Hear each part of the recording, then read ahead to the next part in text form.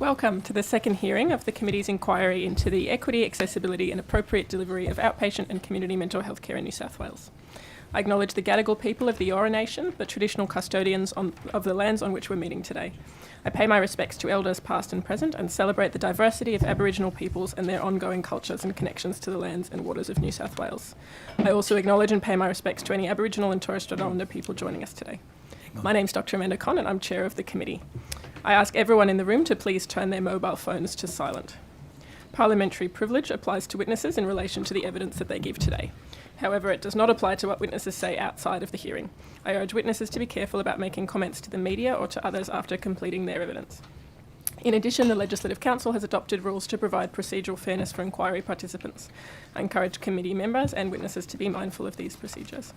Welcome, and thank you for making the time to give evidence today. Could each witness please, starting from my left, please state your name and position, title, and swear either the oath or the affirmation. Me first? Okay. So my name's Graham Brereton, and the oath is, I swear that the evidence now about to be given by me shall be the truth, the whole truth, and nothing but the truth, so help me God. So I'm Tim Senior, a general medical practitioner, and I too swear that the evidence now about to be given me shall be the truth, the whole truth, and nothing but the truth, so help me God. Thank you.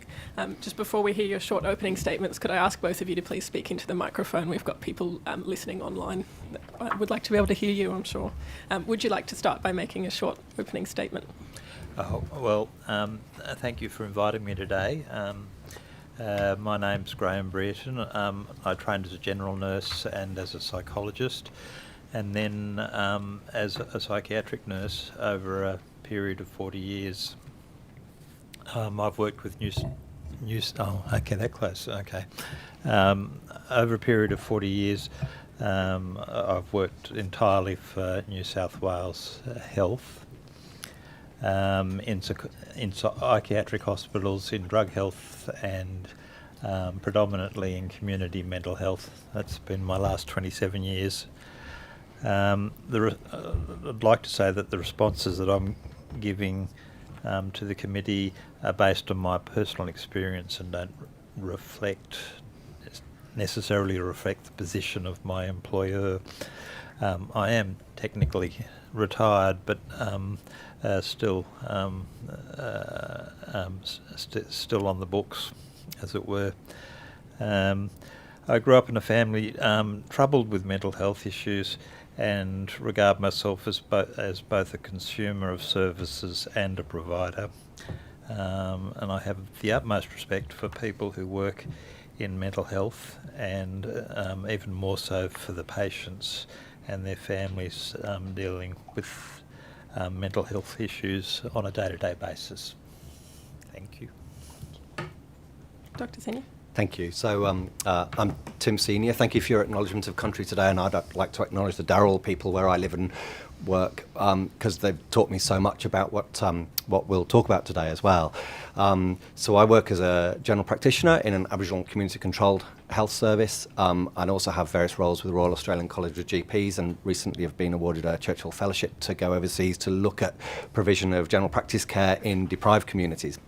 And I think that's one of the two main issues. Well, that's both the two main issues that I think are really important and want to raise today. One of them is that health equity has to be central to any thinking about the mental health system and any reform about the mental health system.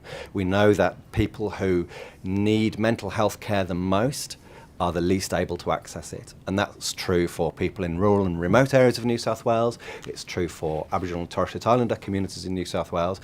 And that has a large overlap with income and deprivation and poverty, and that people who can't afford services are those who have higher rates of mental health problems, but also have the least access to care. And any health system needs to grapple with that.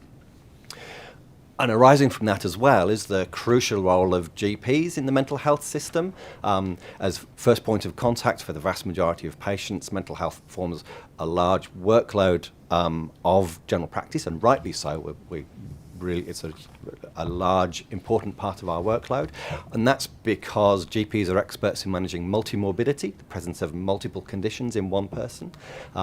That mental health conditions have physical symptoms as well, and often those can mimic serious physical problems, and GPs are expert at nutting out the main cause for those symptoms, and also that people who experience mental health problems also frequently have physical problems and need the preventive health care that GPs can provide. So I think those are the two issues that I think are the crucial foundational issues that in considering any health system, and particularly mental health system. I'm really grateful for the opportunity to give evidence today. Thank you very much.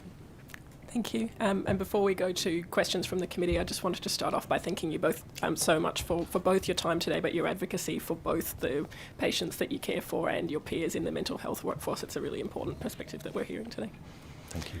We'll go to questions from the committee. Mrs. Kyle? Thank you both for being here. If I could start with you, Mr. Brereton, I was very interested in your submission when you were talking about telehealth and you're talking about the challenges in relation to impression management. Could you perhaps talk a little bit more about impression management and some of the challenges of telehealth in a psychiatric and mental health setting? Oh, telehealth particularly? I haven't had a lot to do with telehealth. When people are engaging with someone coming into the service, that person is as much interested in your impression of them as you might be interested in what's going on with for them. And so they don't necessarily tell you everything that's going on, and they're also inhibited by their own beliefs about mental illness and the way they've been treated in the past. So there's a particular attention needed to actually understand and engage a person in talking about their problems. One of the problems with telehealth is that you risk missing or you're in less of a position to read how the person is travelling. A lot of communication occurs non-verbally, and so if someone's got an anxiety condition, for example, most people are able to pick up on that in the first sort of few seconds of interaction from non-verbal cues. If you're doing it over some sort of electronic device, it's much harder to actually address those sort of issues. And does that relate to, I think you described as what's required is to build a therapeutic alliance, and so is that easier or harder with telehealth? Yeah. Talking to someone even over the telephone, and people have had lots of experience developing those skills, risks missing what's really going on, and I guess the most decisive way of actually understanding another person is actually to visit their home.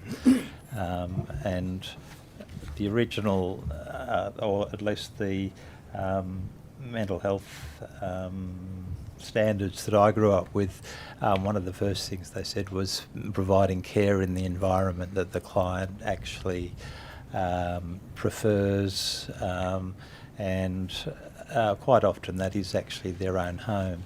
And that certainly, if someone invites you into their own home, that they're actually signalling that they're willing to actually provide a lot more information about themselves than they might otherwise. So someone can walk into a community health centre and talk to you, and you think, oh yeah, that's a serious problem, but they're still actually trying to understandably give you a good impression. And if you walk in their front door, you see what's going on straight away. And many years ago, I had a chap who used to show up in a suit and looked absolutely spick and span, until I went to his house, or I actually worked as a psychiatrist. She nearly fell down the stairs from the smell. So She was so shocked by it. So, But isn't it the case that perhaps telehealth provides people the opportunity to access care that they may not necessarily be able to access for any number of reasons? It provides that. Oh, yeah. It provides that flexibility that the treatment is available at the end of the computer or at the end of a telephone, and it also provides, I guess, a specialty that may not be existent in the area with which that person lives. So, so there is benefits of telehealth as well as, I guess, some drawbacks around not being able to read the person correctly. You've got to weigh those things up. Yeah, Is that not? No, I'm not objecting to telehealth at all. It just needs to be tempered with the understanding that it does reduce the amount of information and understanding that's possible. Dr. Senior, have you got some views? Yeah, I think the COVID pandemic allowed the health system to transition on a sixpence, really, to turn around to doing telehealth, and the convenience of that for a large number of patients is really significant. I think the vast majority of that was done by telephone rather than video link, and I think there are differences in those in the way that relationships are formed. There are some patients that I know who, particularly with anxiety, where it's been really difficult to get out and see practitioners, where telehealth actually works very well for that.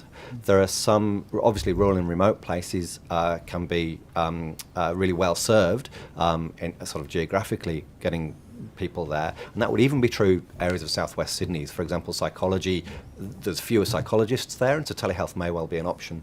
I think we need to be realistic that in areas where people have less income, often the access to telehealth can be less. So I have plenty of people where they don't have data on their phone, or they're doing pay-as-you-go and don't have data. I have people who don't have access to a computer at home, and so their access to both telehealth and also other services, a lot of which are going online, goes through like the local library, and so there's privacy issues around that about talking about important things. And I'll mention it now. It's more related to the e-mental health things than telehealth, but they're all sort of IT addressed. Is the technological literacy and the literacy levels required to do that are often beyond many people. So I think we often set up health services that are convenient for people like me, who work at a computer on my desk and used to using the internet and finding services like that and are really comfortable doing that. That's often not the case for people without as obvious access, or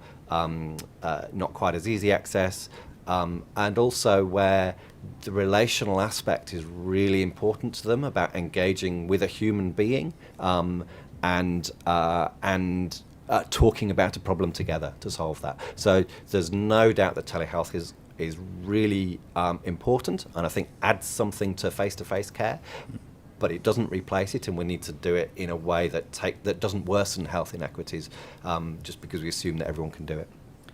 Could I just ask for one quick comment from each of you in relation to sufficiency of training, especially in light of the ability to build that therapeutic alliance for everybody involved in mental health care, those in general practice, other clinicians, and the extent to which that needs to be learnt from senior colleagues, and issues that might exist in that training if there aren't enough senior colleagues available? Shall I go first? Yeah. So I think in theory, GPs are taught, it's a core skill in general practice. We have training on both communication skills and different ways of engaging with people of all sorts of different backgrounds, and we have training on the ways of running a consultation, so being aware of the sort of the dynamics of what's happening in the consultation. That's part of the GP curriculum. It's a core part of GP practice and philosophy and teaching, and is something that GP supervisors in training qualified doctors doing their GP training will be taught, as well as medical students. The experience of many of our patients tells us that that's not always their experience. So I think there's a disconnect there between what many GPs are doing and talk about amongst ourselves and teach and research, where there's a large body of that work, and then the experience of many patients where that's not what they experience, and sadly they get to feel that the sort of the more transactional, short, quick consultation is what general practice does. That's actually not the strength of general practice, and so it's a really important part of our training, but sadly it doesn't filter through to every patient's experience, and frankly it should.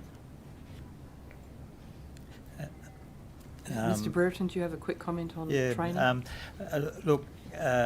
So some people are very good at talking with other people and engaging them, and able to put them at ease. But that's not true for all clinicians by any means, and I think it is a learnable skill, but it's not a skill that really is taught in a way that identifies its central or crucial role for what's going on. So, clients, patients are exquisitely sensitive to, as we all are really, the anxieties and prejudices of clinicians who don't have to say anything for them to know that they're getting a bad deal. They usually have made their mind up about that within about 30 seconds of meeting you. So. Thank you. Ms. Val? Thanks, Chair. Thanks so much to you both for attending today. I might start with a question directed to yourself, Mr. Brereton, and Dr. Senior, please feel free to also comment if you have thoughts around this. I was interested in your submission, Mr. Brereton. You mentioned the assertive community treatment model, the ACT model, and in particular, its decline or its disappearance. Yeah. I just wondered if I could get your thoughts on what you think has led to this decline, and what it would take to kind of bring that back to the forefront, if you like. I think when I went to work in the community, that was a bit of a watershed for me. I went, oh wow, you can actually do things that are really quite constructive with people, and the amount of time that you're willing to devote to someone, and the perseverance makes, and the willingness to put yourself out makes a big difference to engaging that person. I won't elaborate at this point, but community treatment orders are actually have quite a deleterious effect on that process. But over what's been a fairly long career, the understanding of that core sort of elements of intervention, which are outlined in the Richmond inquiry report, very distinctly, they've vanished. And one of the things I think is the lack of sort of valuing of community or understanding of community mental health interventions actually being something quite distinct from hospital interventions and medication interventions. And the other thing is that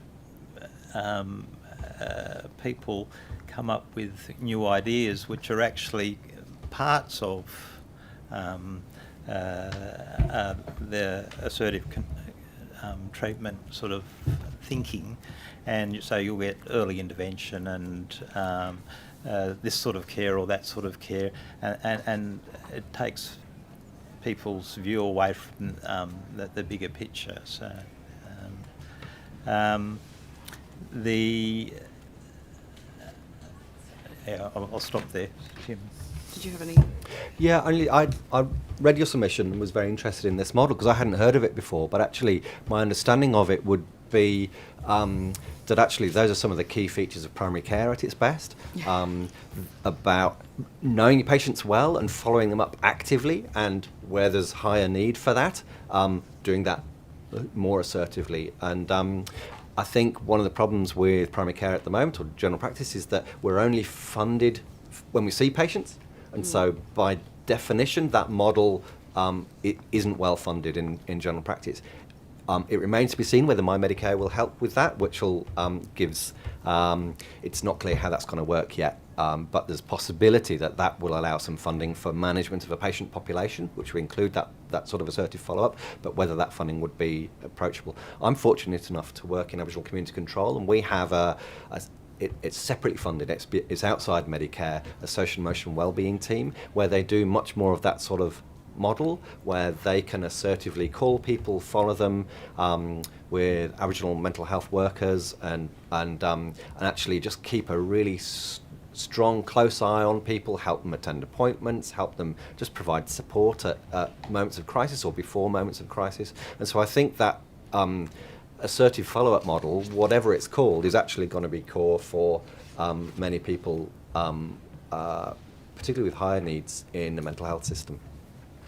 Yeah, and a good segue, I suppose, to my next question, which was going to be directed to you, Dr. Senior. But again, feel free to comment, Mr. Brereton, if you have input. In terms of your submission, Dr. Senior, you mentioned the coordination of care, generating no rebates, but that the care, which is predominantly provided by female GPs, is one cause of a significant gender pay gap in the profession, and is also cognitively and emotionally taxing, leading to burnout. If we were, as a committee, of course, we are going to make recommendations to the government. If we were to make a recommendation around this, what would that look like? That's a really good question. I think we, to some extent, come at the divide between state and federal. And so I think you may not have that much influence about what Medicare rebates do for funding that. It's quite possible that the New South Wales government could say this is really important and we'll tip in some extra money for primary care treatment of mental health.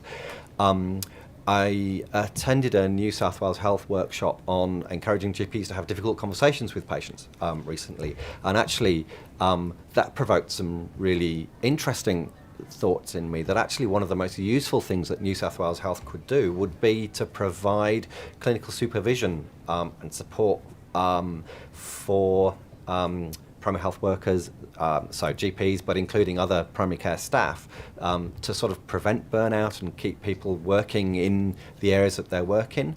I drive into work every day feeling anxious about what the work is going to throw at me. And that's usually related to complex mental health. It's almost never related to minor surgery that I've done.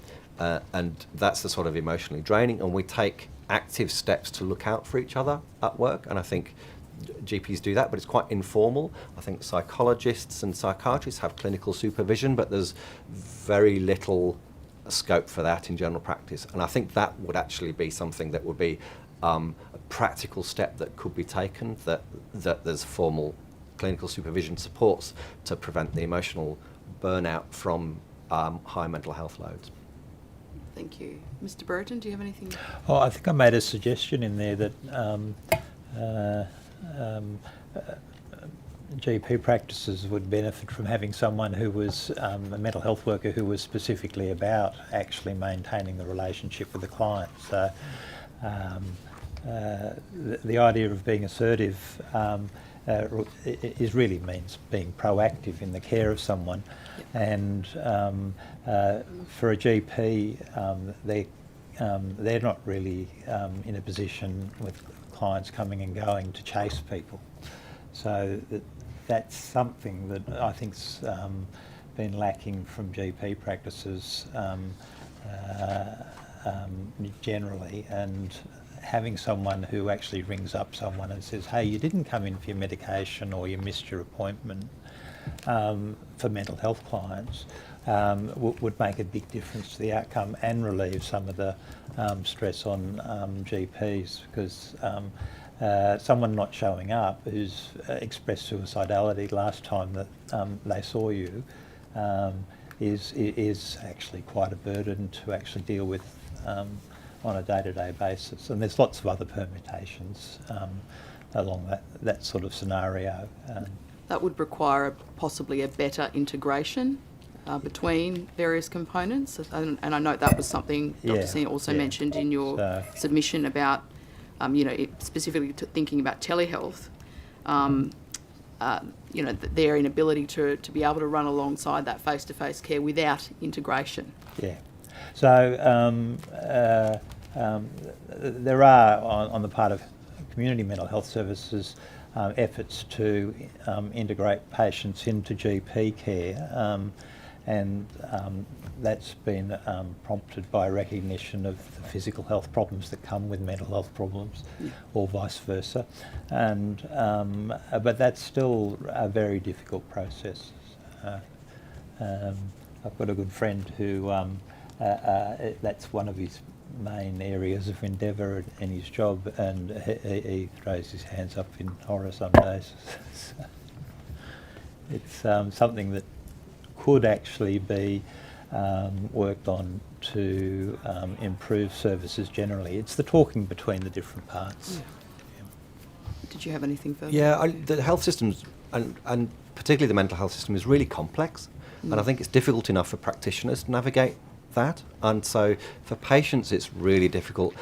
And I think it's worth acknowledging that mental health conditions aren't just a condition that exists independent of that. It actually takes away people's ability to navigate the system, either through anxiety or through the sheer effort that requires, and people are anxious about the attitudes that they'll meet when they come into contact. So it's a really complex system to navigate, even for those who know the system. And so having care coordinators who know that, and I've seen this work really well with patients where they have a care coordinator, a navigator who sort of walks with them around the system and comes into consultations with them, and with the patient's permission can advocate for them about what's happening.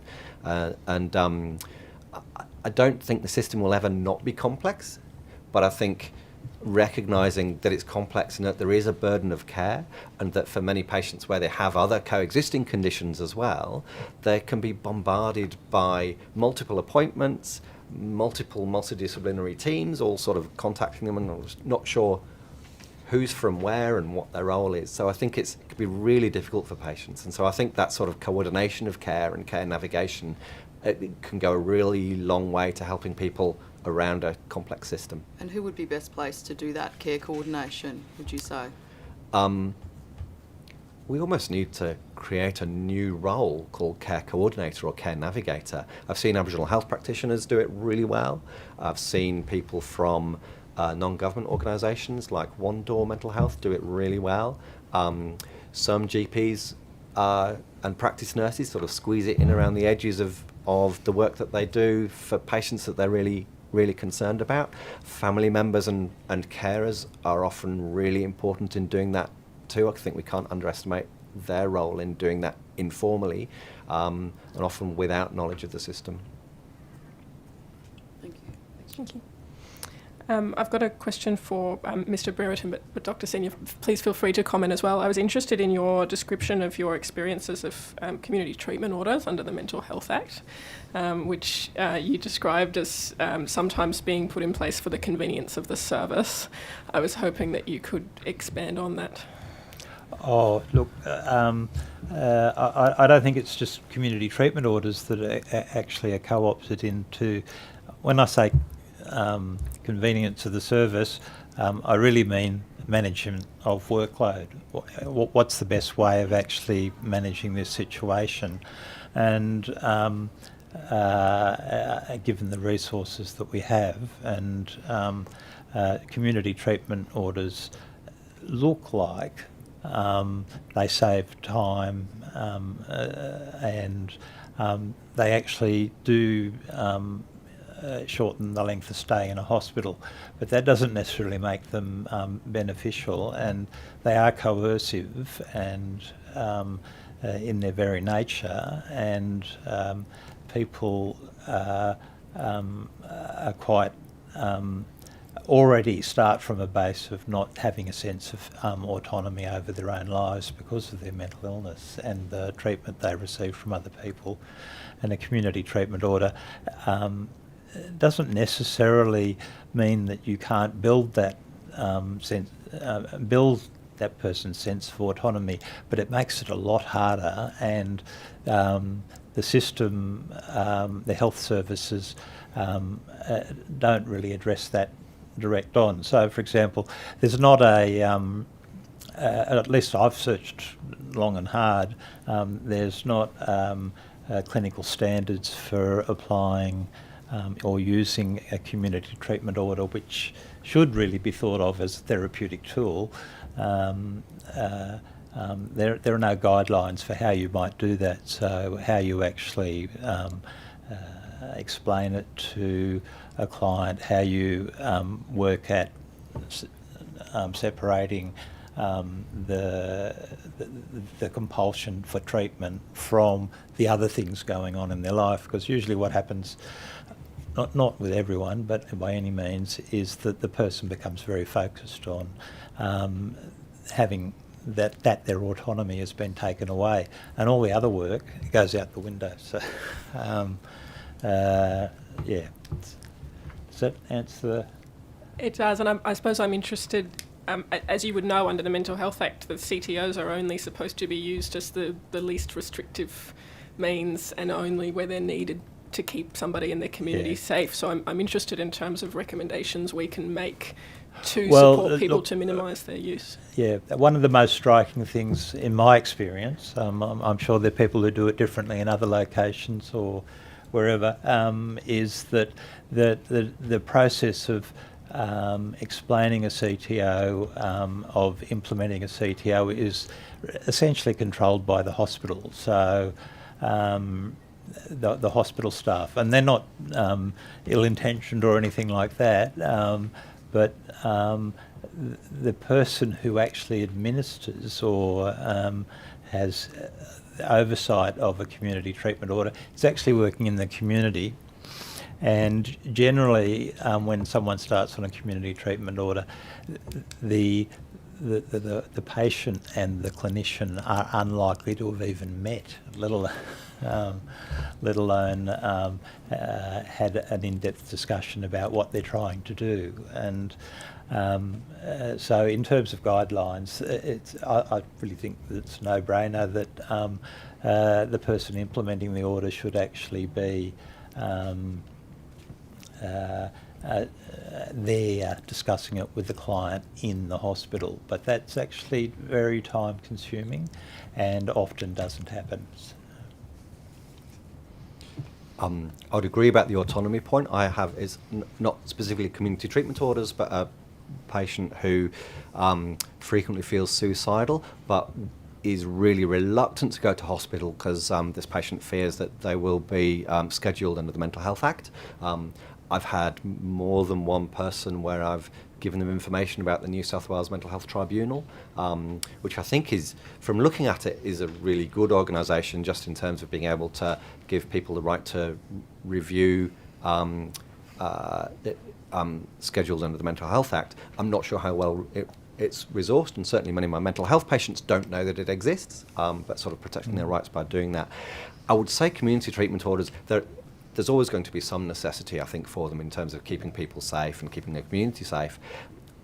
GPs feel very distanced from that sort of service. So I know of one person who they were getting side effects from the treatment under a community treatment order, and the patient was just, "Oh, I'll go to your GP, they'll adjust the treatment." But the GP didn't know what the community treatment order had in it, and so it should really have been their responsibility. Either the GP should have known what was in the treatment order, or the people conducting the treatment order should have been adjusting the treatment. I know of another patient who the people doing the community treatment order couldn't find the patient, and so they said to the GP, "Can you find the patient for us?" The GP didn't know about the community treatment order. Turned out the patient was in jail. And sort of think that it's not a joined up system when that's happening. And I think we need a system, not multiple little bits of systems. Yeah, can I just follow up that comment and ask how could we improve that collaboration or that information sharing to bring those bits of the system together? Yeah, so I think a community treatment order should include the members of the team on it and who's responsible for what, and I'd say that should include maybe a nominated GP, and that the practice that the patient attends, if they don't attend one, then one should be found, is included in that treatment plan. And I think that would be the the simplest thing, so that team member, so it's viewed as a team, not and that those people are working together with the patient, and that even in a community treatment order setting, the patient's autonomy should be that the patient should have as much autonomy in planning their treatment and convenience for them, because that's going to make the treatment more effective, even if it's compulsory. So I think those would be the two principles, really, that it's going to be team-based care because it's sort of more complex and so that everyone in the team, and that should include GP primary care, should get copies and be actively involved in the care. Thank you. I've got another question about ADHD, which Dr. Senior, you mentioned in your submission, and we've heard from other evidence submitted to this inquiry, the issues with people receiving treatment for ADHD and also adult diagnoses of autism. I was hoping that you could speak to some of your experiences with patients experiencing that and what recommendations we could make to improve that. Yeah. So it's complex. If you take a life course view, we have a lot of children diagnosed with ADHD. Currently, our paediatricians, this is in Campbelltown, so southwest of the city, in the city, our paediatricians are retiring. We can't, really struggling to recruit paediatricians that will bulk bill or be in the public service. The GPs that I work with, including myself, have been given special dispensation to continue prescribing stimulants for the patients of one of the retiring paediatricians. That's really unusual in New South Wales, so we're really grateful for that. And that's worth watching because Queensland do it, and that may be something that allows people access to care. At the moment, that's only for established diagnoses and continuation of treatment, so it's not changing doses, but that's a good start. We have teenagers transitioning to adulthood who will need to find adult psychiatrists or physicians able to prescribe.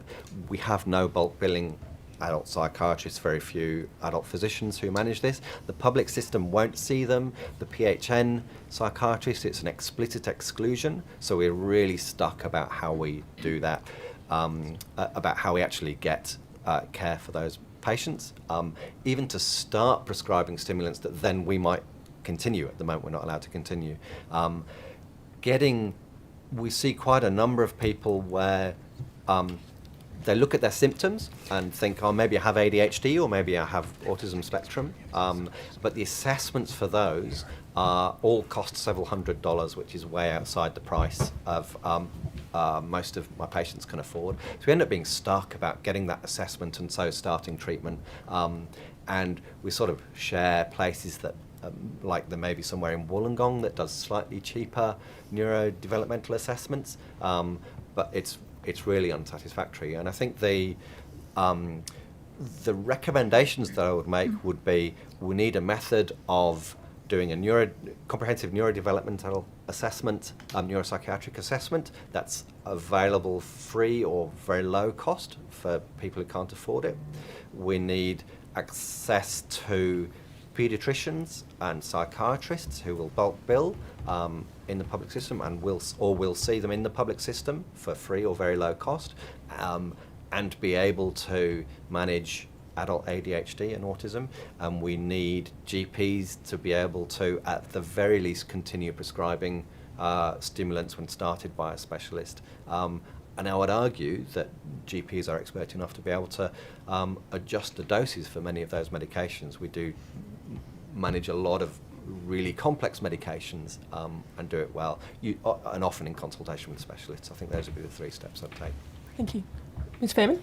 Thank you. A different issue, but I was hoping you could expand on what you had, I think in your submission, Dr. Senior, about the impact of lack of drug and alcohol and other drug detox and rehab services. And for example, if there was somebody that presented to you with an ice addiction that was contributing, where would you be able to send that person if they wanted to get into treatment straight away? That's a very good question. It happened to me only a few weeks ago. And this is a really instructive story, actually. So this is a person who wanted to get off ice on that day. We were really lucky in having the social and emotional wellbeing team that has drug and alcohol workers with them, and they were able to get them into detox, I think, 2 weeks later. That's really fast. actually, when people make a decision like that about wanting to stop an addiction, the time to intervene is now. And so often, like a normal length of time might be 3 or 4 months for waiting for a detox, which we're putting people back in the circumstances that they respond to their stress by using drugs, all those triggers that they've had lifelong that provoke the use of drugs, and we're putting them straight back into that situation. And by the time that the appointment comes up, their ability and desire to stop using drugs may well have faded or taken a different course. So this patient got in, she had a really good experience in detox, inpatient detox. They arranged for her to have inpatient rehab afterwards as well.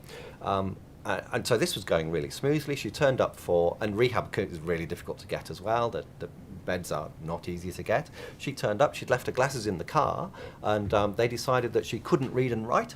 And so she couldn't consent to the program, couldn't sign the consent forms, and they sent her away back home. She was saying, well, my glasses are in the car, I can read it. And said, no. And she said, well, read it to me then, I'll sign it. And they said, oh no, you need to be able to engage in the program fully. She was fully able to, but they decided that for some reason that they didn't want to. So she went back into the community. She did really well, supported by our drug and alcohol worker in a sort of an assertive follow-up manner, really, and she did really well. But it wasn't because of the rehab services that she did well, it was despite them. I was really saddened and shocked by that story, but sadly not too surprised. The beds are really difficult to get into. Often they're quite good when you do, but the number is really low. And actually what we would really like is the capacity to say, oh, you want to detox now? We can do it now. There's some really good programs for home detox from alcohol that may come from through other drugs as well, but it does require not the more complex end of the spectrum, which is a bit more difficult, and it requires really good follow-up through the week. All the GPs where I work are part-time, so it requires really good coordination between us all if we were going to do home detox over the week, and good monitoring by ourselves and by the nurses. It is doable. There's some really good programs for doing that, but it's not for everyone, and it's not for the more complex detoxifications either. We did start this session late, so I'll allow one last question. Oh, thank you. Look, I'm sorry, I'm looking for a quick answer to a very complex question. We've heard a lot about the need for assertive care. I wonder if you could sort of perhaps talk very quickly about how we balance assertive care with patient autonomy. So, for example, if someone who's suffering presents to a carer and said, I'm going to take my life, the carer then rings a mental health service who speaks to the person struggling who says, no, I'm fine. Assertive care, patient autonomy, how do we find a balance between those two? Well, assertive care is really about making yourself available. So, that speaks to the importance of actually being willing to knock on someone's door and visit them. They may send you away, and they may not recognise that they have a mental health problem. But if you're being assertive about it, you come back and knock again. It's really quite easy to say that the client refused services, but that's not addressing the problem of them not understanding their problem in the first place. And so being assertive really is about being patient with the client's developmental process in understanding their issues. And I guess that's one of the problems with community treatment orders, is that it doesn't nurture that understanding. Thank you. Thank you both very much for the time you've taken to prepare your submissions and to give evidence today. And the Secretariat will contact you regarding any questions on notice. Thank you very much. Thank you very much.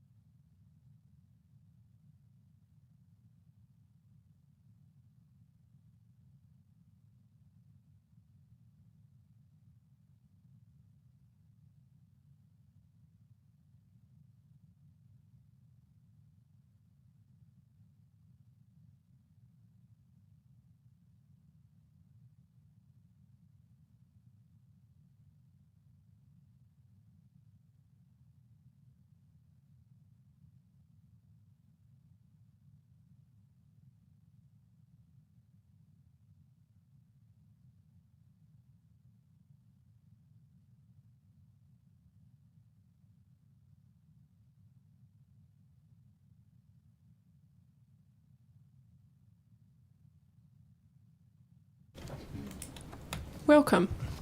Thank you for making the time to give evidence today. Could you please state your name and title and take either the oath or the affirmation? Yes, my name is Angelo Vagona. I'm the chair of the New South Wales branch of the Royal Australian and New Zealand College of Psychiatrists.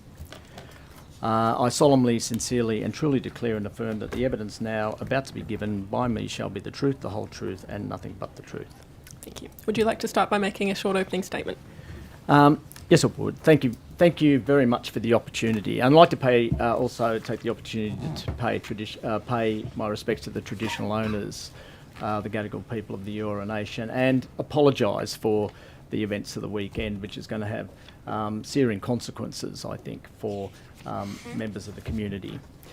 I'm really grateful for the opportunity to be able to talk to you today. I come to this with two hats on, really, representing the psychiatrists in the state. There are 1,400 psychiatrists and approximately 600 people training to be psychiatrists in New South Wales, but also I've been involved with a Mental Health Alliance over the course of the last 12 months, which has come together to advance the cause of mental health in New South Wales, given the perilous circumstances that are faced here. Before the last election, we came together and we're pushing the point that New South Wales has been really underinvesting in mental health for a long time. We are now the lowest spend per capita on mental health in the country. We've been rapidly overtaken by Queensland and Victoria after their Royal Commission and parliamentary inquiries and significant investments that emanated from those. And we felt that it was really time that we put this on notice as a coalition of organisations. Too often in the past, I think our sector has been fragmented, and we've all come to people like yourselves asking for enhancements or investments in particular areas, pushing our own barrows, and we felt that this was counterproductive and that we really needed to come together to present a single view about the state of play in New South Wales and what was required to fix it. Thank you very much. Thank you. I might start with my own question. In your submission, you mentioned a recommendation around a centre of excellence for trauma-related disorders, and I was interested if you could expand on what some of the current issues are or barriers to good care being provided to people who've experienced trauma. Well, trauma is ubiquitous. I mean, we're seeing it more and more in people who are presenting for care, both, to psychiatrists, mental health services generally, psychologists. We are hindered by a lack of psychotherapy resources to people suffering from these disorders. We know that psychotherapies of various types, evidence-based therapies, work for people with trauma-related disorders such as post-traumatic stress disorder and complex post-traumatic stress disorder. The availability of those therapies is extraordinarily limited. There's a limited number of psychiatrists to practice those therapies, and there are costs associated with it. Similarly, with psychologists who are skilled in this manner, there's only a few sessions of psychological therapy that's funded under the MBS, and so being able to fork out the $250 plus a session after their 10 sessions is prohibitive for most people suffering these disorders. For many, because of the nature of the disorders, they have suffered in lots of ways in their lives, and they often have really particular social problems. They don't have the income to be able to afford therapy, and there's a real dearth of therapy options in the public sector system. So in the public sector system, you've got sexual assault services for acute distress. You have community counselling services that is available here and there, but doesn't offer long-term therapy to people. Some mental health services in the state offer dialectical behaviour therapy programs, which is a treatment which was designed for people with borderline personality disorder, but most of the people diagnosed with that disorder could also be diagnosed with a complex post-traumatic stress disorder.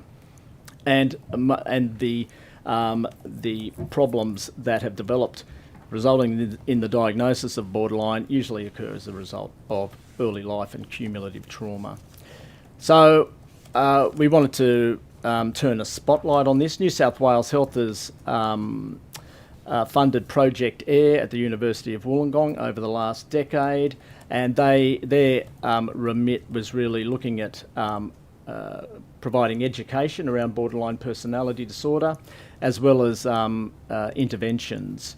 And they have been behind what's called the Gold Card Clinic intervention, which is basically for those who are presenting to emergency departments with deliberate self-harm or suicidal ideation, being able to give them the opportunity to have follow-up after discharge from the emergency department. That's in place in New South Wales and probably has led to some reduction in representation rates to emergency departments, but it doesn't offer any sort of long-term solution for people with these really complicated disorders. So we wanted to focus attention on this, and perhaps the first port of call was to actually get a body of evidence together, get the experts together, develop a centre of excellence, and do a similar job, I think, to what Project AIR has been partially funded to do, and that is to educate New South Wales health staff and the broader community on complex trauma, and also provide a tertiary level assessment and potentially treatment service as well. In Victoria, they have, so I've got to remember the names, they have Spectrum, which is much better funded service for those with borderline personality disorder, and Phoenix, which is also a service for people with post-traumatic stress disorder. So there are much better funded services in Victoria. People have much better access to these. They have the same problems with people getting ongoing therapy in the community because, you know, therapy is going to take quite some time. But at least they've got those sort of basics in place that we don't have in this state. Thank you. And just a very brief follow-up for those people who've experienced complex trauma. How relevant is it, sort of who the provider is of those psychological talking therapies? We've seen from the evidence to this inquiry that a lot of programs are funded separately in silos, so people can access however many visits from one service or however many visits from another service. How does that impact the recovery of people who've experienced trauma? Oh yeah, enormously. So I mean, it's a dog's breakfast, really, the funding of services to people. So we have people who may be able to get access to a number of services through the victims' compensation system. Some people get access to psychological therapies through their NDIS package if they've been able to get an NDIS package related to their disorder and disability. Through the private sector services, it's, as I indicated before, I mean, you get a limited number of sessions. What we often find, and I'm now working at the Ramsay run a unit in Thirroul for women with complex trauma, essentially. And what we found over the first year of that place, well, I knew this beforehand really, but I mean, it's really that you see people that have had repeated attempts at trying to engage in psychological therapies with people, and then usually, because their session limit is reached and they can't afford it, it stops. Then they wait for the next crisis before they sort of get another mental health care plan from the GP and start all over again. It's a re-traumatising process for them, having to re-engage with somebody new and try to sort of develop a trusting therapeutic relationship. Thank you. Thank you for appearing today. You'd obviously be familiar with the On the Brink report. Are you able to provide some insights as to what response you've had to it, particularly from the government, I guess, since it's been released? Yeah, so I think, so the On the Brink report was the report that we commissioned before the election. We did a survey of all, as we cast the net as widely as possible to people working in the mental health field in New South Wales, not only in the public sector, but also in the private sector and the community managed sector. And we had about 1,400 responses, and about 870 of those respondees actually gave us text about their experiences, about what was wrong and what they thought was needed to fix the issues in New South Wales. I think it was a report that grabbed some attention, and we were pleased about that. I think the government and Ryan Park before the election read the report, and we had three key recommendations in the report, and they were that we needed to perform a gap analysis of mental health services in New South Wales. By that, what I mean is for the state-funded services, we don't really have a sense of the quantum. We don't have a sense of exactly where we are, exactly what the models tell us we should have in terms of services, and what the gap is. And so we really wanted that analysis to be undertaken and that to be done in the first year of the next government. And we got an undertaking that there would be a gap analysis. And since that time, we've had discussions with the Mental Health Minister, and a gap analysis is being undertaken. It's not quite the gap analysis that we wanted. Now, I've got another hat, so I'm representing. So in my role as a representative of the Alliance, I sit on the project team with department operatives and the Mental Health Commissioner and a consumer representative who are charged with this gap analysis. And the terms of reference have narrowed somewhat from the broader one. But we are still reaching out to the Minister. We will cooperate with anything that's being done to try to define what gaps there are and where the priorities should be, and that's what we'll be doing, presenting the Minister with some priorities. But that does not mean that we don't do the comprehensive gap analysis, because without that we can't do the type of serious service planning and prioritisation that needs to be done to see New South Wales catch up. I mean, we're so far behind at the moment, and we really do need to catch up, and it's going to take significant investment. So that was the first point, was the gap analysis. The second point was that we need reform of the sector. You would have heard from Dr. Senior, and no doubt just about everybody else who's sort of talked to you about what a hodgepodge of services there are out there, how it's impossible for people to navigate them. There are probably a lot of inefficiencies in the system as a result. We've got intake systems all over the place, assessment systems all over the place of varying qualities. And how to sort of bring some coherence to that, it's going to take some real serious thinking between the state government and the federal government. And we see that as being really essential for the next Commonwealth state mental health agreement. The third arm is really talking seriously about investment. Now we know that in Victoria and Queensland, the governments there are levying companies with payrolls over $10 million a year to provide additional funds. You are not going to see any reform of the sector in New South Wales by us doing submissions, pre-budget submissions, and the Minister trying to eke out another couple of percentage points out of the Treasury with each budget. This is going to require major investment, and the order of magnitude in Victoria is around $800 million a year.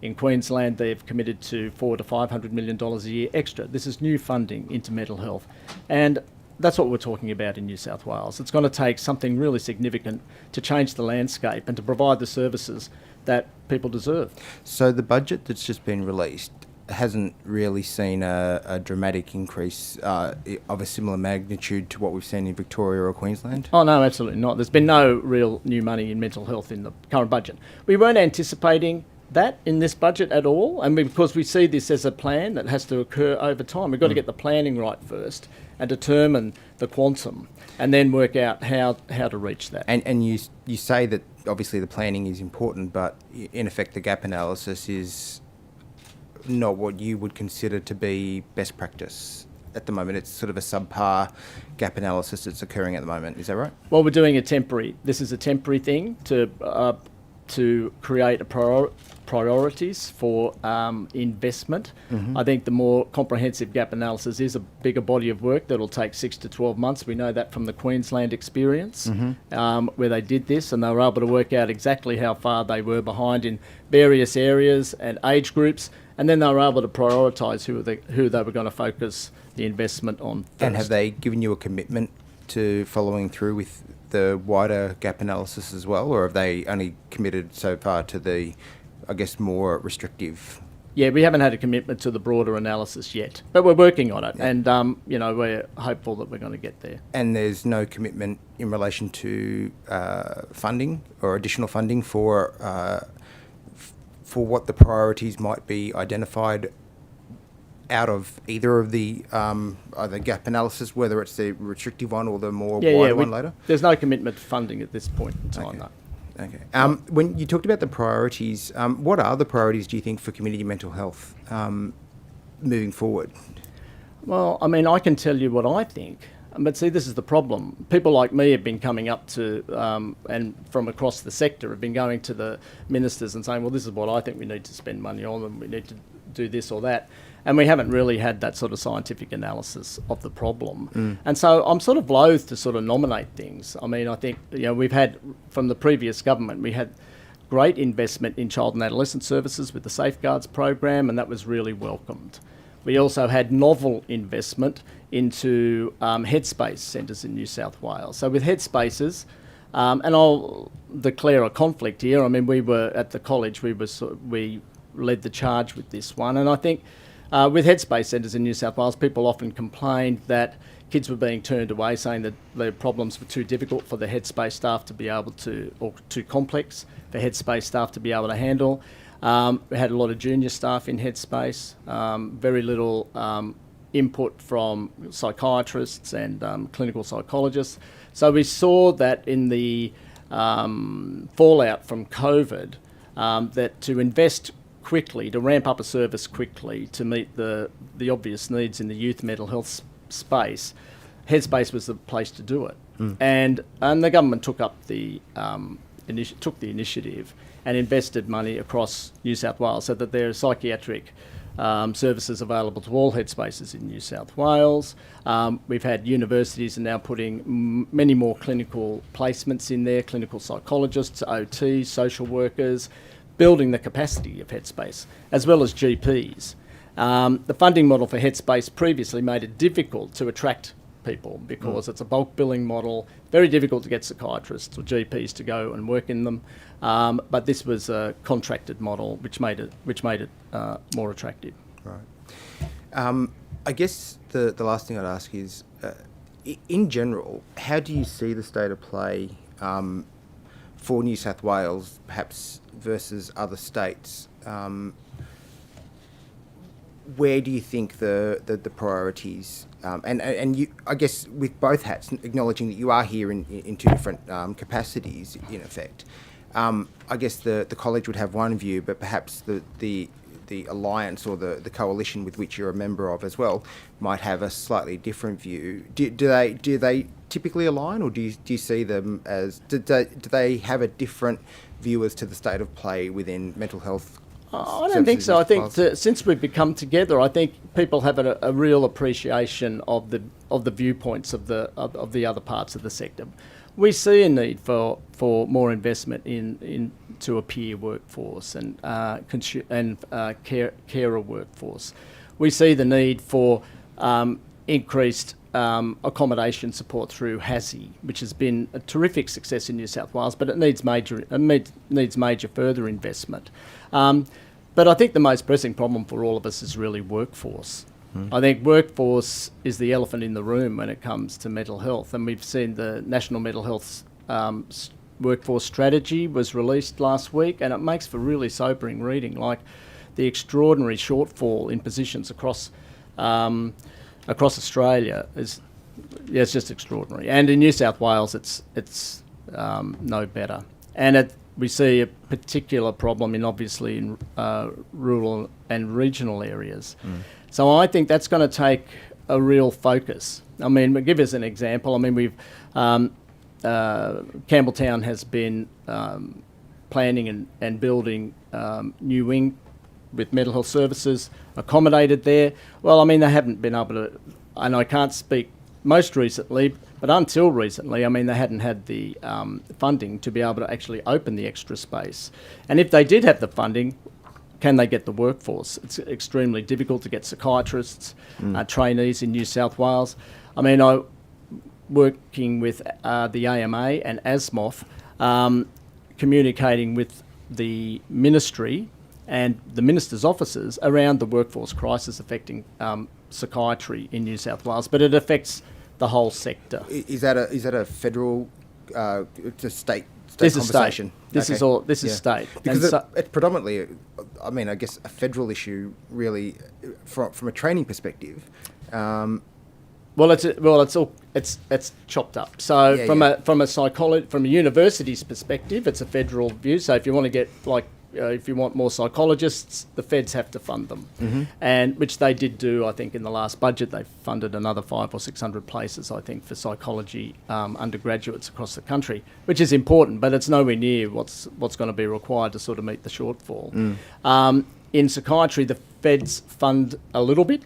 They'll fund some special training experiences, and particularly in areas that are sort of difficult to attract psychiatry, and in rural areas they fund quite a few positions, but in metro areas essentially the state fund all the training positions pretty much. So, and we're seeing a real difficulty with attracting new trainees to New South Wales. Victoria probably, I'll exaggerate a little, but they had twice the number of people applying for psychiatry training posts in Victoria as we had in New South Wales. And I think part of the problem is we have the lowest awards, employment awards, New South Wales for both undergraduate for trainees, as well as staff specialist psychiatrists. So people are leaving staff specialist positions. They're getting harder to fill. We're relying much more on locums. We have extraordinary number of locum advertisements at any one time in New South Wales. Yeah. And Thank the you. locum. Sorry, Mr. Fang, I need to move to sorry, two sure. questions from the government. Yes. Thank you. Just a quick one. Thank you very much, Doctor, for coming on your submission, which is very helpful. My question is very general in nature. So I've taken on notice if you feel you need more time to answer it, but if you can answer it now. Sure. Specifically with respect to children and young people and the matter of mental health, in trying to help understand what's required in terms of both the individual clinicians involved and the time required to make a diagnosis of a young person who, I sort of use the term, as a patient comes along with a mental health or supposedly mental health challenge. What are we looking at? Not what that's actually happening in the way you've described, how things are very, in some respects, dysfunctional and underfunded, etc. But what would it take as a professional, as a minimum requirement or a minimum amount of time and investment to undertake that diagnosis to find the morbidities or comorbidities, just to give us a benchmark of sorts? Well, I mean that as a genuine question. I know it's almost theoretical in some sense, but would appreciate your thought, because obviously with the dearth of resources and those coming forward for training and all of these complexities that you've raised, and take them as all valid, we obviously want to achieve an improvement, but achievement against what are the benchmarks or requirements, almost minimum requirements required that we should be trying to move towards? I mean, it's such a big question. I'll take it half on notice. I'll give you half an answer. I think being able to provide coherent,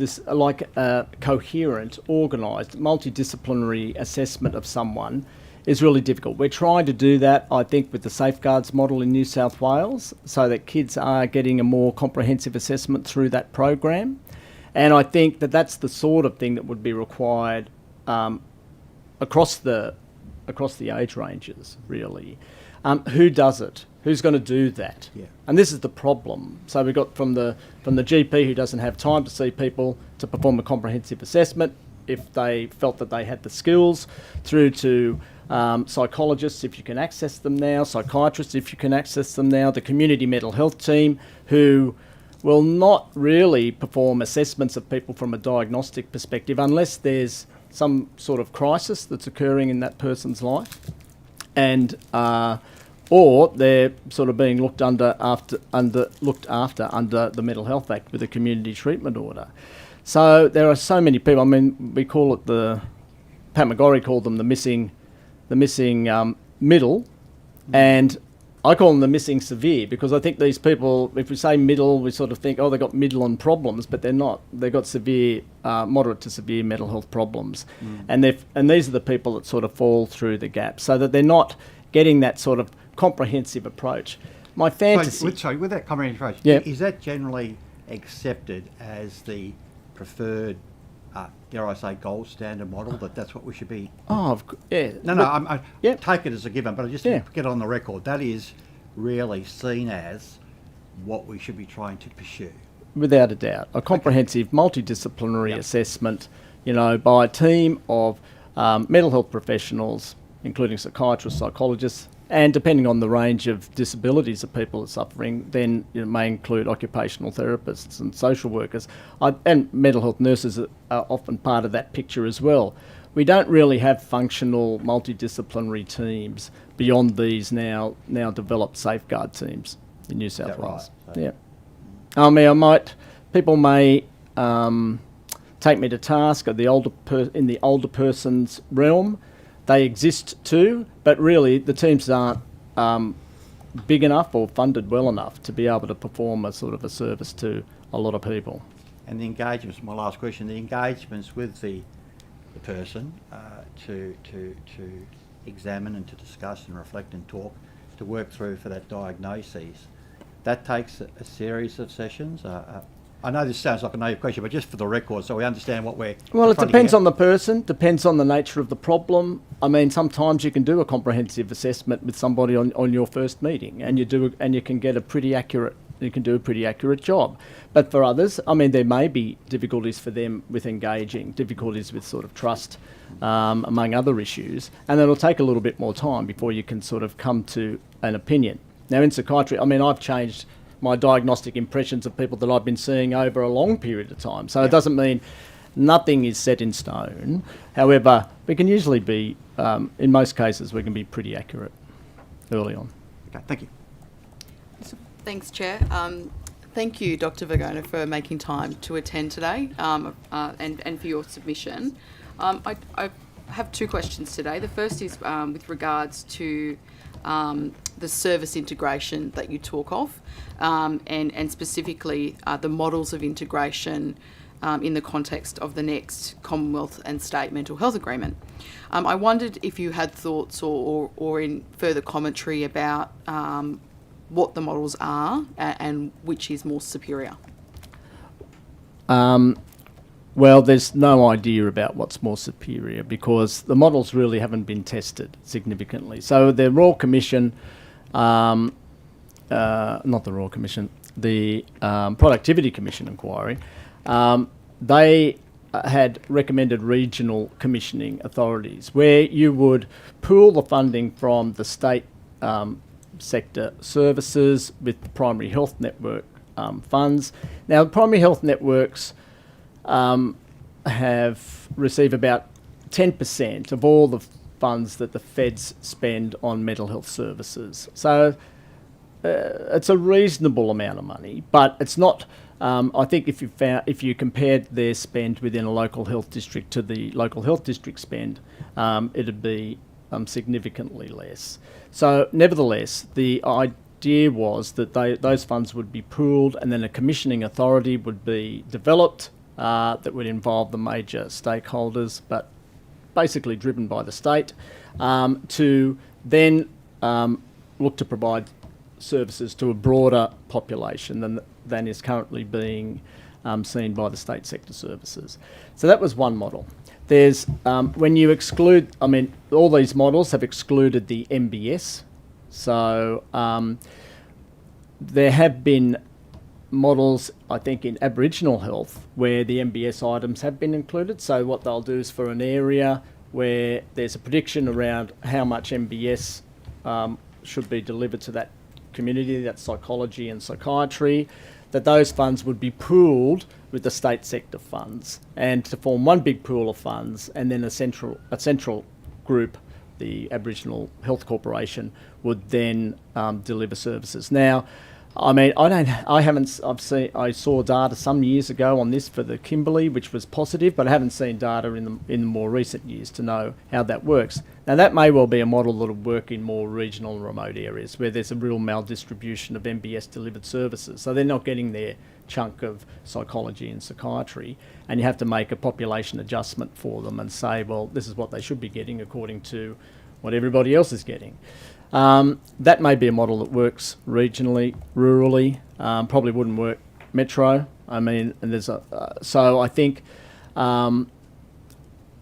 my take on this is that we need to perhaps identify 2 or 3 models and we need to test them.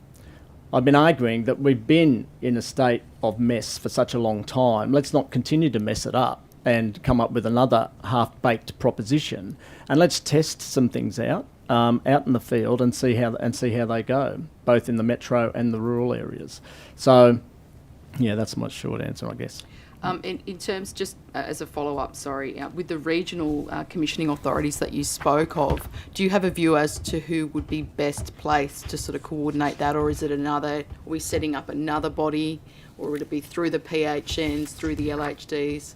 No, I think the LHDs know what they're doing when it comes to running things. Like, I mean, I think that I said that, I think COVID sort of proved to us that the states do the heavy lifting, and they have got the experience of operating services and businesses. So, I mean, I think that you would leave it in the hands of the state, but in close partnership with, obviously, the feds are going to have an engagement with it. Thank you. That's very interesting. The second question was around, again, the Productivity Commission report that you've quoted in your submission regarding the amount of working time community clinicians spend in clinical contacts, which is, 29%. I just wanted to get your thoughts about this. What are the reasons for it, and how can it be improved? The reasons... probably many. I don't think that 29% wasn't everybody. I think that was one particular service that they focused on. But I think that most people who are aware of the services would see that there's a lot of time that isn't spent in face-to-face clinical care. I think there's they collect a lot of data, right? There's a lot of data is collected and nothing's done with it. So that's what's done in mental health. But we've been collecting data. When I was managing mental health services a decade ago, we were allocating time each day for the staff to make sure they put their the data in about what they'd been doing for the day, because we were always under threat for not being funded if we weren't sort of delivering. It never happened. We were never defunded if we weren't sort of collecting as much data as the area health service or local health district next door. But nevertheless, everybody was in that mindset. So I think doing things like that. There's a lot of time is spent on risk management, ticking boxes to make sure that, that you've covered all your bases. And I think the other thing is that there's a lot of time spent in meetings and determining whether you're going to see whether the service is going to see somebody or not. So I've been in meetings where people have spent an hour. We've had half a dozen staff members sitting in a room for an hour. They talk about one client and determine that they're not going to see them. But all the time that they spend on it, the patient could have been seen and their problems dealt with. And I think, I exaggerate a little, but I think that sort of thing is not atypical. And there's a bit of a siege mentality, I think, in community mental health services, because they are hammered, they are inundated with demand, and they've had to put the blocks up to be able to sort of maintain coherence for the service. So, yeah, I think they may be some of the issues. I'm sure that somebody's probably written in a more scientific way about it.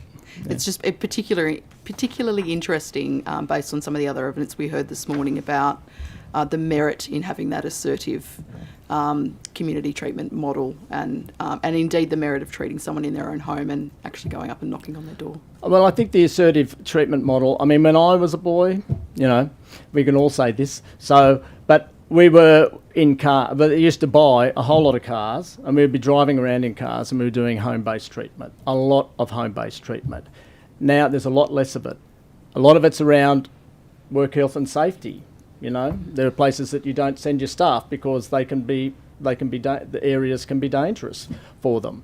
A lot of work is done over the phone, increasingly. And if I've been in a situation where one of my patients has been admitted to the public hospital and they get discharged and they've got to have their mandatory follow-up after discharge, I said, what happened? They said they've got 2 phone calls, right?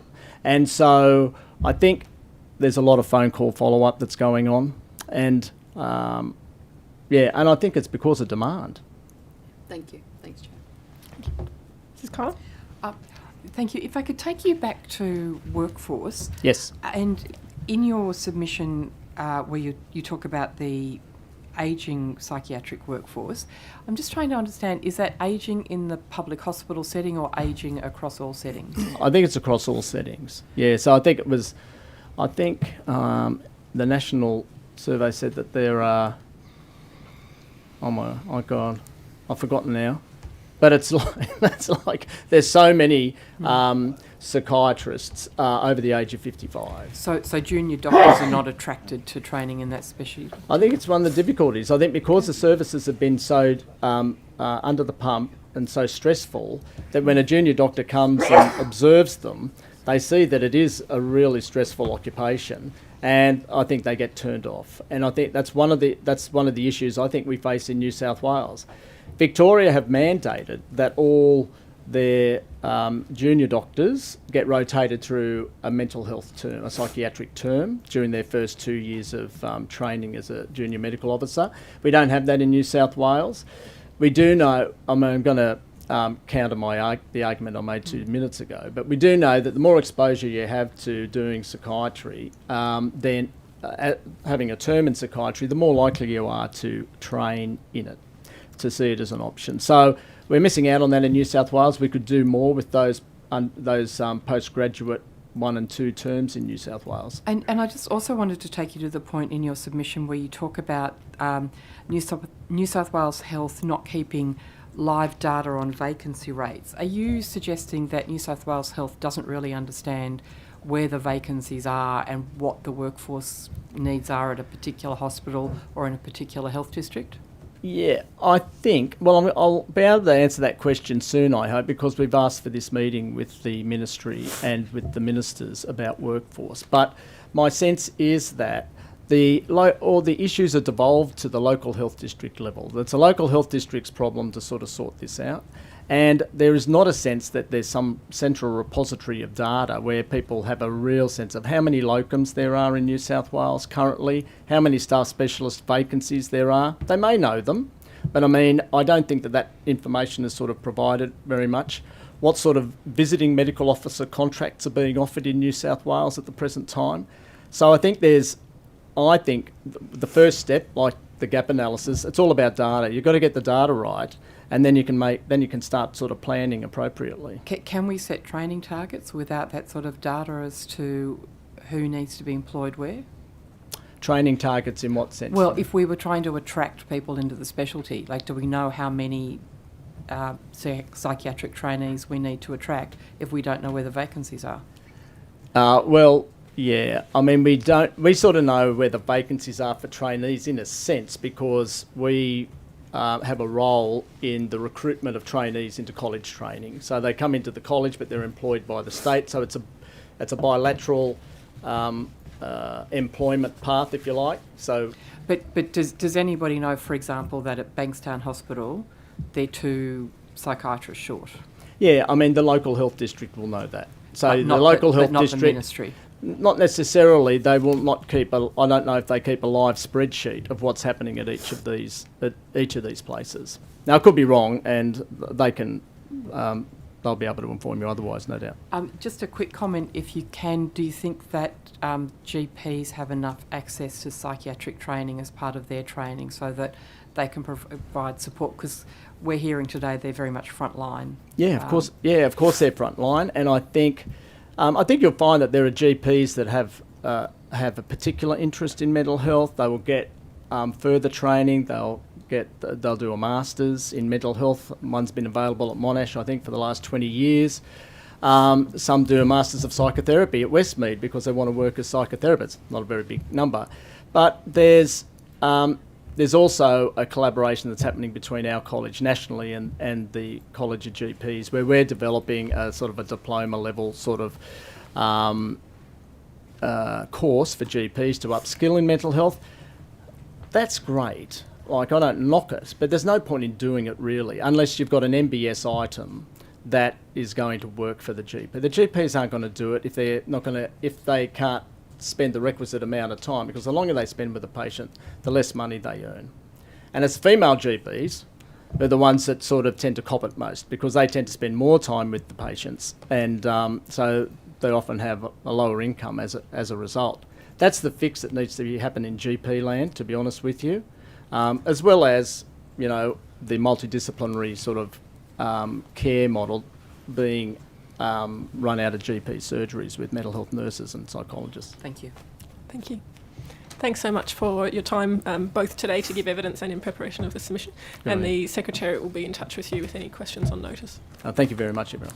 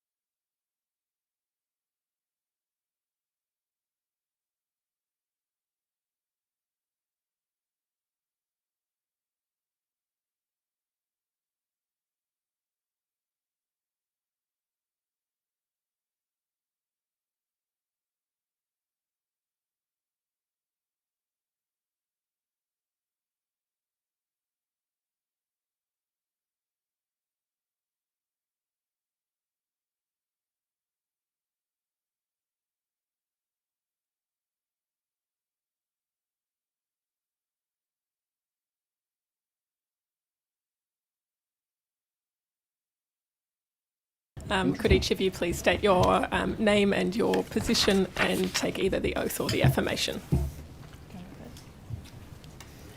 Okay. My name's Helen Boardman. I'm a senior mental health nurse in the community, and I'm taking the affirmation.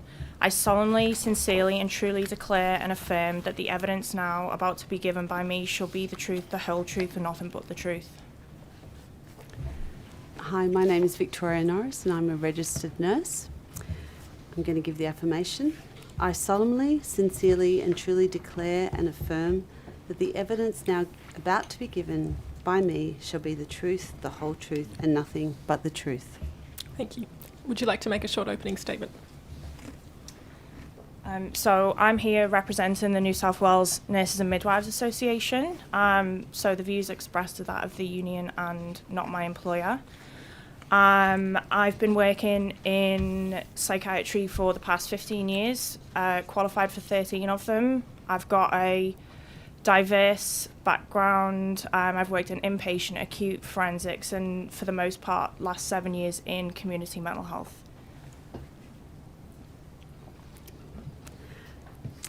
My name is Victoria Norris and I'm a registered nurse with 20 years experience working in mental health in the community and outpatient settings across metropolitan Sydney. I've been a proud member of the New South Wales Nurses and Midwifery Association since 2001. For the past 8 years I've worked in the specialty area of perinatal and infant mental health. I'm also a casual academic teaching and hopefully inspiring our future nurses in undergraduate nursing. It is a privilege to be here today and to be part of this very important inquiry. Today I hope to advocate for all mental health consumers, especially expectant and new parents who are experiencing mental ill health. I also hope to shed light on the inequality of access experienced by mental health consumers in the community and outpatient settings. Thank you. Can I firstly say thank you not just to the two of you, but to the very large number of members who've put their individual testimonies in your submission. It's certainly a very powerful piece of evidence and we're very grateful for that. My first question is about recruitment and vacancies. Your submission points out a number of different services with a significant number of vacancies. Why do you think that is? Why can't New South Wales Health recruit nurses to fill those positions? I think the experience of working in mental health settings across metropolitan Sydney is that there is a high rate of burnout and there is lacking in support for a lot of our frontline clinicians in the very important and very traumatic work that they do. I also think that the current nursing education in New South Wales and Australia, the degree is a general nursing degree, and then so our new grads are coming into work in psychiatry with very little theory behind them. Perhaps they've only had a 2-week placement in mental health during their training. And given the vacancies, we're not able to provide a staffing mix where senior nurses can provide support to the new grads. We'll often be very new grad or junior nurse heavy with maybe 1 or 2 senior nurses on shift who therefore not only have most of the clinical responsibility, have also got to provide mentorship to the junior staff, which obviously becomes untenable. Just to follow up on that, as I'm sure you know, our role as the committees to write recommendations to the government and New South Wales Health.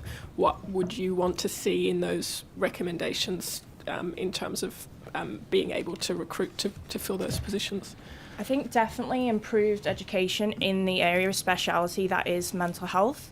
If you go to the emergency department, you expect an appropriately trained emergency nurse. If you go to the ICU, oncology, you expect your nursing cohort to have speciality training in their area, whereas there seems to be that's not an expectation in mental health, and we really need to have specialist mental health and recognition that this is a speciality in its own right. I think also in the community and outpatient setting, it's incredibly skilled work. And often the kind of work that you do as a community mental health nurse holds a lot more autonomy and responsibility than it does when you work in the inpatient setting. Yet, in a way, because there's no shift work in the community setting, those community mental health nurses are paid less. So they're getting paid less to do more skilled work. So that's definitely an issue. Especially when they're a registered nurse. Overseas, there is often acknowledgement with a higher pay grading that speaking to the autonomous nature and required level of expertise to provide that service independently, which doesn't exist in our current system. And just another note that, you know, living in metropolitan Sydney, where we need so many nurses and midwives and frontline workers, the cost of living is going up and up, and it's becoming more and more expensive for the people that we want to work on these teams to live in Sydney. Thank you. Ms. Savell. Thanks, Chair. Thanks to you both for appearing today, and just to declare at the start that I am currently a member of the New South Wales Nurses and Midwives Association as well. In terms of your, thank you to you both for making time to appear today in your busy schedules. In terms of the submission, I note in part of the nurses' submission talks about the transition to practice programs, but also the workforce supports and the ability to access specialist postgrad education. I wondered if you could both advise us what, if any, specialist postgrad education you have undertaken, and just your comments and thoughts about the availability of this and the merit in it. So because I trained overseas, I already have a specialist honours degree in psychiatric nursing, but since I've come to Australia, I've completed my Masters of Mental Health Nursing and have nearly completed my Master of Nurse Practitioner, which is due to finish next year. Yeah, I mean, as Helen was saying, here in Australia or here in New South Wales, the training for RNs, the bachelor degree, is a general course. So to work in the mental health setting, ideally you would do a transition course into mental health nursing, which most of the LHDs offer, a program where you sort of get support in that first year working in the mental health setting. I myself have done a graduate certificate in child and adolescent mental health. I was supported at the time doing that very much by my employer, and I think also I was able to get a scholarship. There's lots of scholarships available, but it is an added expense for our registered nurses to do any kind of graduate study, and also a lot of graduate nurses have a lot of family and life responsibilities that make it really hard to do that extra study to gain those higher kind of responsible jobs that pay better. And particularly when you're taking on tertiary education outside of the transitional program provided by the health district, we only have a set amount of study leave that you can take, which doesn't actually cover the... So for example, one semester, if I've got 8 face-to-face days in uni, I can only take 2 of them as study leave. The rest of those days have to be completed in my rostered days off. And you've got to take that into account with external commitments. And so I think that having increased paid leave to attend education would definitely be a good recommendation. And tell us more about how the benefit of these additional studies, and you mentioned there are a number of scholarships available, but there are still some costs involved to the individual. Now, I imagine that comes in the way of having to take or access your own paid leave entitlements. But are there any other examples of that? And is there anything that you could suggest that we do? any kind of financial support for gaining further study and experience would be very welcome by registered nurses. I mean, most registered nurses working in mental health are keen to learn more skills and to study more. So yeah. And do you think they currently have access to that sort of additional education that's needed, or? So there's a lot of education provided in-house within LHDs to increase capacity for our working mental health nurses. I don't think everyone's aware of the scholarships and the financial support that's available to them to study graduate level. There's also an inconsistency in the delivery of those programs every year. I know some universities, for example, this year are not doing the Masters for Mental Health Nursing program because they can't attract the amount of people required to run the course. So I think, I couldn't speak to why we're failing to attract those people. I think it speaks more to the mental health as a whole system is seen as a less desirable system to work in.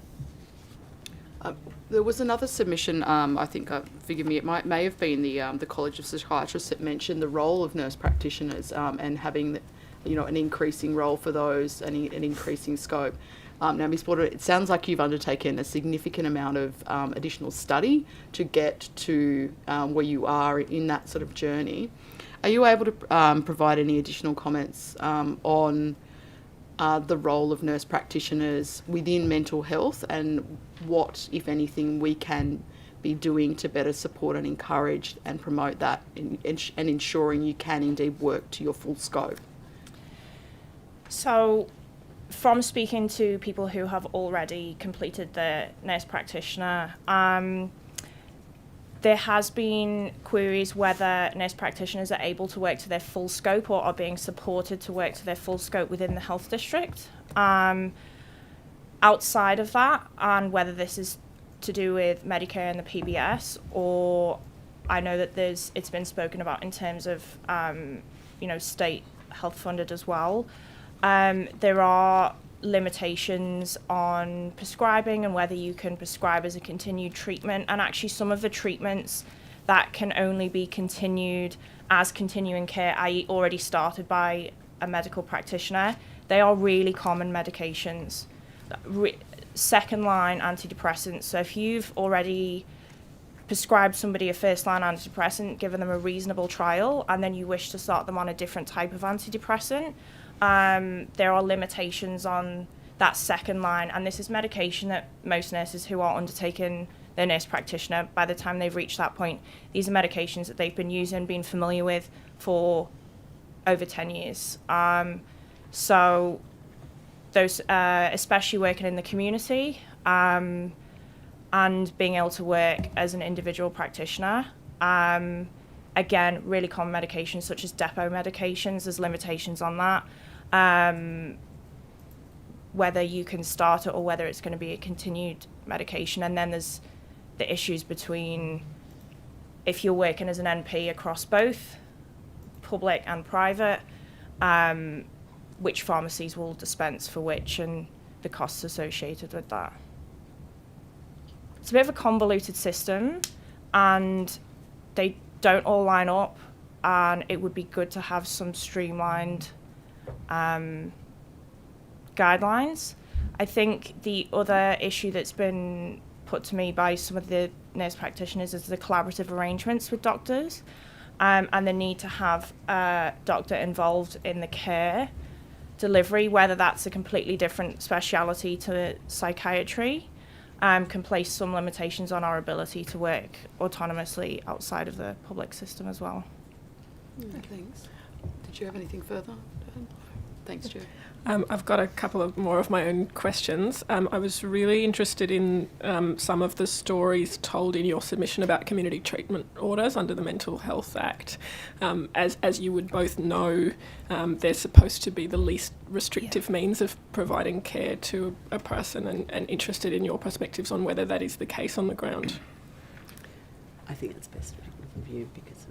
Well, I mostly work in crisis community mental health, so I couldn't speak to the CTOs in terms of them being on a community mental health team. I've been asked to assist in CTO breaches.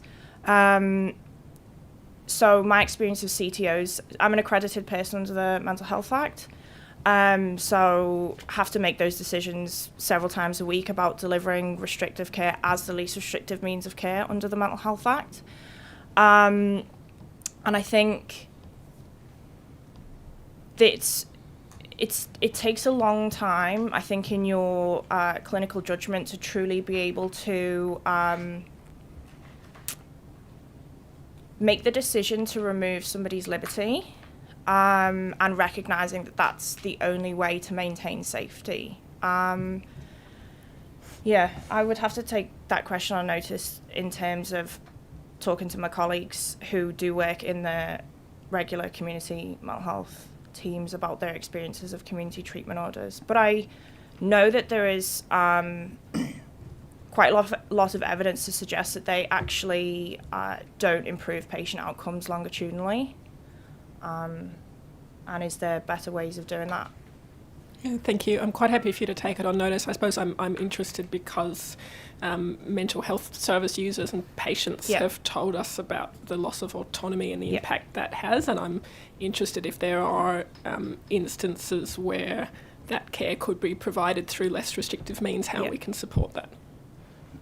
I think the ability to deliver a set of care, regardless of whether it's on a CTO or not, we don't truly have the capacity to do that in the public mental health service, given the huge caseloads that we have, the increasing complexity and acuity of the patients that we have, with large vacancies, very junior heavy. I think it speaks to a bigger problem rather than just CTOs. It's the whole, if we could assertively support someone at home with adequate staffing and appropriate caseloads, then could you argue that CTOs aren't least restrictive, perhaps? Thank you. I'm also interested, your submission talked about the New South Wales mental health access line, and I was quite horrified to learn that that's been privatised in a number of local health districts. Could you expand on your experiences of that service? Yeah, the mental health access line is basically the central intake point for every LHD's mental health service. And even as in all mental health sectors, they're often very understaffed, and a lot of unskilled, relatively limited experienced clinicians. So often the clinicians working on the mental health access line have not themselves worked, for instance, in different mental health settings. So they are triaging a call, and then I suppose they don't necessarily have the experience to know what's going to happen to that call and what they can offer that individual. And just to clarify, is that a comment generally statewide about the access line, or specifically the LHDs that are using the Medibank services version? So there's a huge discrepancy between the models of care with the access line. So some LHDs will have the access line as part of their crisis team, and it's staffed 24 hours a day. Even within that, there's a difference between LHDs who will have a night shift, but that's purely on the phone. So if there is a crisis, then they will have to send police and ambulance. Then you have LHDs that do have on-call at night, so they do have the potential to go out. Then you have LHDs where the access, so those LHDs can be accessing patient records in real time that belong to the health district. And then you have other LHDs where the triage line is manned by Medibank or other private providers who have no access to the health records, so they can't see the longitudinal history, and they take every single triage as a new triage, and then forward on to the appropriate team for follow-up. Thank you. And just to follow up, picking up on something you've just said. So I just wanted to clarify. So in some LHDs that have better staffing overnight, there are crisis calls that can be managed by mental health clinicians that in other LHDs are being sent to the police. Yep. Or some of the health districts that that are still staffed by health staff. So they can do phone counselling, phone triage, telehealth support. But if it's at a point where the clinician feels like it can't wait until the morning, then they would call police and ambulance, yeah. I mean, there's some LHDs that have really great setups where the individual taking the MTAL, the Mental Health Access Line phone call, is also part of the team that would respond to that. So there's this, of course that's going to be a much better outcome for the consumer. Yeah, absolutely. What I'm trying to really clarify, there are some LHDs that are sending police to mental health calls that, if the mental health team was adequately resourced, would be within the capacity of the clinicians to respond to. It doesn't mean that, so given that you've got access to the patient's history, it doesn't mean that the police wouldn't get called. The mental health team may well call the police for assistance, but that would be based on a risk assessment of how safe it would be for the mental health team to attend with or without police. So it's not saying that police definitely wouldn't go, but it's saying that if they did go, it would be based on a clinical risk assessment and the judgment of the team. Thank you. Mrs. Cotton. Just a few questions, if I can, and thank you both very much for being here today, in relation to training and attracting and retaining mental health nurses. So before the change in nurse education, when it was more hospital-based, it was possible to elect to be a mental health nurse, train as that, or train as a general nurse. I understand that that pathway is still possible for midwives, but it's no longer possible for mental health nurses. So if you're interested in being a mental health nurse, you would do a 3-year Bachelor of Nursing, a 2-year Master of Mental Health. Sorry to interrupt. So if you wanted to work in mental health nursing, you do your undergraduate degree, 3 years, and then you could go straight into a transitional mental health program. I suppose the point I'm making is that would be a general nursing qualification. And if somebody is specifically interested in mental health nursing and not really attracted to general nursing, the only pathway now is through a general nursing qualification. Yeah. And I wonder if you had comments whether, if, as with midwives, there was a special pathway available for people with a special interest in this area, whether that might attract new people into the profession and perhaps people who really wanted to stay in that profession.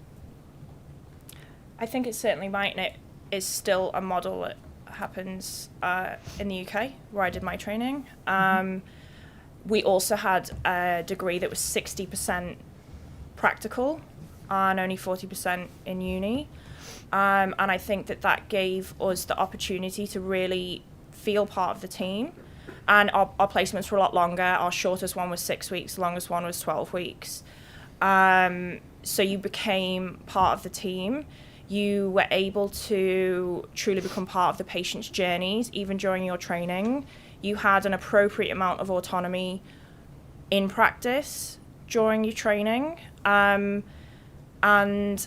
I think for people who truly have a passion for mental health, that is absolutely a good route for encouraging a workforce that wants to be there and is passionate about mental health. Ms. Norris, do you have a comment about that pathway? My personal opinion is that I think it's really wonderful to give that general nursing training to everyone, and I think that my experience in mental health nursing for over 20 years has been that it was very worthwhile to have that general knowledge in physical health, and because our mental health consumers also have physical health needs, and it's just good to have some awareness and perhaps some nursing experience of that. But I'm just curious why there would be a special path for midwives, but we don't also at least give people the option of either training as a general nurse and then going into mental health care, or training from the beginning as mental health specialist nurses.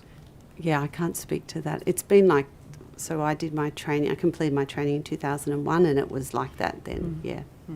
And we've heard today some discussion about a role that perhaps mental health nurses might be able to play in assertive treatment, especially perhaps located in GP teams. Do you have any comments about that? Subject, of course, to sufficient workforce?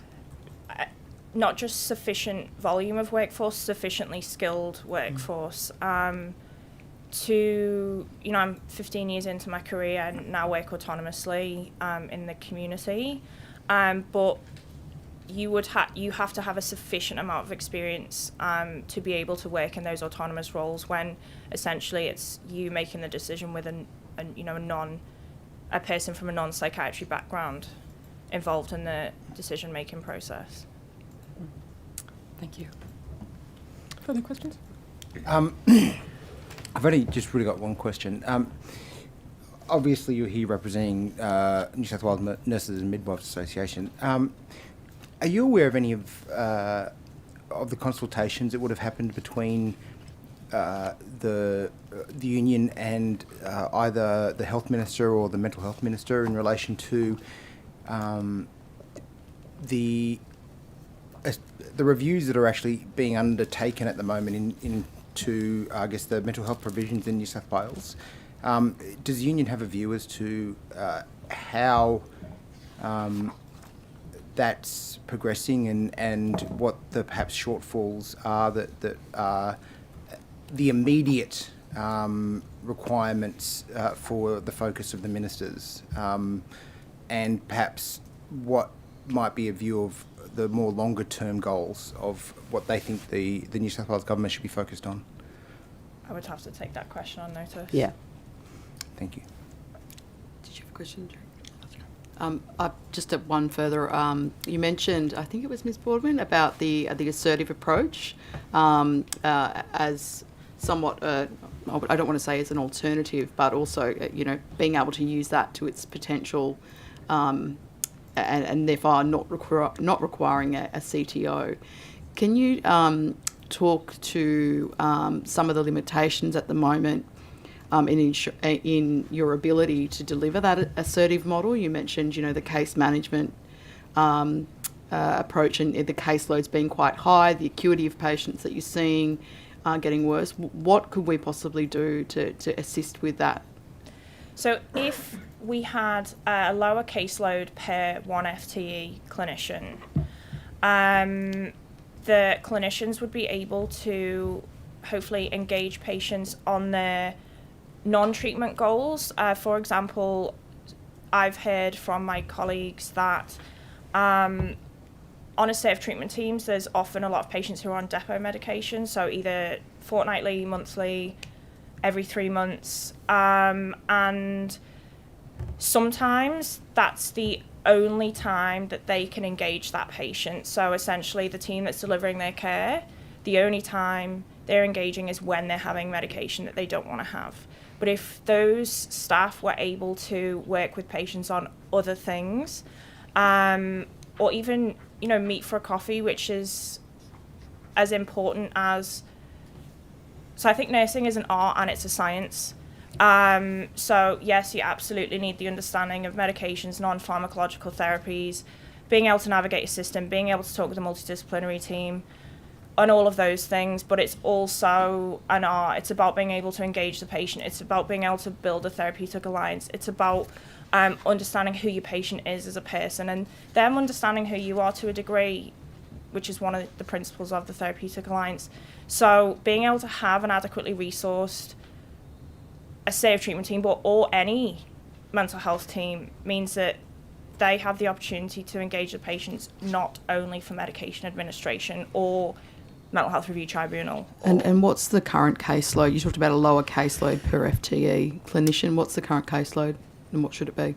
Well, so the last best practice guidelines I read for a normal, so non-assertive community mental health team, guidelines are approximately, which I still think is high, 35 patients to one FTE. At the moment, across the state, some nurses are managing a caseload of 80. So, Thank you. Thank you. Thank you both so much for your time to give evidence today, and the Secretariat will be in touch with you about questions on notice. Thank you. Great, Thank you. Thanks.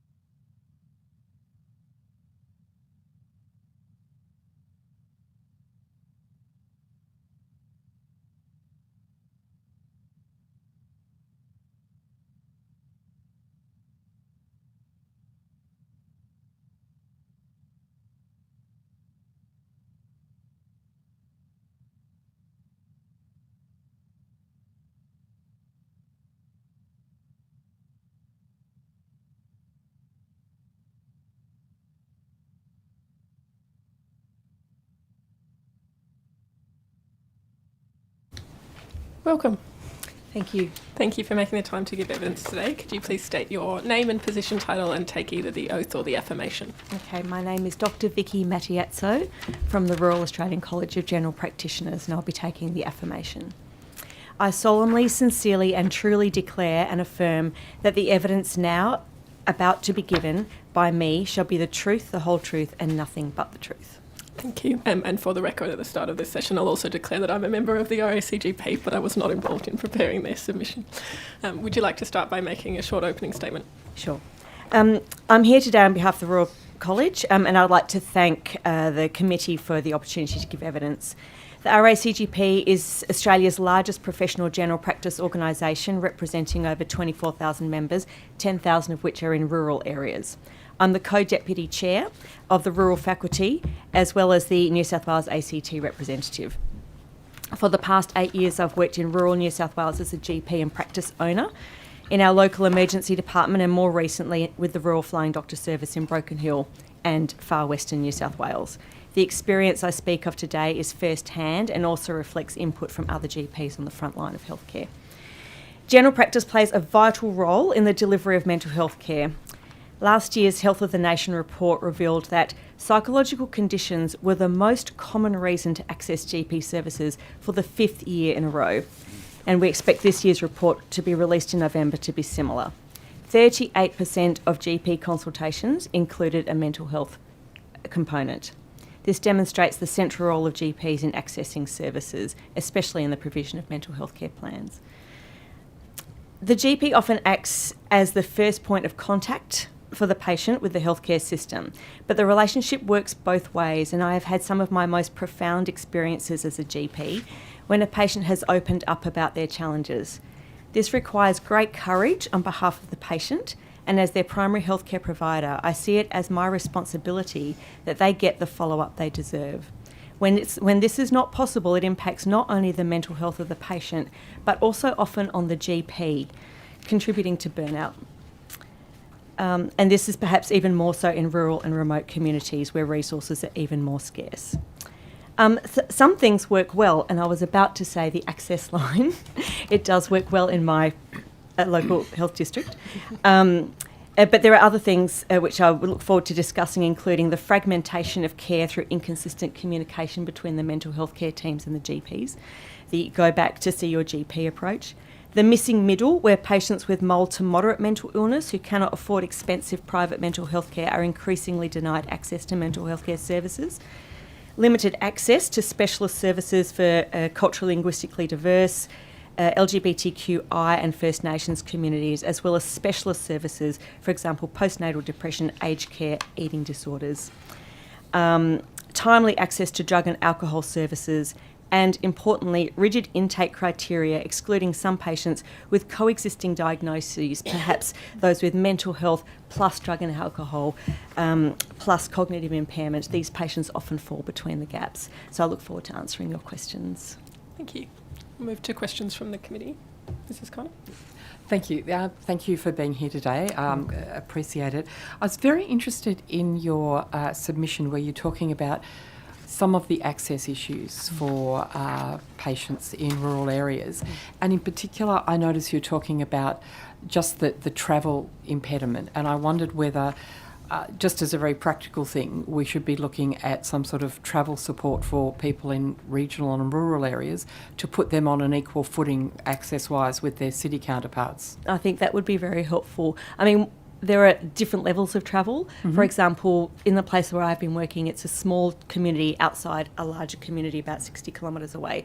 A lot of the services are focused in the larger community, and especially for young people, perhaps wanting to access services without their parents, it's really hard for them to get to those services because we have very little in the way of public transport. I've also thinking about access to specialised services. I know we have the IPTAS scheme, which I think works really, really well for some things. But I noticed when I looked into it that I don't think we have availability for a lot of mental health support services and other allied health. So, for example, people can access IPTAS for things like spinal clinics, cleft lip and palate clinics and other allied health services, but not so much for mental health. And I think that would be really helpful. I certainly know patients in my community, especially LGBTQI community members who have had to travel. I know someone who left our community and travelled 7 hours to access appropriate services, and to have some financial support for that would have been really helpful for that family. And I'm wondering too whether there are actually perhaps diagnosis challenges. So, for example, if you are seeing perhaps one person with an eating disorder every 2 years, yes, are you, and I don't mean any disrespect, but is it as easy to actually identify the actual issue that patient is presenting with if it's not usually presenting? Sure, it's a numbers game. It's clearly if you're seeing a lot of similar conditions, you become much more skilled in recognising and treating those conditions, and certainly that's true, and that's where I think being able to be alert to it is part of the bigger education question for GPs and other allied health other members of the team, but being able then to tap into, if I've got a question about, I think I'm concerned about this person, I think we're dealing with an eating disorder here or whatever it may be, being able to tap into and get advice from services easily would be very helpful. I think one of the things I think is really difficult in the mental health space is being able to pick up the phone and getting some advice on the clinical hunches that you might have and working out the best pathways. So what could a GP, who could a GP call to get that advice? Well, sometimes it's a matter of knowing which services are out there, but because we do have the access line and that works really well, but it is our only entry point into getting advice into the community-based mental health system. If we had other ways of, like a centralised line, an advice line, to be able to say, I've got this patient, are we able to talk this through and you can point me in the right direction? I think one of my big challenges is I think we certainly have very limited access to advice from psychiatrists. And I can't think of any other area in my scope of practice where access to having a conversation with a specialist is so difficult. For example, if I had a patient with a complex heart condition, I may be able to ring their cardiologist or even the cardiology registrar on call and say, can I just talk this through with you? And often they'll be really, really helpful in just pointing me in the right direction. It doesn't require a referral. It's something that could even be sorted out sort of in general practice.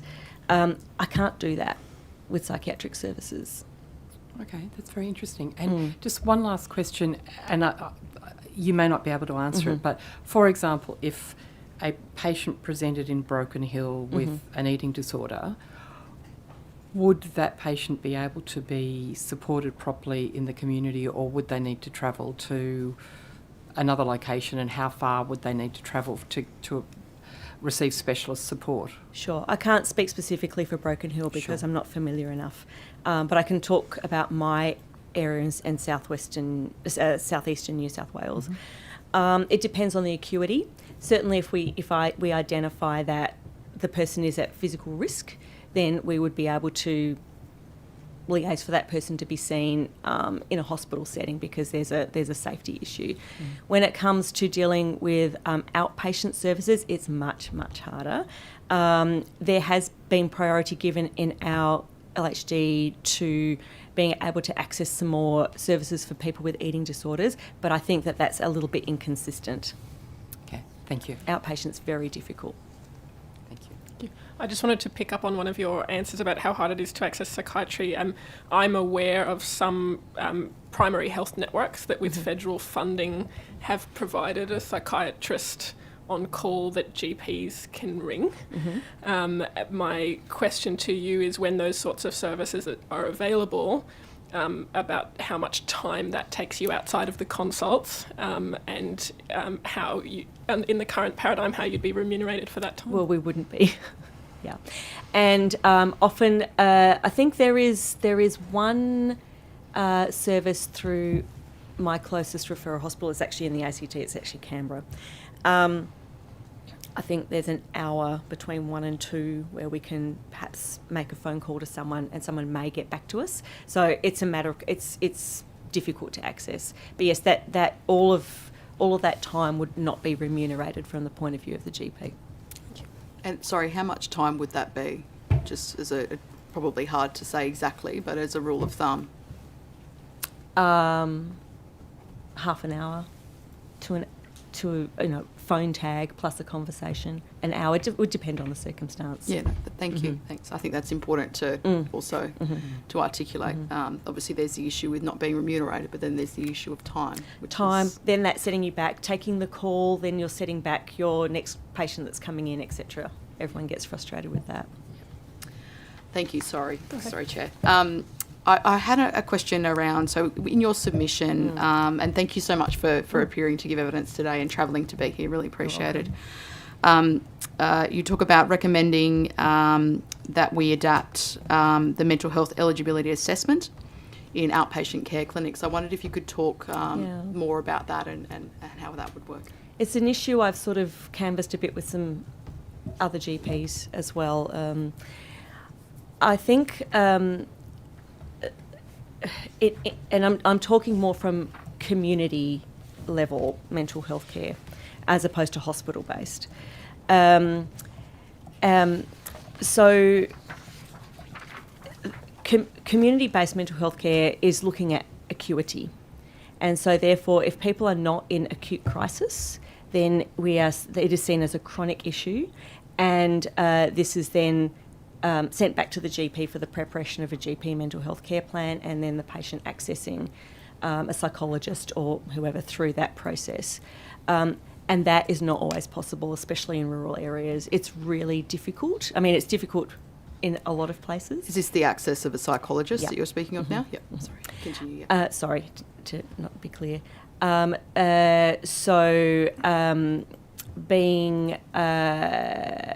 I've just lost my train of thought. But could you repeat the question, please? I'm just wondering if you could articulate how the mental health eligibility assessment in outpatient care clinics would help. So I think that there's and I think it's all to do with resourcing. It's not to do with people's, not wanting to be helpful as much as they can, but it's a resourcing issue. That first of all, if there's not an acute issue, then it is not seen as a priority for the community-based mental health care teams. Also, there are issues where there are multiple diagnoses. So say, for example, if a patient has coexisting, and it happens more often than we would like, where there are coexisting diagnoses of mental health issues, alcohol and other drugs, and often accompanied with that cognitive impairment associated with perhaps brain injury, we often find that there is a conflict in who will take responsibility for that patient. And often nobody does. So, for example, and I can give you a couple of very clear examples of my own experience, where perhaps someone has had a diagnosis of or has a mental health condition, leading to social disruption, relationship breakdown, alcohol and other drug issues, lack of inhibition, and perhaps assaults where they've sustained injuries, a brain injury, cognitive impairment, lack of judgment, more alcohol, and then this cycle continues. And this, it's really difficult to get a service to take responsibility for the overall case management of that complex situation. So in some situations, so the mental health team might say, we need to address the drug and alcohol issue first. The drug and alcohol service will say, well, it's a mental health issue, and they don't want to engage because they won't engage because they don't have the judgment to say, yes, this is a priority. Rehab for their brain injury won't participate because they see it as a mental health issue. So they go back to the GP. And sometimes I've found myself thinking perhaps there are likely two outcomes for this patient. Either they're going to end up in prison, and that may be the only place they get help, or they will end up dead through misadventure.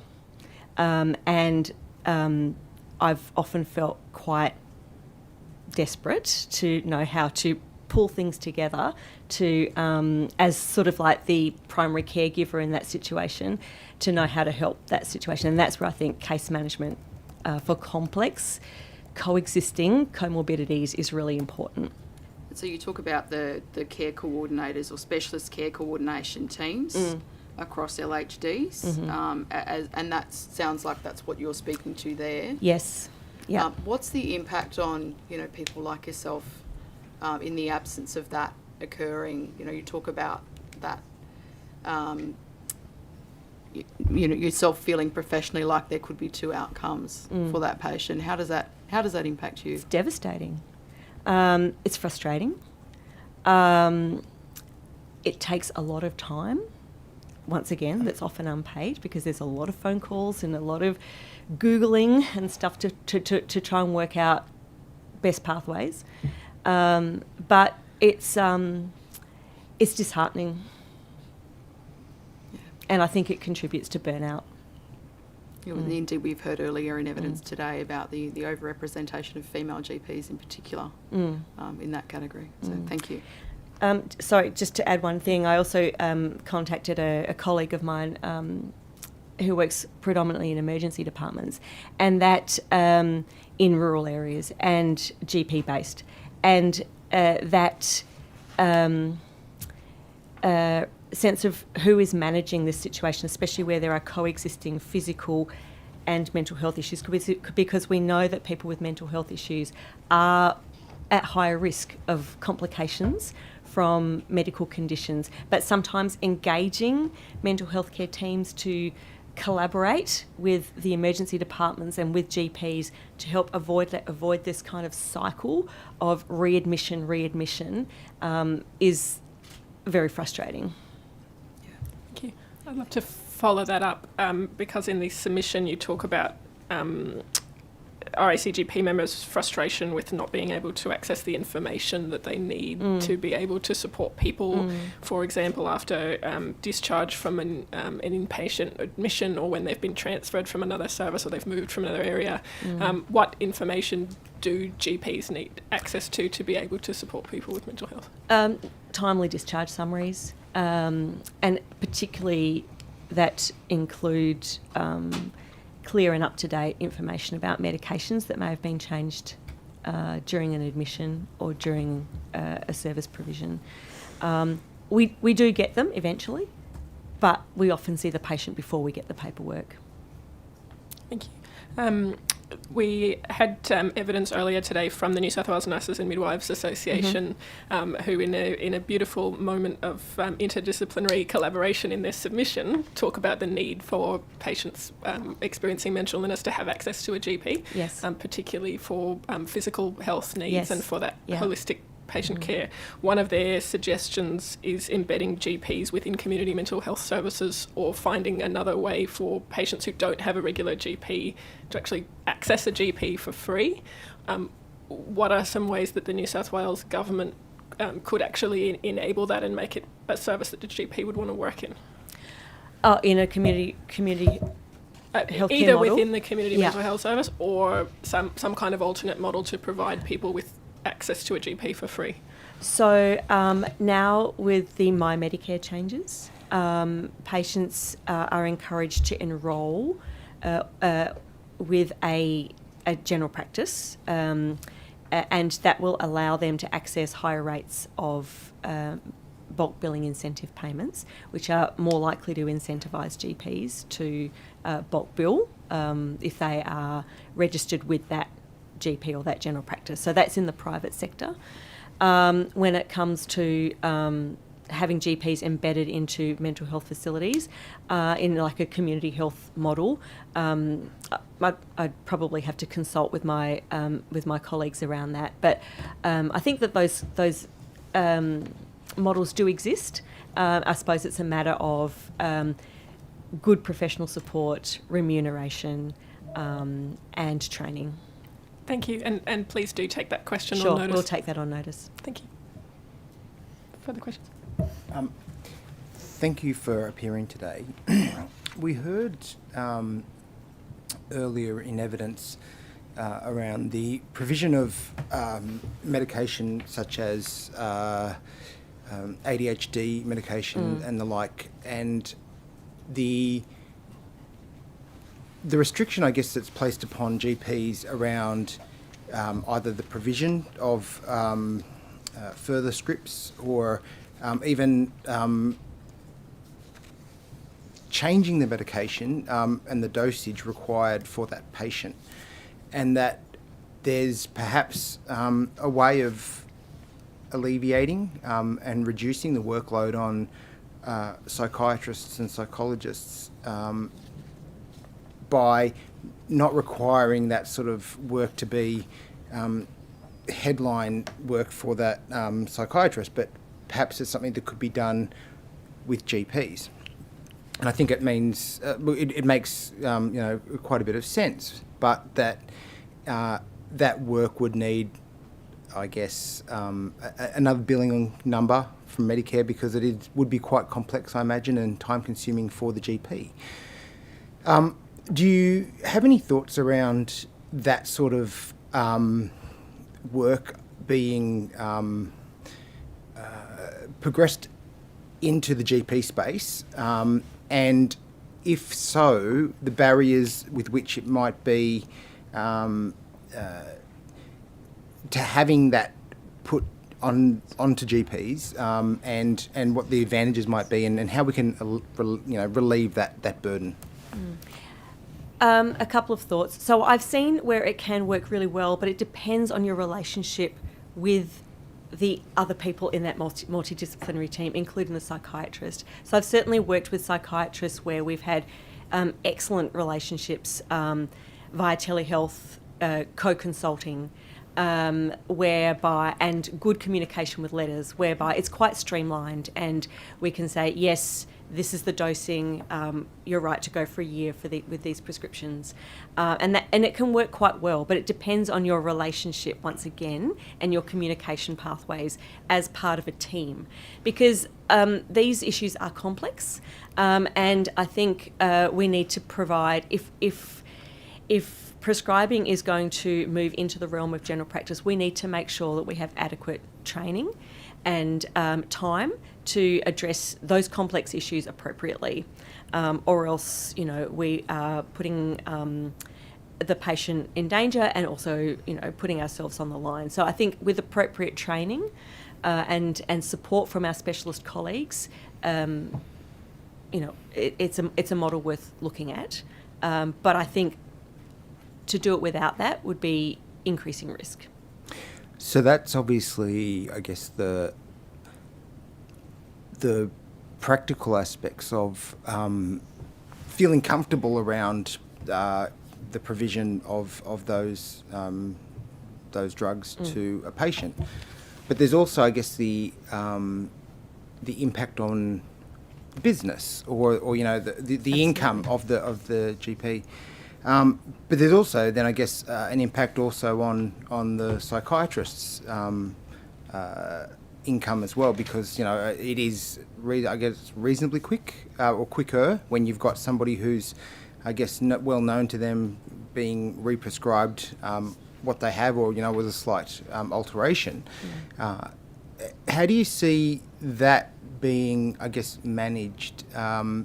What would be required from the GP standpoint to actually make it a not necessarily a profitable exercise, but certainly a not a negative in the way that you conduct your practice? And also, I imagine with the training, that's also going to have an impact on your business or your income, and that might also need some assistance. How do you see that working as well? Once again, I might need to take part of that question on notice. But I would see that, we do have some provision now with longer consults. We now have level E consults that are available to us, which will last longer than 60 minutes. So that does assist us in some ways to make longer and more complex consults more sustainable. Mm-hmm. But in terms of training around that, we'd have to go back to the college and say, do we have some appropriate training pathways to allow GPs to do this safely? Mm. Thank you. I note with interest in your submission that you indicate that in rural and regional areas, use of amphetamines is actually now becoming a bigger issue than use of alcohol. If a patient walked into you and said, I have a drug problem, I want to detox, I want to go into rehab, are there local facilities? Would they have to relocate? What sort of time limits, like what sort of delay would there be in being able to facilitate that treatment? A long delay. So we do have some community-based drug and alcohol counselling services, which are very helpful. But if a patient came into me, and this is certainly a very frustrating situation, ready, you want to be able to act so that you're ready with that patient.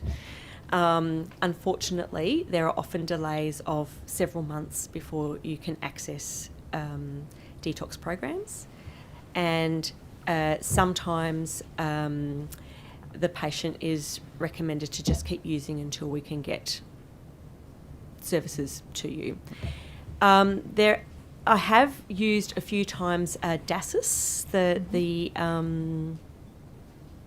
it's an advisory, specialist advisory service. For example, I have a patient who may be safe to detox at home, and I've had some excellent advice over the phone from that service where it's been safe to do so. So that has worked really well. But if a patient is wanting to access inpatient detoxing, then the delays are often quite long. And then what would the delay be? Sorry, I guess two questions. Are those services available in the local community, or do they have to travel outside? And after detox, in terms of rehab, is there then a delay between those two steps? I think that's a little bit more streamlined because there's often a lead time in. And people are often in detox for a number of weeks. So therefore, when they come out, there's been some discharge planning. Our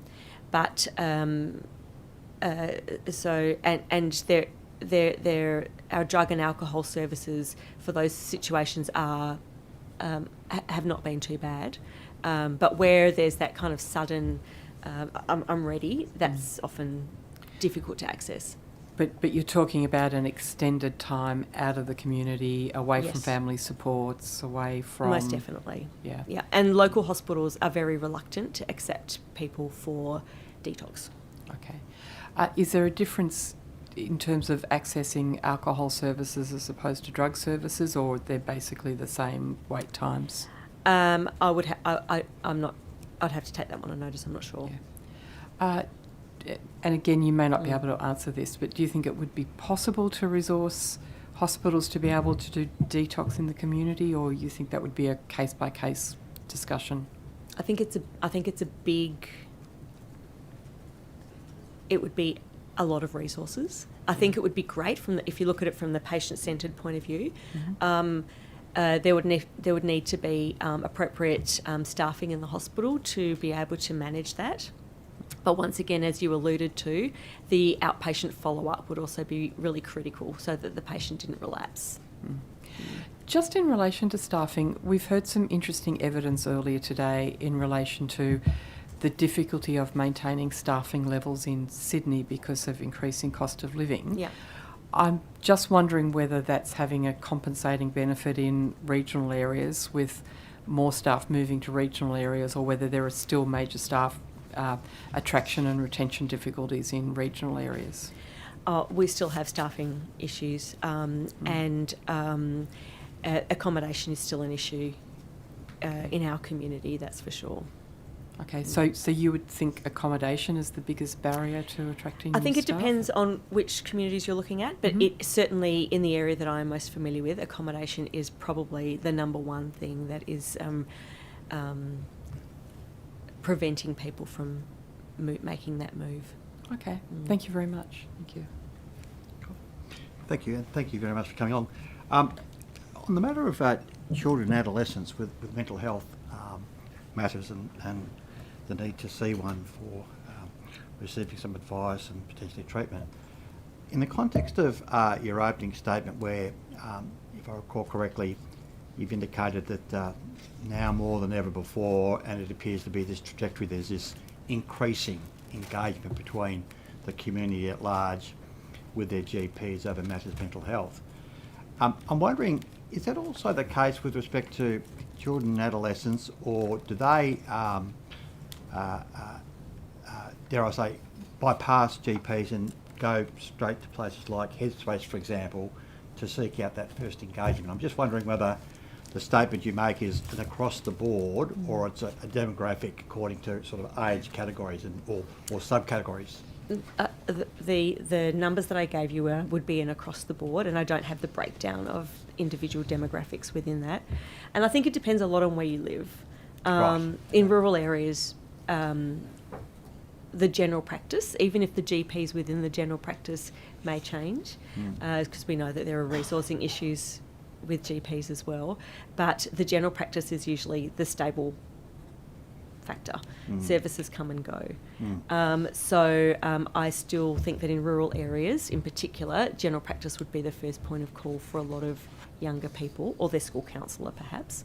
And general practitioners would be the ones that would be able to prepare then the mental health care plans to allow people to access the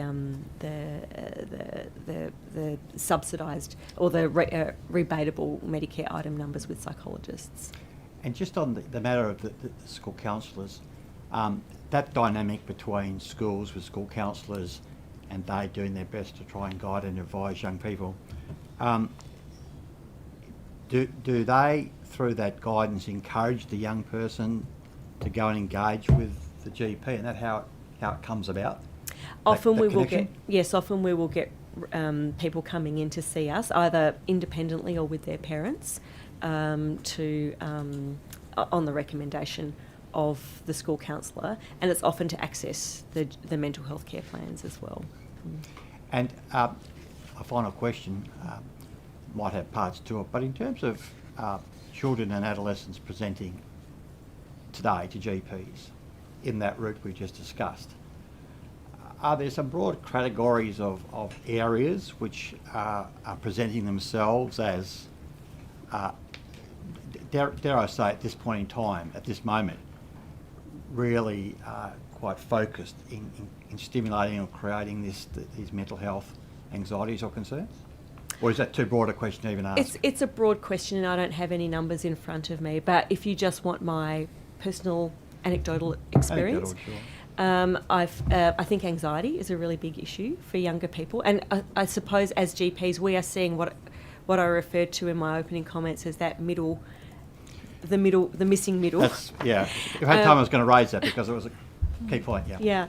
Yeah. Lower acuity, and more chronic. So certainly eating disorders, a lot, anxiety, and self harm. I would say in that younger population would be the points that come to mind to me. Thank you. Look, I know from my own experience that GPs are provided quite a lot of training and face quite rigorous exams in terms of their knowledge and ability to care for patients experiencing mental distress or mental health issues. Some of the evidence that we've received from patients, from people with lived experience, does talk about some people's negative experiences with GPs or feeling rushed or dismissed. I'm interested in your perspective on, I suppose, what are the barriers? There's obviously something stopping GPs from being able to provide the level of care that they're trained to do, and potentially what the New South Wales government could do to address some of those. Time and patient numbers, resourcing, being able to, I think part of perhaps some of the negative experiences comes around feeling rushed and wanting to provide, like I expressed in my opening statement, it's taken a big step for the patient to come to see you about something. You want to be able to give them the time to be able to access the services that they require. But that's not always possible when you're as rushed as you are. And so that may translate often to the patient, well, not often, sometimes to the patient as feeling rushed or perhaps not validated. I'm not saying that as an excuse, but maybe that's a contributing factor. I think, awareness and expectation building about when we're not necessarily going to get this all sorted in one session, that we need to rebook, that we need to develop a relationship to be able to manage the issues that you've come to me with, and also having an idea of what services are available that I can tap you into. I think it's really difficult because the services do come and go. It's hard to stay current and up to date with what's out there, and it would be really helpful to have some sort of, centralised information, some more centralised information about what service that's kept live, so that we can tap our patients into the services that they're coming to, seek. And my last question is about telehealth. One of the terms of reference of this inquiry is looking at the risks and benefits of telehealth. I know GPs suddenly developed huge experience with telehealth during the pandemic. What's your experience in, I suppose, how that can be done well, or what some of the risks are? Well, we're very grateful to see that the telehealth, the longer consult telehealth numbers have been approved with My Medicare, so we're grateful that now telehealth can last longer than 15 minutes. I think that a lot of people, particularly in rural areas, like telehealth because it helps them access services that they would otherwise have to travel a long distance for, but I don't think it replaces face-to-face medicine, and that's our overwhelming response from the community, that it has its place, but it doesn't replace face-to-face consultations. So having a hybrid system where there might be some face-to-face as well as follow-up through mental health is really helpful to some people, but many people do like it. One issue, particularly in rural areas, is that some item numbers are restricted to video telehealth, and that can be very clunky, especially where there is poor reception. and so patients won't. And if it's a patient that you're very familiar with, you know, the need for video telehealth may be questionable, but sometimes the restriction on video telehealth for some items is frustrating. Are there any further questions from the committee? No, I'm good. Okay. Thank you very much. Thank you. And the Secretariat will be in touch with any questions on notice. Thank you so much.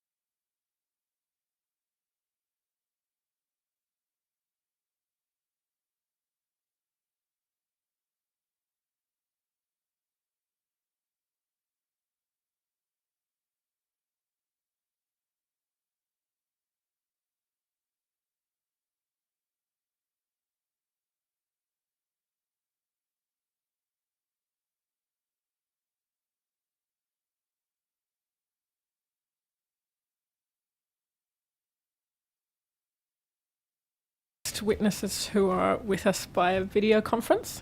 We have representatives of the Australian Psychological Society and the Australian Association of Psychologists Incorporated. Thank you for making the time to give evidence today. Could each of you please state your name and title and take either the oath or the affirmation?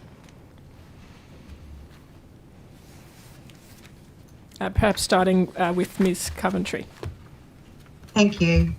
I am Kylie Coventry, representing the Australian Psychological Society as Head of Policy, and I'll take the affirmation. I solemnly, sincerely and truly declare and affirm that the evidence now about to be given by me shall be the truth of the truth and nothing but the truth.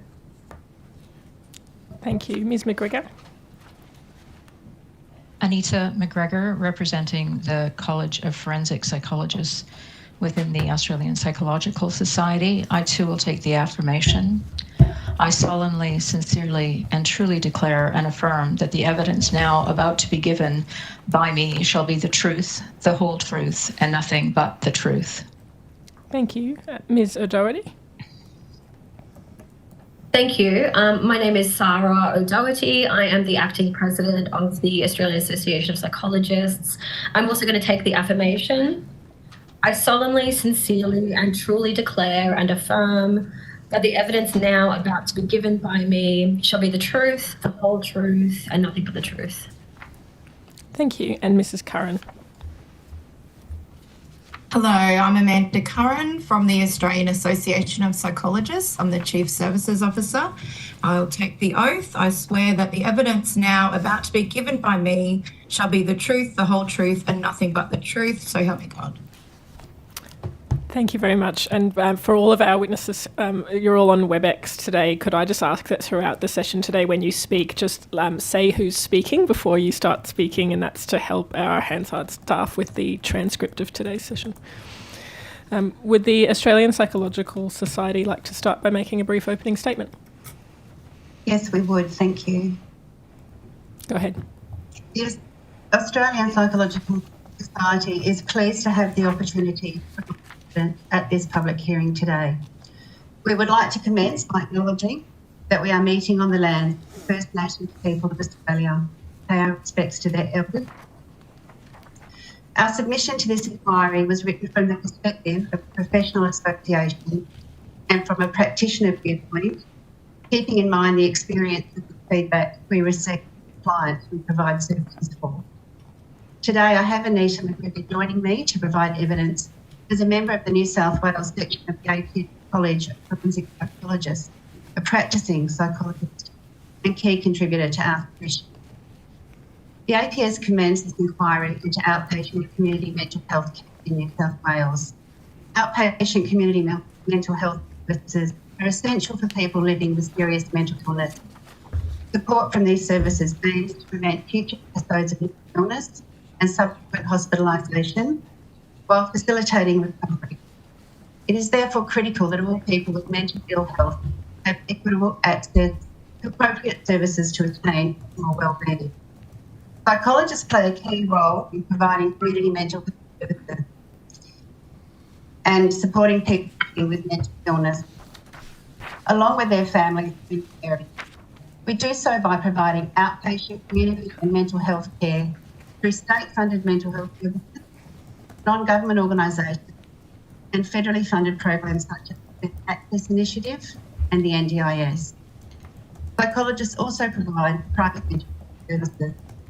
The recommendations in our submission focus on strengthening support for vulnerable populations to navigate outpatient community mental health services to receive the right care at the right time, increased mental health outreach services, particularly in rural, regional and remote New South Wales. Funding to encourage psychology students to complete professional practicums in rural and remote areas, and partnerships between rural and remote community mental health services and universities to bolster the mental health workforces in these locations. Ongoing access to efficient and effective online telehealth services, with all members of the community having the necessary resources to facilitate these services. A deeper consideration intersectionality of disability as being integral to any proposed solution and access to community mental health services. And finally, an integrated, holistic, and early intervention approach to outpatient and community mental health services to ensure equitable access to appropriate mental health care for all who need it in New South Wales. Thank you. Thank you very much. And Ms. Coventry, I've just been advised that some people are having trouble hearing you. Just for the rest of the hearing, could you maybe get a bit closer to your computer or wherever the microphone is so that we can hear you? Sure. Thank you very much. Is there an opening statement from the Australian Association of Psychologists? Hi, there is. There's a lot of echo in the audio, so I'm just going to take my speakers off, and just speak through the microphone. Okay, we can hear you quite well. Great.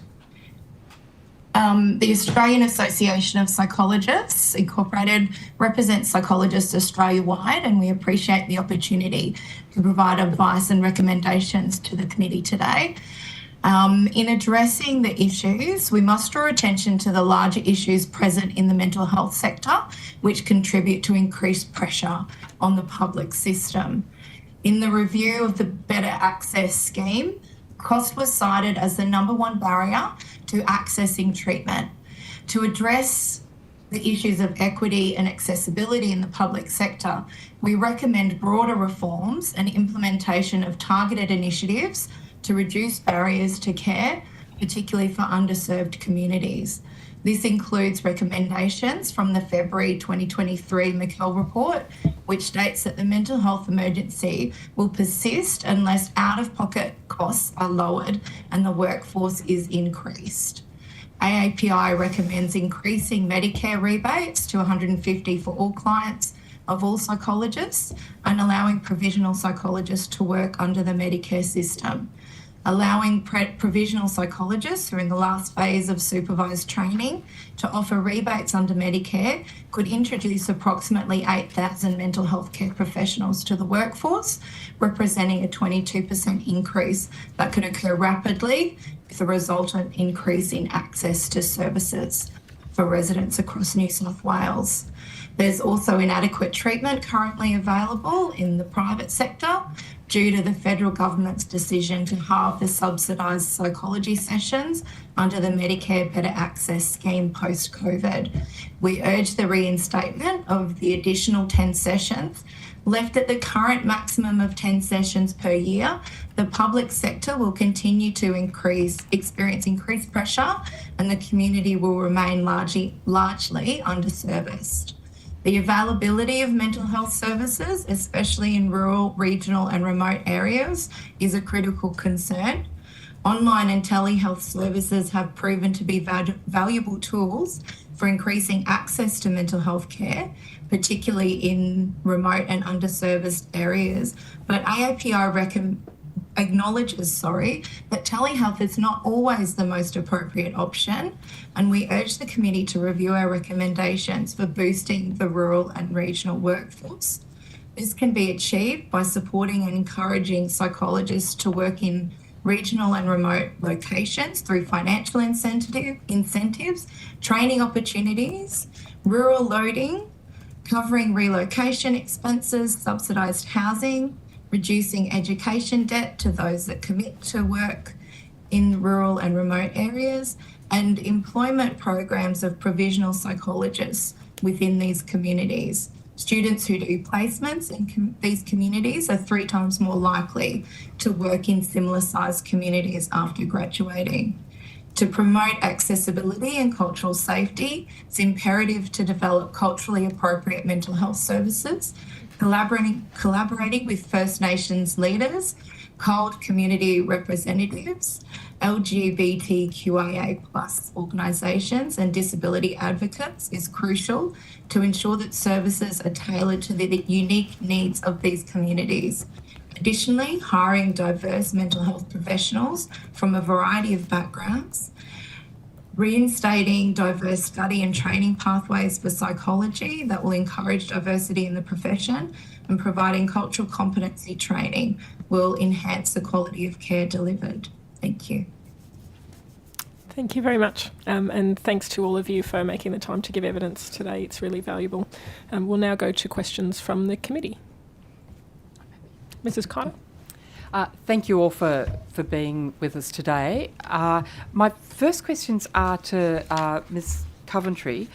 I'm interested in your, under your paragraph B, where you point to the limitations in executive functioning or general cognition and the impact this has on organisation and self-regulation, and this presents a need for support to navigate services. The examples you give seem to be drawn from a correctional framework, but I'm wondering if you have comments whether that same need for assistance with navigation exists with other people seeking to access mental health services. Yes, I think absolutely it would also apply to other seeking mental services. Yeah, so I just wonder if you have any suggestions as to, I suppose, well, it would be all groups other than those who are receiving support from DCJ, as to what form that might best take. Is it somebody in their family and friends who's nominated as a navigator? Is it a mental health care nurse? Do you have any ideas as to who that navigator might be if we were to recommend this type of role? I think there are two things. I think that one, that it would be important to have education and training for mental health workforce around the impact of the self-regulation and, the impact that mental illness have on that high-level functioning. I think it's probably not a one-size-fits-all. It may depend on the person and it may depend on the service. But I think this is definitely a role for the peer workforce. I think people with lived experience have a role to play here in terms of supporting people to navigate. I think it would be important to try to not put too much more pressure on families, but that it would be good to have that role, something that is within the system, within mental health services. There's a definite role for peer working and their lived experience. Sorry, there's just a couple of sound issues this end, so I just might repeat what I think I've understood you to say. So I believe what you've said is that perhaps that it's the navigator role isn't a one-size-fits-all, but we should perhaps look to a peer workforce because they may be best placed to walk with somebody navigating through the system. And I believe you also said that there was a need to educate the mental health workforce with respect to some of the organisational difficulties that people suffering from mental health issues may have. I'm a little bit surprised by that because I suppose I would have assumed that a mental health workforce would have been aware of some of the organisational and other deficits that people with mental illness may have.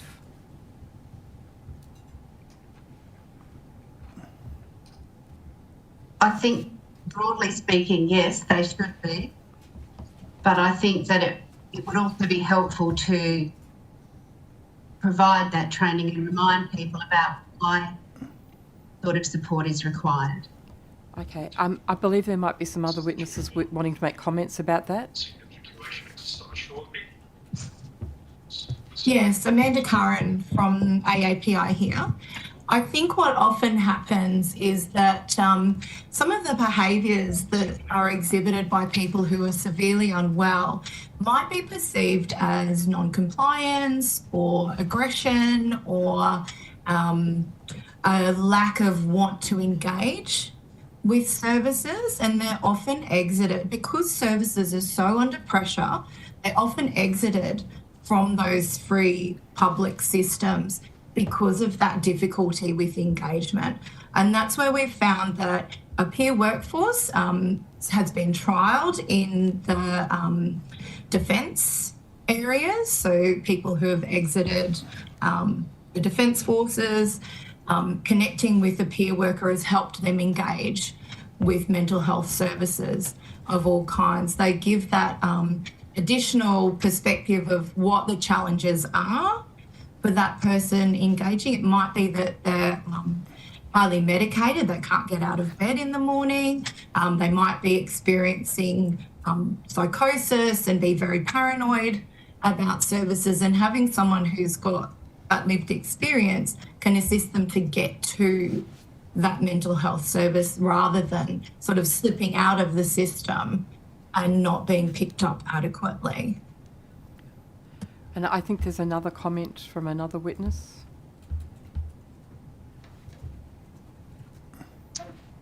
I'm being evacuated. I will return when I can. Apologies. Okay, thank you. Oh, yes. Hello, yes. Hi, so I'm Sarah. I'm sorry, I'm trying to mute myself. I just wanted to add to Amanda's comment there as well, that it seems to be, it often comes down to a funding issue. Where as a treating psychologist myself, it's very difficult to provide both treatment and case management and advocacy without the adequate funding. And so when we look at existing community mental health services, they might have distinct or designated roles for each person. And so if there is a dedicated case manager or advocacy service, that's where that person, the client who's actually benefiting from that service, would get the support that they needed, and that would be then differentiated from the treating role. So someone who is a treating mental health professional. Yeah, I think that what we've been talking about is the fact that often people who are mentally ill might need someone to help walk them through the system and help them access various clinicians or other sort of appropriate healthcare workers. Yeah. And look, just one other question, if I may, directed to Ms. Coventry. I was interested with your comments in relation to the role that Schedule 1 of the New South Wales Health Records Information and the Privacy Act play in disrupting continuity of care. And I suppose that's always that tension between clinical need but also autonomy and privacy of the patient. And I wondered if you could just talk a little bit more about that tension and the best way you see to resolve that. Unfortunately, I think Anita would have been best placed to have provided that answer. Okay. So potentially revisit it when she returns. But I agree, there is a tension between privacy, confidentiality, and the need for sharing of information and good flow so that services can be coordinated and integrated. Yeah. Again, I think that appropriate support, a case manager, peer worker, to assist that information sharing directly from the patient and from other services where possible with the patient's consent would be helpful. Yeah, thank you. And perhaps when Anita's available, she can add a bit more to that. Thank you. I'm fine with that. Mr. Bell? Thanks, Chair. Perhaps I'll start by a question, well, I suppose to the Australian Psychological Society, but feel free if any others have thoughts on this. In your submission, I noted at the end your reference to patients currently spending extended periods in long-term psychiatric facilities and the difficulties that exist with placing those people in the community. But also around the recent discussions associated with the NDIS and the reduction, if not removal, of psychosocial disability from the NDIS. I wondered if you could expand on that further and what, if any, likely impact that may have on people in New South Wales. The NDIS is focused on the functional capacities of participants, and there seems to be a gap in terms of understanding people who have severe mental illness have functional incapacity associated with that at times. and so need a really high level of support. And that if that support isn't provided through a system like the NDIS, then it does create a problem for families and for other community-based services. And our recommendation is that psychosocial services support remains within the NDIS in recognition of the functional capacity requirements that people with severe mental illness might have, and that services are better integrated. So we're not saying it should be all NDIS, but that people should have access to the NDIS in addition to community-based services. So the care that they're receiving is holistic, because the NDIS provides a level of support that I think community-based services are not able to. And how would you terms of see the looking at things like- sorry to interrupt. How would you see that integrate well between, you know, the community-based services and the NDIS? We've heard about the importance of care integration and the integration of you know, services being provided by different organisations. How would that occur? One of the things that the NDIS is looking at as part of the review, and that we made a recommendation review, was the need for support coordinators within the NDIS. And I think too that systemically and culturally there needs to be a recognition that they need to work together rather than being siloed. And having somebody who can coordinate that, whether it be from within the NDIS, within the service, is really important. So that case management model, somebody again walks through the system with the person who has the mental illness. Ms. Curran, did you have anything to add on that one, or others? Yes, I think that currently, because of the changes to the NDIS, there's quite a significant lag between people being inpatient and being able to get the appropriate assessment of what their actual needs are in transitioning them out. There has been some project work done to try to address that issue, but without something being named and sort of sectioned away for those individuals that have the acute long-term, chronic long-term mental health conditions, there won't be adequate cover. There's not cover through Medicare services for these individuals. There's a housing crisis that's really not going to assist in getting them housed in the community. And without supported housing, often that transition from hospital to community is not achievable for some of these people that have been in long-term mental health hospitalisation. So we understand the need for NDIS to change and to be financially viable for a long period, but there needs to be something put in its place if that is closed, because there's nowhere else for these people to go. Thank you, and welcome back, Ms. McGregor. My second question was around the access to services for individuals with forensic history, which I noticed that you've included in your submission, and the services that currently exist through the University of New South Wales Forensic Practice Clinic.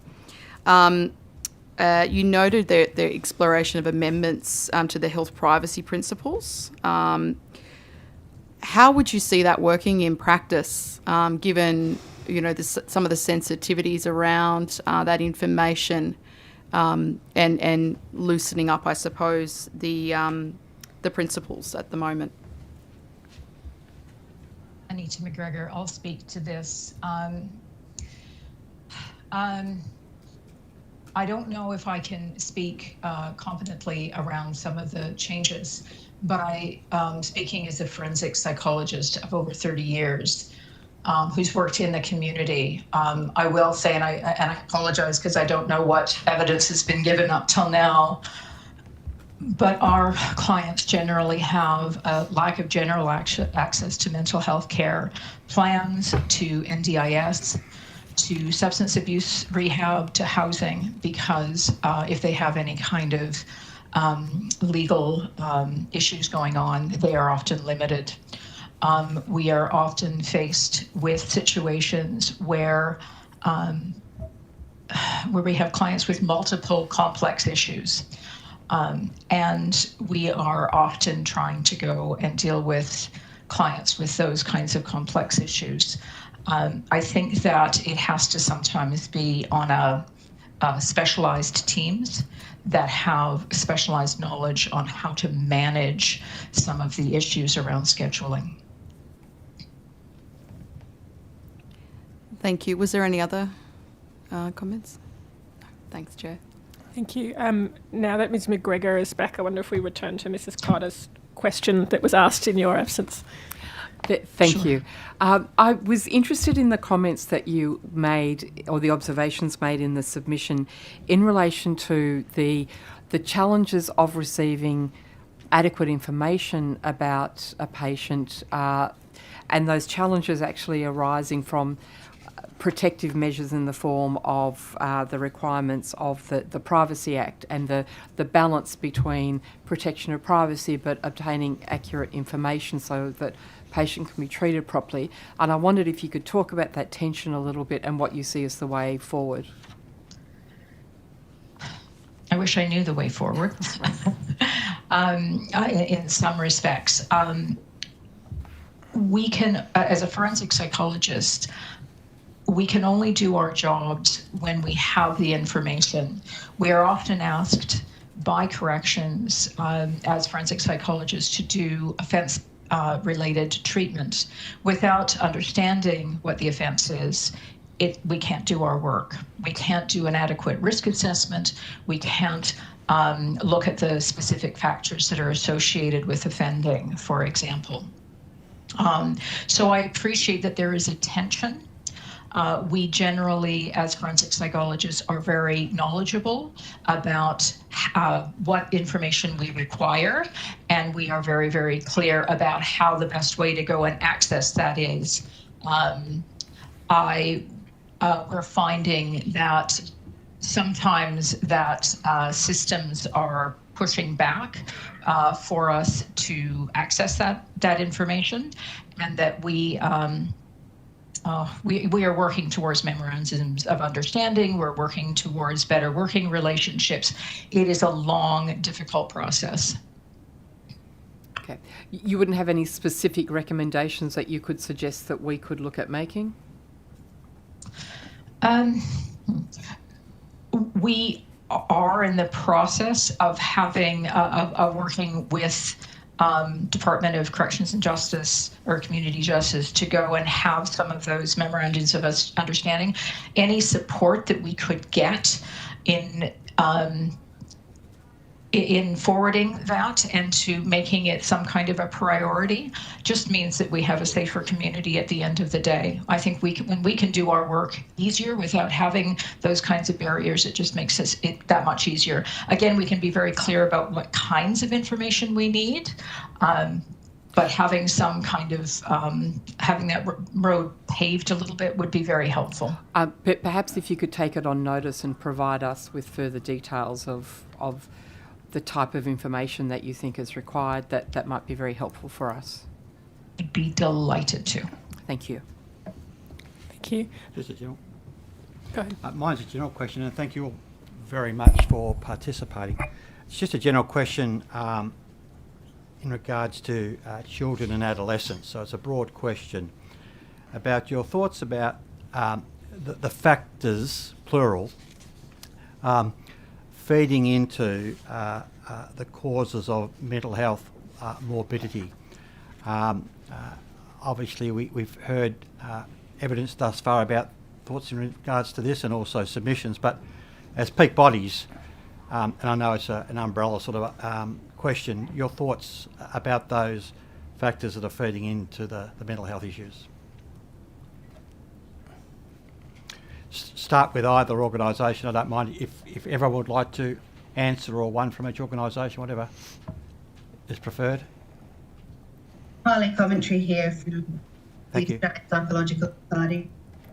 I think there are a number of factors. I think the impact of COVID-19 factor now too.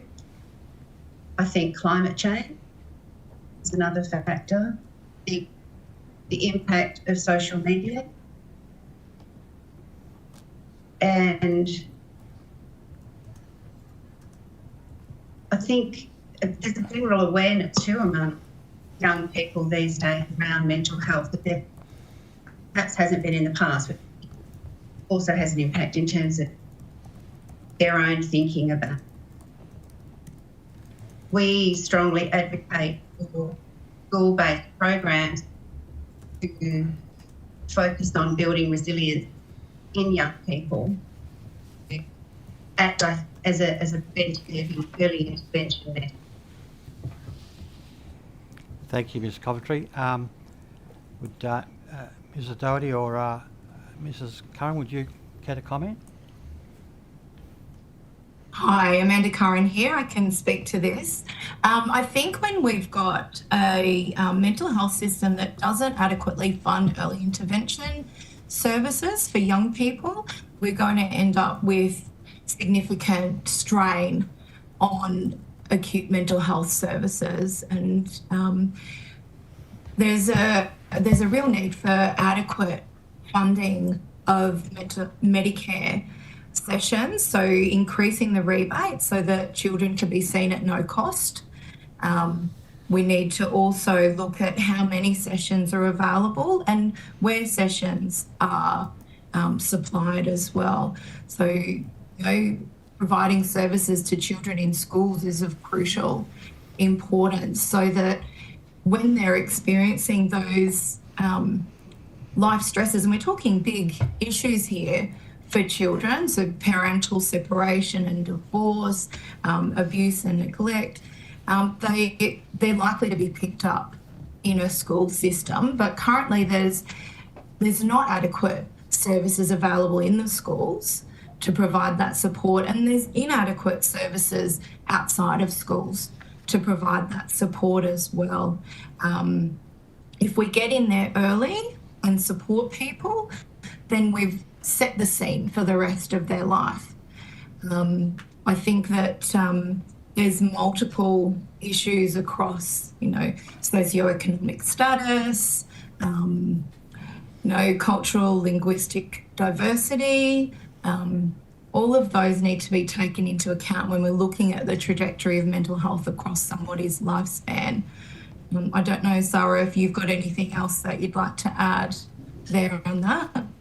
Absolutely. Sarah O'Doherty from the AAPI. Thank you. I think that we take the whole of family approach, the whole of community approach in the AAPI when we're looking at these sorts of issues. We can't just be looking at early intervention. Obviously, as Amanda was saying, early intervention is definitely the key. We also need to look at things like increasing programs for families and parents. We know that there is an increasing demand for perinatal depression and anxiety support in people who've recently had children. Things like expanding NDIS to include family support, even under Medicare funding. And again, I feel like a lot of this does come down to funding. We need to be ensuring that the whole of the family is able to be supported adequately. It isn't always the job of the school to be providing a lot of those supports, and let's face it, schools are under-resourced and underfunded, particularly in the public sector. But we also need to be looking at what community supports can be targeted at families, particularly of young kids, in order to prevent the mental health burden coming out later on as adolescents. What I know from my experience working in places like Headspace is a lot of people, young people, are being referred to Headspace where it might actually be an inappropriate service for them. So they might be not meeting that criteria of mild to moderate presentations, and then they're cross-referred onto the community adolescent and child mental health teams where they are understaffed. and overburdened, and they're not able to see those young people. So what we're seeing is more awareness, but not a lot of support. And we need to have more of that wraparound holistic support, particularly, as I said, for families. Thank you very much. I've got a few questions that are to do with the terms of reference around equity.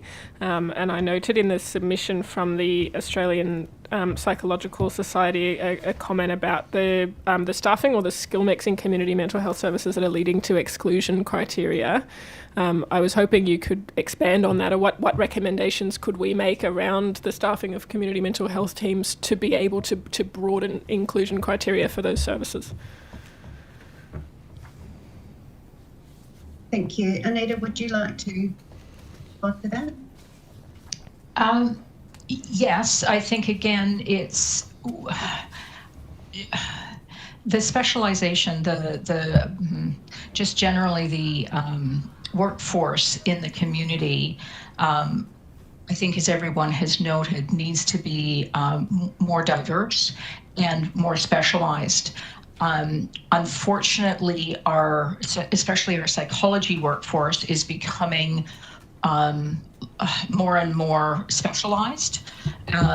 There are currently nine endorsements plus a generalist way of becoming a psychologist. And unfortunately, the lay of the land in Australia is that there's a preponderance of clinical forensic psychology training. Most of the other endorsements are being limited, and some of the other kind of specialized training is being limited as well. So we are getting a very vanilla kind of training in our communities and in general. I think that this becomes an issue kind of Australia-wide in some ways as well, about how we are educating the public about what psychologists do, advocating for what psychologists do, because without that specialized training, we're going to get very vanilla community health centers, and we're just going to miss a lot of the needs of the community. Thank you. I can see Ms. O'Doherty nodding along with parts of that answer. Would you like to comment on that as well? I'd love to. Thank you. Sarah O'Doherty from API. I think that I absolutely agree with what Anita has just said. I think that we need to be looking at broader and more diverse industry training pathways for psychologists. I'll note that the 4+2 pathway, which was one of the main registration pathways, has recently been retired. So that included 2 years of supervised internship and placement for provisional and early career psychologists. When we look at the current level of master's placements, master's level of training in Australia, we're actually excluding a lot of diverse populations from entering into the field, when we're needing to commit, full-time training and no ability to work. And so we're seeing a lot of psychologists who are coming in from wealthier socioeconomic areas, from Anglo-Saxon backgrounds, not called backgrounds. So we're really lacking that diversity in the profession, which then of course trickles into who is able to adequately serve particular diverse and marginalised areas of the population. Thank you. That's really helpful. I also wanted to talk about the mental well-being of the mental health workforce itself. We've heard lots of evidence about burnout of workers on the front line and how complex and emotionally difficult some of this work can be. We've spoken with GPs, psychiatrists and nurses earlier today. I'm interested in your views on clinical supervision to actually support mental health workers. What does that look like for psychologists, and what should it look like for the workforce more broadly? How can we do this well? Can I speak to that, Anita McGregor? Go ahead. I'm actually one of the APRA supervision trainers. So I think I speak to this quite with a bit of experience that psychology is one of the only professions where supervision is a requirement. Unfortunately, it's only about 10 hours a year that's required, but I think it's still better than nothing. And in fact, right now, as we're speaking, I'm actually teaching a class on self-care, and I'm having the students actually do an exercise on self-care right now, because it is such a huge part of what we do, and is so required. I think that I've had so many conversations in the last couple of years about how COVID didn't just devastate our communities, but it devastated the community of psychologists as well. It's terrifying in some ways when we think that there's these really sometimes very broken psychologists who are still trying to reach out and help a broken community. And it's just really hard because we recognize that we're facing situations where there's just, long wait lists and people and, services that are underfunded. And I just watch my fellow psychologists continue to reach out despite the issues that they're facing. Yeah. Thank you. And just to follow that up, what sort of resourcing does a good clinical supervision program actually need? More than 10 hours a year. Often in systems, and I'd like other people to go and comment on this as well, that you have line administrators who are also doing your supervision, and so it makes it sometimes an unsafe place for psychologists to go and actually get that supervision. Some kind of support for psychologists, part of their pay package, to go and be able to seek external supervision, external support would be really helpful. Thank you. And Ms. Curran, go ahead. I can see you've got your hand up. Thank you very much. I think that there was a research done by the ANU last year that AAPI supported around burnout and mental health and wellbeing of the psychology workforce, and I'll be happy to provide that study to you. What we're finding across the psychology profession is that people are dealing with their own burnout by reducing work hours, and then of course that's leading to financial insecurity.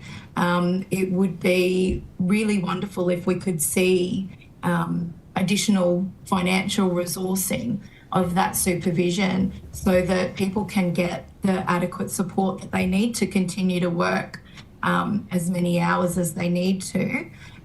We saw New South Wales and Victoria psychologists struggle the most, and that's because of the longer periods of lockdown that they've experienced. We contributed, just to follow up on a comment that Anita made about having a line manager provide your supervision, we contributed to the Headspace Early Careers model, where they've arranged for someone in a different site to provide supervision of early career clinicians that are employed through that program. So ideally that sort of approach would be taken so that you've got someone completely impartial but of the same profession as yourself that can provide that supervision, training, emotional support to psychologists. We've seen that some workplaces are providing additional funding for supervision. We'd like to see that rolled out across the New South Wales Health Service and potentially across the private practitioners who are doing a lot to prop up that system at the moment as well. Thank you, and I would really appreciate if you could send through that study that you mentioned from the ANU. I think that would be of great interest to the committee. Ms. Coventry? Thank you, Kylie Coventry from the APS. I just wanted to add to what Amanda was saying about that ANU study. It also focused on the impact of disasters or natural disasters on psychologists, particularly for those who live and work in the communities that have been affected by recent floods in New South Wales. And the impact that that has on them in terms of their own personal lives, but also in terms of their professional lives and trying to support the community they live in. Which also brings me to make the point that the Australian Psychological Society has a disaster response network that provides support to frontline workers in disasters. We run in partnership with the Red Cross, and I think that that provides a really good model, at least for that initial support for people who are experiencing frontline workers, but includes people who might be experiencing the impact of natural disasters in the community. Thank you. I've got a follow-up question. I'm interested in the APS submission as well. You mentioned the benefits of telehealth, particularly in that sort of post-disaster context, and I was wondering if you could expand on that. In what context or in what settings is that useful, and I suppose what are the risks as well? Kylie Coventry from the APS. I think it's particularly beneficial, again, in regard to what we've just been talking about, where psychologists who are not involved in whatever natural disaster may have occurred can provide that support voluntarily. So, for example, with our DR and our disaster network, we sometimes have people on the ground, but primarily the support is provided via telehealth. So the benefit of that is that those who are affected don't have to provide that. It can be supported by people outside of that community. Thank you. Ms. McGregor, are you trying to add to that as well? Go ahead. Thank you, Anita McGregor. I think especially in regional and rural areas, telehealth can be excellent. And people who have difficulty in transportation, so people who have disabilities, those kinds of issues, it can be very, very helpful. The limitations, however, and we found this actually during COVID working with forensic clients, is that often people couldn't get privacy. Sometimes they didn't have access to devices, to internet, like adequate, stable internet. And also the issue around cost sometimes, people having to go and pay for the internet use and those kinds of things. So we actually found quite a few limitations. It's also, there's a number of limitations as forensic psychologists in doing assessments via telehealth. And so we have to, while I think it can be really, really helpful and used as a tool to support and augment some of the things that we do have to recognize that there are some significant limitations in its use as well.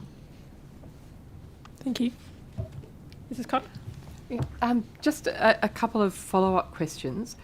Just in relation to supervision and provisional registration, and I suppose barriers to diversity of people entering the profession, and anybody who feels interested to comment, it's my understanding that, quite understandably, there is more supervision required for provisional psychologists. To what extent do you think the provisional psychologists having to meet the cost of that themselves is a barrier for some people pursuing registration? Yeah, whoever would like to answer. Yes, please. Amanda Curran from AAPI.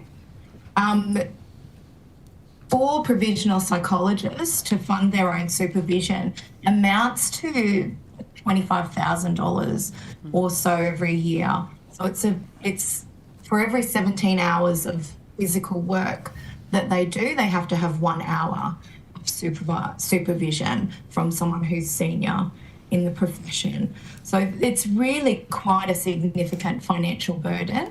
And a lot of our provisional psychologists, to start out, they're doing voluntary roles because there's no scheme for a paid placement currently. Well, I won't say there's very limited opportunities for those paid placements.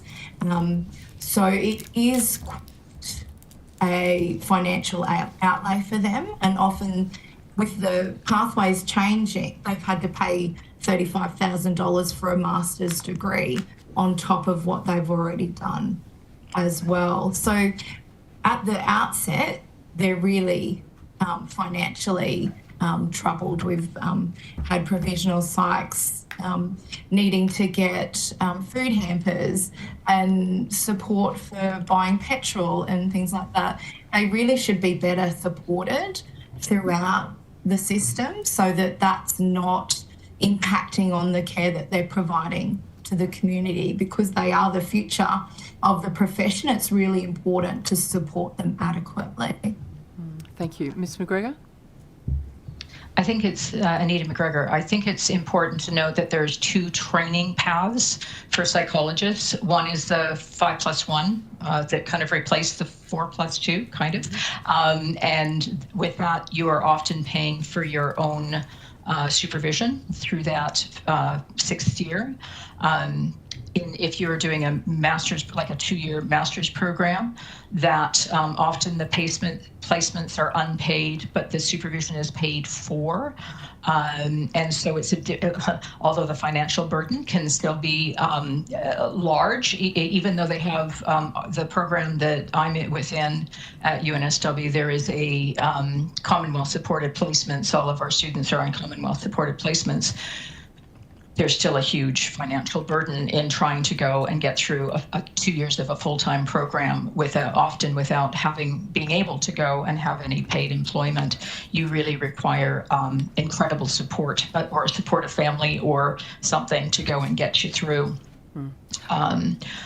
So placements can really vary where they're paid or unpaid, and whether the provisional psychologist has to pay for supervision or not. The model varies, and it's important to note that. Okay, thank you. And I just wanted to pick up a couple of themes from earlier. One was, I suppose, the privacy autonomy theme, and also picking up on some of the questions from my colleague, Mr. Donnelly, and also statements, I think, Ms. Coventry, in your submission in relation to the role of families, who are often the first to notice symptoms of mental illness, and their ability to actually seek treatment for members of their family. Cohort, let's say 14 to 20. Families understand that there are mental health issues. The young person may or may not have the same understanding as the family, and bearing in mind also the comments in the same submission about limits in executive functioning or general cognition. But also, I suppose, the difficulty sometimes with families actually speaking to healthcare practitioners for or on behalf of, or getting information about treatment of a 14 to 20-year-old. What are some of the issues around how, I suppose, families can best support the young people in distress, and how they can be recognised as partners in supporting the young person in distress?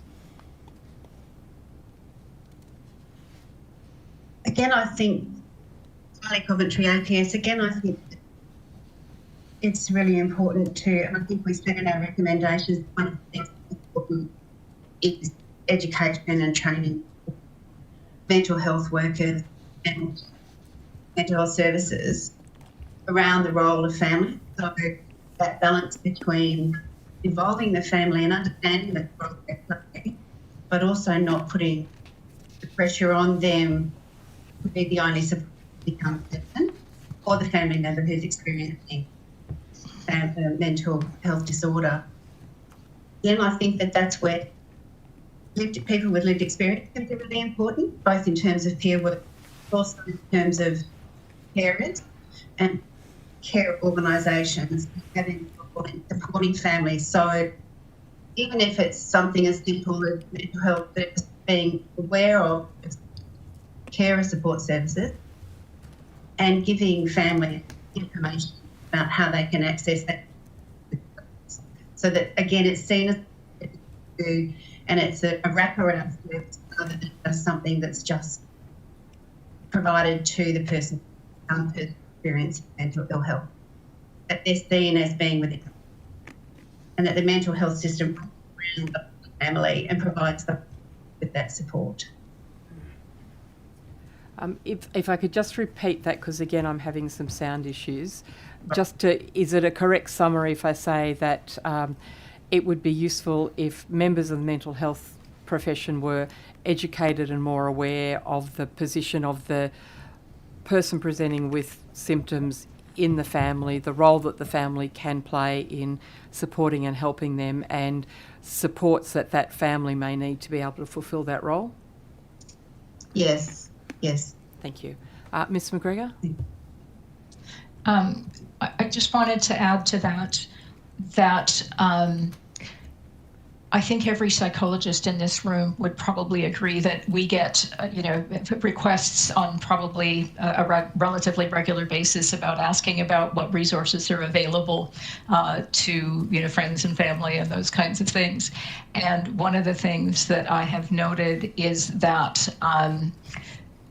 helping GPs potentially having information about what resources are available is really helpful. One of the other things that I was just thinking about is that in the clinic that I'm part of, that we run quite a unique not-for-profit group. It's a free group for carers of loved ones who have mental health issues, usually around emotional dysregulation. So because often the parents and love and cares of people who have mental health or cognitive issues or those kinds of things have such limited support, and so being able to support the families with information and resources is really kind of key often to helping the person who's having the mental health issues. Thank you. Thank you. No further questions? All right, we'll close the session there. Thank you all again so much for your time today and also preparing your submissions, and the Secretariat will be in contact with you about any questions on notice. Thank you. Thank you very much. Thank you very much. Thanks.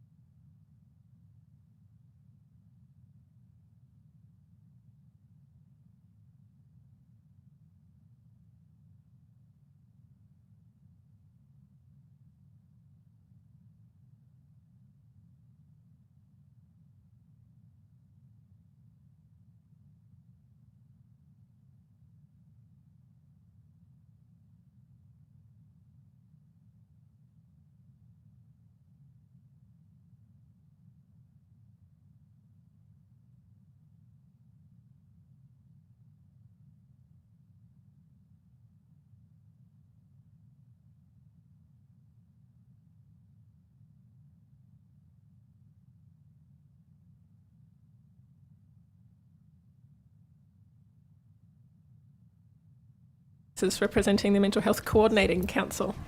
Thank you so much for taking the time to give evidence today. Could you please each state your name and position title and take either the oath or the affirmation? G'day, I am Evelini Tadros. I'm the CEO of the Mental Health Coordinating Council.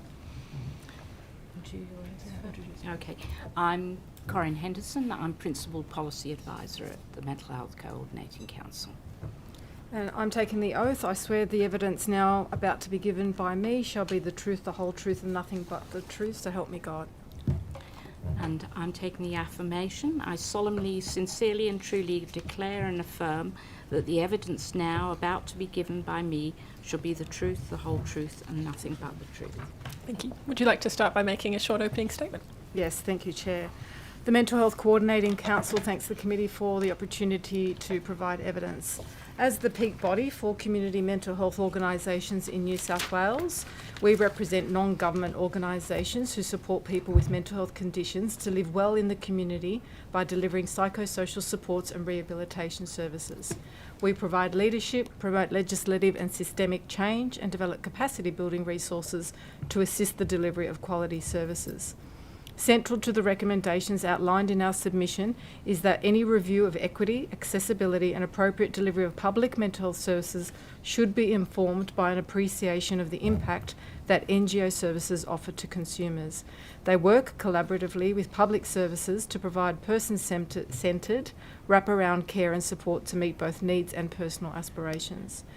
The Mental Health Coordinating Council highlights that when appropriate, non-government services are available at the right time in the right place, that are fewer demands on public services. People require fewer inpatient admissions and outpatient services, leading to a reduction in public health costs overall. We strongly recommend enhanced funding for NGOs channeled through a reallocation of funds generated by cost savings in the public services. Our key priorities for our submission suggest that clear evidence from HASI CLS evaluation in 2022 demonstrates their effectiveness from both a cost benefit as well as an individual, family and community perspective. For example, hospital admissions for HASI clients due to mental illness saw a reduction of 74% over 2 years. This is compelling evidence. Likewise, step up, step down prevention and recovery centres that aim to support transition back into the community from hospital or provide extra support at times of crisis or vulnerability have been shown to be very effective. Unfortunately, there is limited access to these programs, particularly in rural, regional and remote areas. Evaluations have shown longer-term outcomes of better connections with family, employment and community. Unfortunately, there are only 5 step-up, step-down programs in New South Wales. The introduction of 19 safe havens in New South Wales is also an important initiative, providing a place to go when people feel distress or have suicidal thoughts. We need much more crisis interventions to emergency departments across the state. The last thing I'll also add is the opportunity to extend all mental health and suicide prevention service funding cycles to a minimum of 3 to 5 years to increase recruitment, retention, evaluation of services and continuity of care for patients. And we've seen that the Commonwealth has been able to deliver some contracts that go from 5 plus 5, so 5 years with an additional 5 pending performance. So we'd also encourage that. Thank you. Thank you very much. Now move to questions from the committee. I might start. Thank you very much for being here today and thank you for your work. A theme we've been exploring today is the difficulty for a lot of people to navigate their way through the system. And in fact, you touch on that when you talk about the need for awareness and alignment of existing services. I wonder if you have any thoughts, and I notice your support for peer workers. I wonder if you have any thoughts, and happy for you to take this on notice because it's not something that's been specifically addressed, about whether or not it's beneficial for people moving through the system to have somebody to assist them to navigate, locate, direct access, make appointments for them so that they can benefit from the services that are available. And if so, whether that person should be a peer worker, whether they should be a mental health trained nurse, whether it should be a trusted friend or family member, but someone recognised by the system. Just if you have any thoughts about that role of navigator.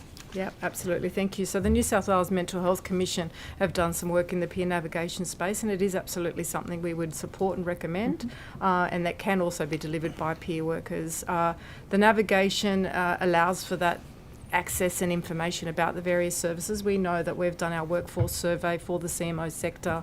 We do it every 3 years or every 2 years, and the next one will be released hopefully by the Minister at our AGM on the 16th of November. But the last survey demonstrated that 14% of the CMO workforce included peer workers, so there absolutely is a role for peer workers to play, and we would support the peer navigation. But I'll turn to my colleague. Anything else to add?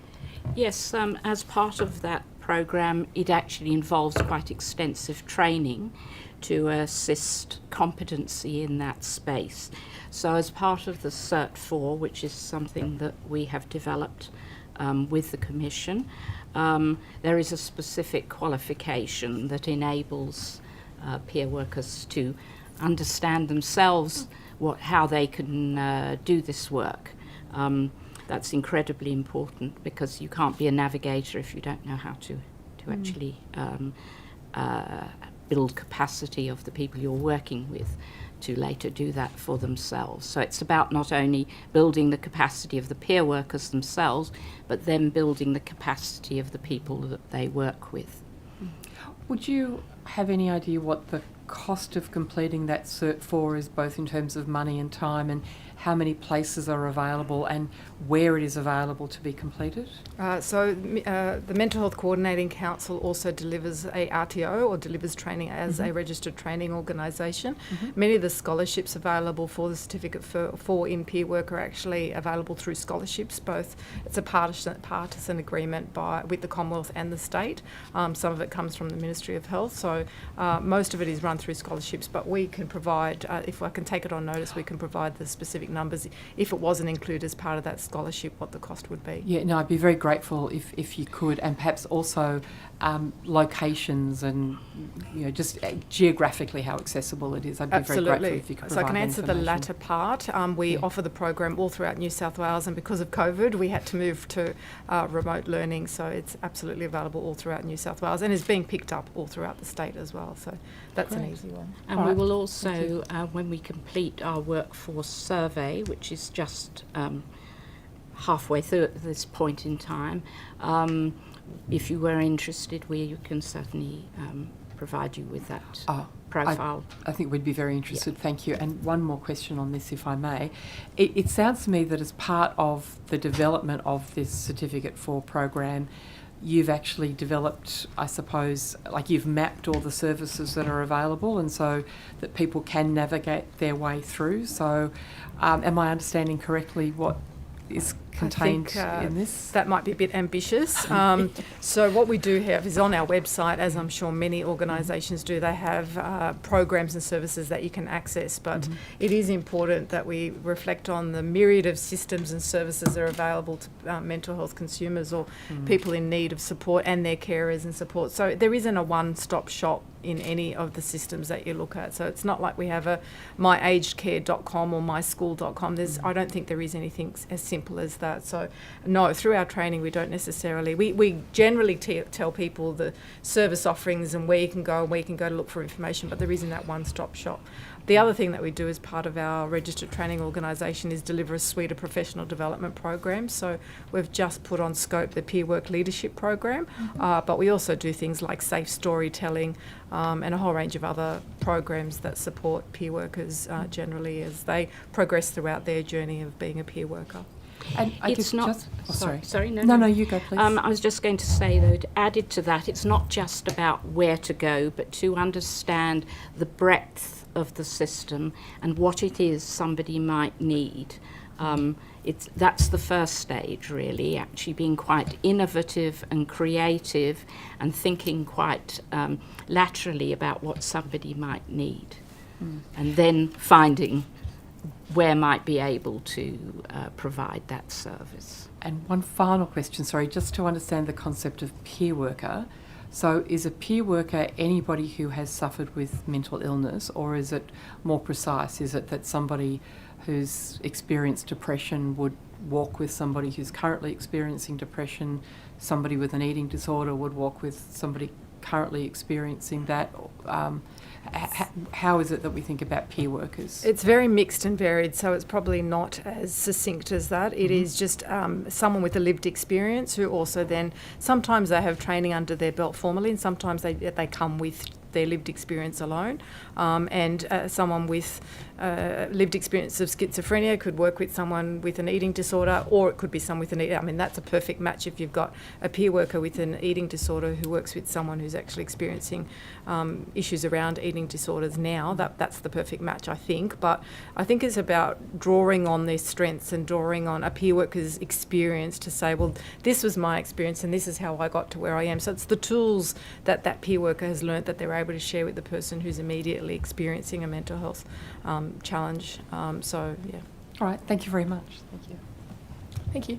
I was interested in your submission that you made a recommendation around suicide prevention training for carers. We have heard from carers through this inquiry that they would like to be more involved and better resourced to support the people with mental illness that they're caring for.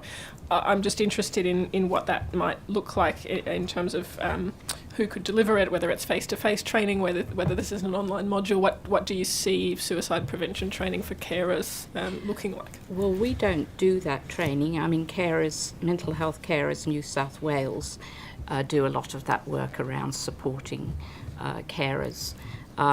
So we can't speak specifically about what might be included, but I suppose we were just sharing the sentiment that people being a carer is something that really needs support at a number of different levels, not just respite, but to actually help people understand maybe what somebody they love is going through, which they may not quite understand.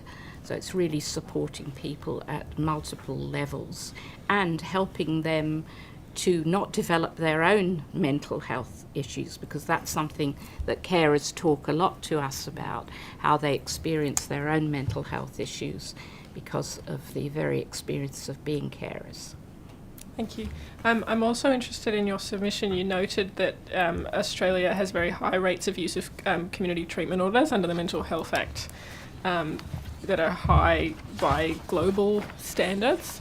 I'm interested in what insight you can offer into why that might be, or what alternatives might be that we can recommend. Well, it's very interesting. If you look at it internationally, there are many Western countries that don't have CTOs at all. The question is, how do they manage people with complex mental health issues? Does this mean there is more chemical restraint? There's a lot of literature, and I think we do refer to some of the literature in our submission that may well be worth looking at, and we can send you some more if necessary. But CTOs can be extremely useful, and a lot of people are greatly helped by them, but they're not a safety net in lieu of community services. And very often treatment teams have become very risk averse because they've lost somebody to engagement in the past, and so a CTO is put in place as a safety net, and that's not really quite what's envisaged under the Act, which is quite clear that it's about the least restrictive care that's safe and appropriate. So really what we advocate, and obviously with a peak body for community managed organisations, is that if treating teams were able to feel more assured that there were the services there in the community that they can work with to support somebody, that a CTO wouldn't be necessary. That doesn't mean they aren't sometimes necessary, but that's one of the reasons we believe why there are more CTOs than possibly there needs to be.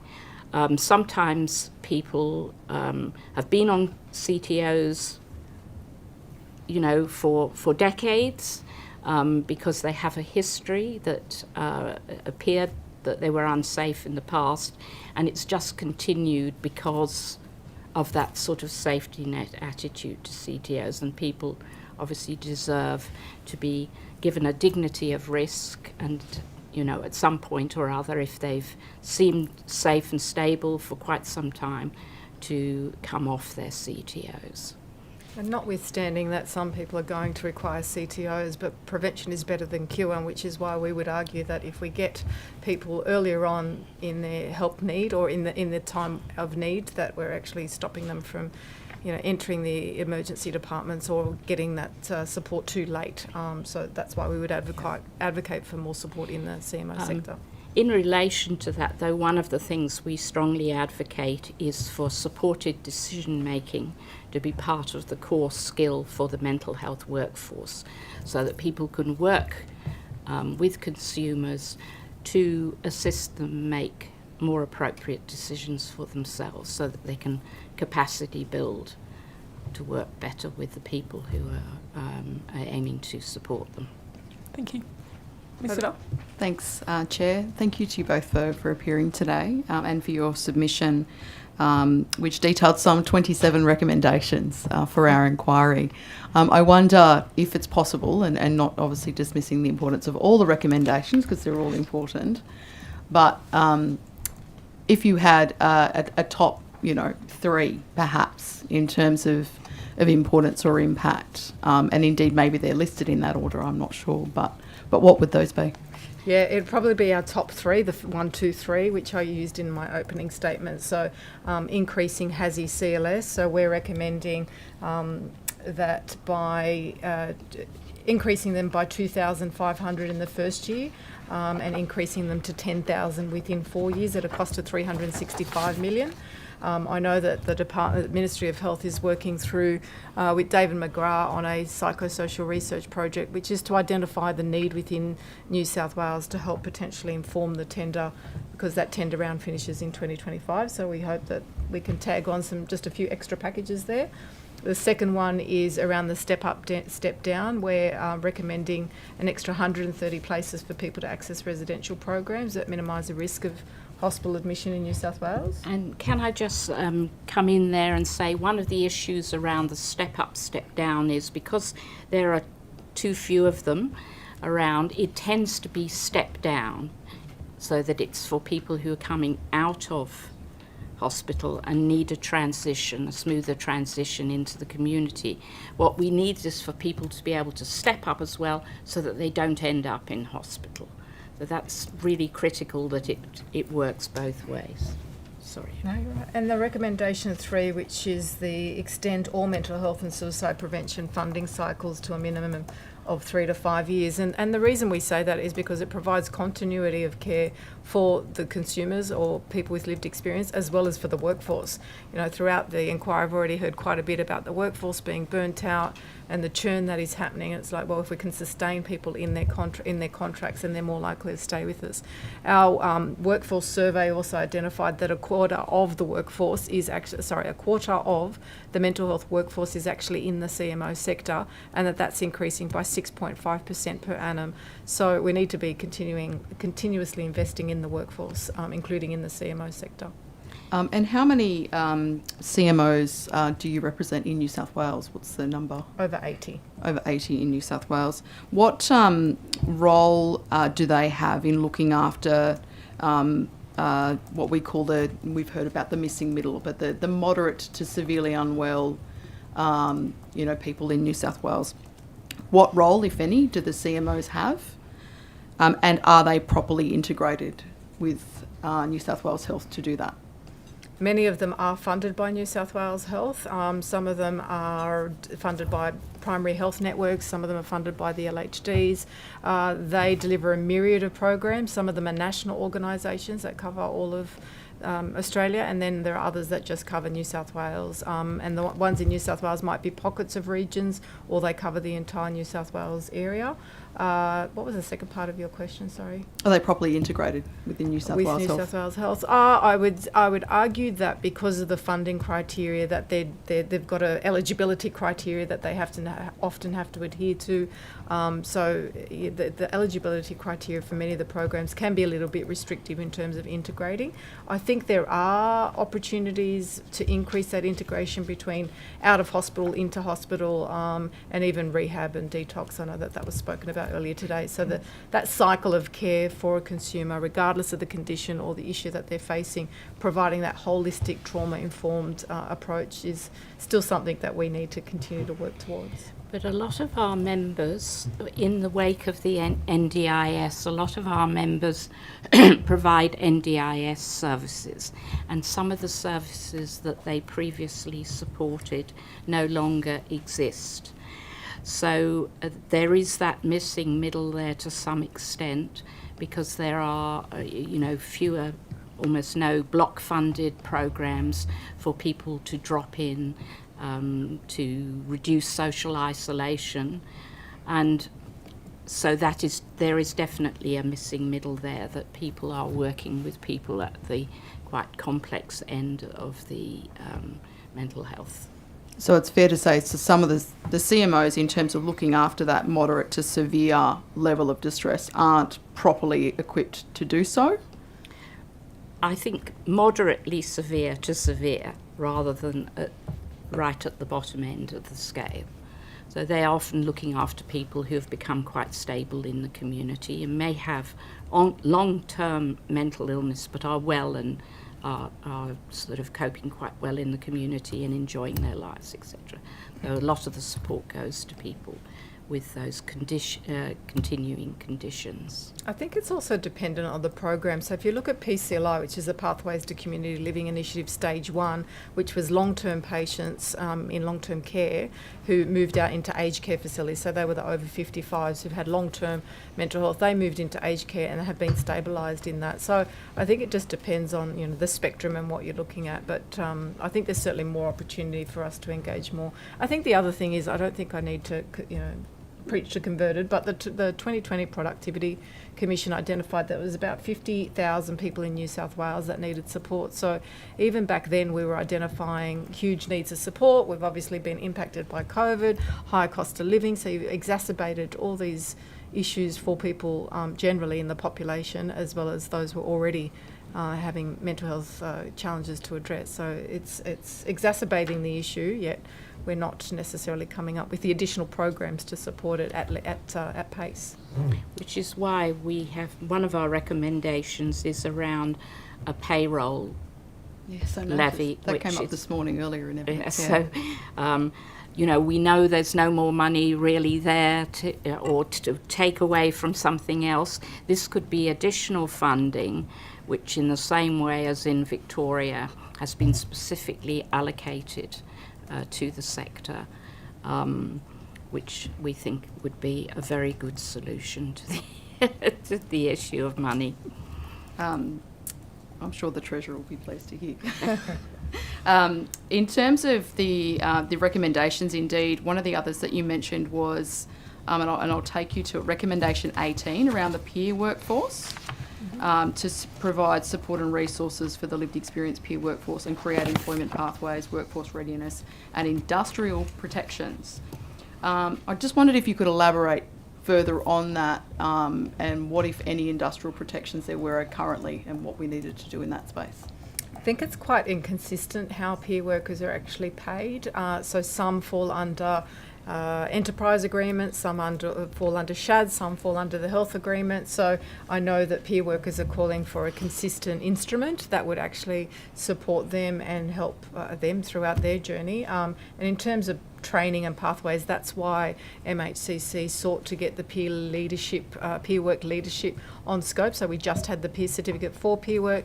We've now got peer work leadership because there's a recognition that once you get in as a peer worker, there's not far to go beyond just being a peer worker. So they've added that leadership scope. So we also, need to scope it out and actually see that it's sustainable for us as an organisation each time we bring something new on scope. But I was just going to say we have been supported considerably by the department to provide scholarships to the sector, but training and education is not generally part of funding for particular programs. So unless there are scholarships available, people can't receive training, and quite a lot of organisations are not able to train their staff. We do provide a few things that we can that are freely available online, like a very brief supported decision-making module, which we were funded with through an NDIS grant, and anybody can have a look at that. But real live training is something that costs quite a lot of money, and there's also a problem with backfill. While somebody's doing some training, there needs to be someone to replace them. So these are all financial issues that CMOs find difficult to manage. I think the only other thing I'd add is I think once upon a time peer workers would have been a nice to have. It's, if we've got some extra money in the budget, we'll go and employ a peer worker. Now it's like it's a must have in any tenders, any opportunities, any new business that a CMO applies for. It needs to be front and centre of their bid, and you actually work everything else around it. So that means more funding, I guess, for CMOs, because you've got to have your clinicians, you've got to have your caseworkers, you've got to have your case coordinators. We're talking about peer navigators and we're talking about peer workers, but you only get a certain amount. You've got to try and shuffle the deck chairs to make it work. Thank you. Just got one question. I've got one last question of my own, which is you commented in other related matters about the challenges for people with the comorbidity of mental illness and addiction to alcohol and other drugs, and we heard some evidence about that earlier today as well, and you've commented on the service delivery environment being quite siloed.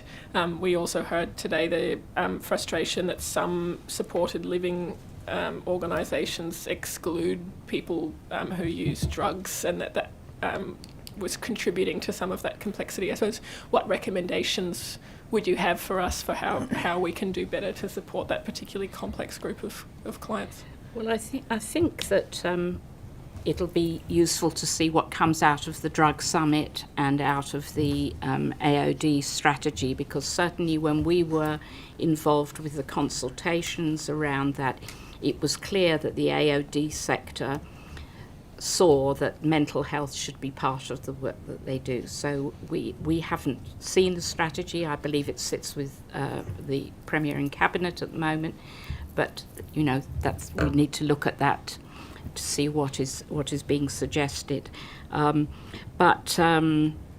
What was I going to say there? I'll let you catch your thought while I add that I think the challenge, as you may well be aware, is that all the systems operate quite separately. So homelessness operates in its bucket, you've got child adolescent health.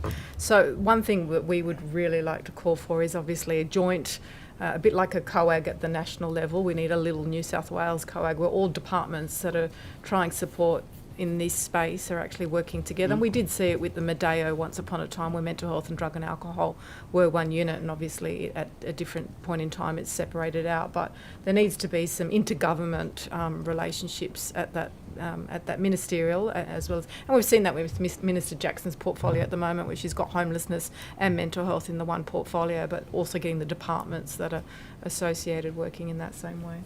There has been, what I was going to say, and I lost my train of thought, was that there has been some co-commissioning through the PHNs of programs that work with people with coexisting conditions, and that's obviously, a great move, but it's dependent on what's going on in each of the LHDs and what their priorities are according to the demographics.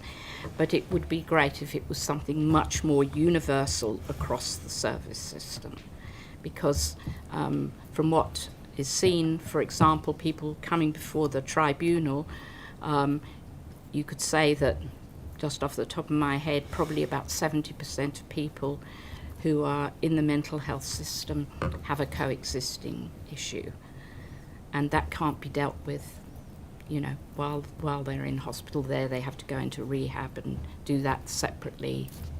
So it's there needs to be more integration in that area. And just more services generally, because I know if you look at the homelessness system, if someone comes across with, dare I say, just homeless or at risk of homelessness and doesn't have drug and alcohol and mental health, they're likely to get in easier in a homelessness service than someone who also comes with a mental health and an AOD issue. So there just needs to be generally more support offered in all the streams of support that are required. Thank you. Mr. Donnelly, did you have a final Thank question? you, yes. Take it as read that from the submissions we've received and the oral evidence that's been presented by witnesses, there is a percentage of children and adolescents experiencing mental health challenges because of their domestic family relationship issues, whatever they might be, just use it as a broad matter. And therefore the ability of parents and or guardians to be directly involved in supporting and assisting the adolescent or child, perhaps it's not there. It's fundamentally dysfunctional, sadly. But from evidence from other submitters, discussion around anxiety, for example, is a burden that a lot of young people are carrying today. And some of the early witnesses today went through some other examples that affect children and young people irrespective of their family circumstance. I'm just wondering, what surprised me from the evidence we've received thus far is the issue that parents and guardians just don't feature at all in any of the reflections. It's as if that they're either don't exist or they're invisible, or perhaps even worse, may not be inclined or feel not well suited to be able to deal with issues. I would have thought as a first line of defence and those at the most intimate relationship level, the family level, an ability to assist parents at those very early stages, identify at those early stages and start perhaps to understand and perhaps then even lead on to possibilities of seeing professional support. Seems to be almost obvious to me. Am I missing something there? No, not at all. I think I don't think I've seen the word parent in any submission. I stand to be corrected, Yeah. but I just find that quite extraordinary. No, I think it falls under the umbrella of carer. Carer, So perhaps, a lot of the time the parent might be just classified as a carer rather than a Perhaps, yeah. parent. So I do agree that there are obviously lots of children and adolescents who, whether it's a parent or a carer or a guardian, who the parents and guardians often require support that are not potentially getting it. And the first line of defence is school, your GP, headspace, and unfortunately police. So, and the justice system, we were talking outside during lunch that often the young people have to enter the detention centre or adults have to enter the correction centre before they get justice health engaged, and that's when they actually start to see their support needs addressed. So I think that probably just falls under carer. I think with children, with child and families, well, child and young adolescent services, families are always involved if they are there. I think that's very much part of the way that they work therapeutically. It's not my area of experience or not something that our organisations primarily are working in that area. We have organisations that are have headspace programs, but that's about it. Our CMOs would absolutely map out who the carer and support networks are for individuals as they approach. So whether it's Head to Health, whether it's Headspace as they approach, on the incoming questions would be, and so what's your support network like? And you would start to map that out for each individual so that you could actually draw on that support, because often people are feeling isolated. And so who would you go to if you needed help with?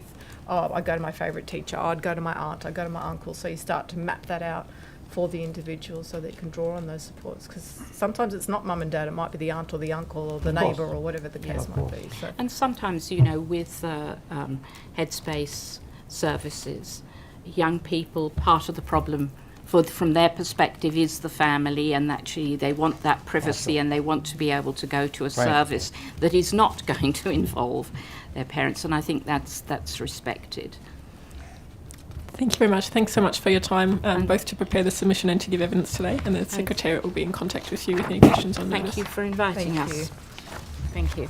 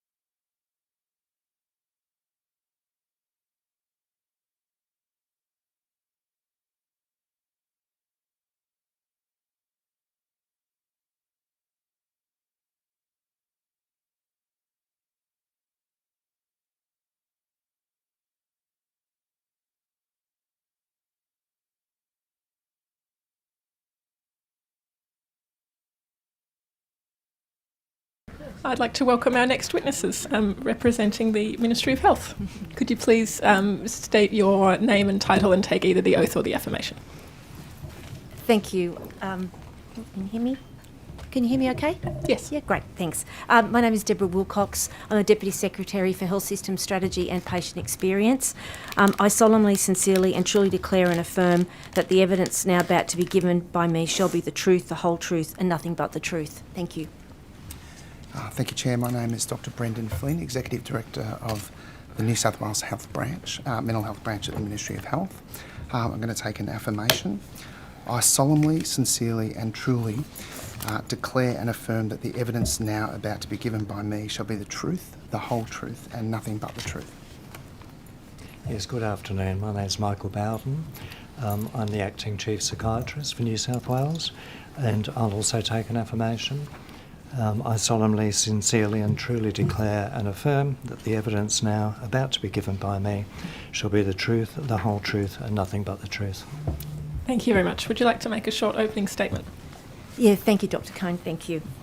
I will begin just by acknowledging the traditional owners, the Gadigal people of the Eora Nation, and pay my respects to elders past and present, and acknowledge any Aboriginal people here or on the line this afternoon. This was, is and always will be Aboriginal land. And what a weekend it's been. I also obviously want to acknowledge the individual and collective expertise of those with lived and living experience of mental ill health, and certainly their families, carers and loved ones and extended community. We take the voice of our consumers and their families and carers very seriously in New South Wales Health, and they're integral partners to everything we do.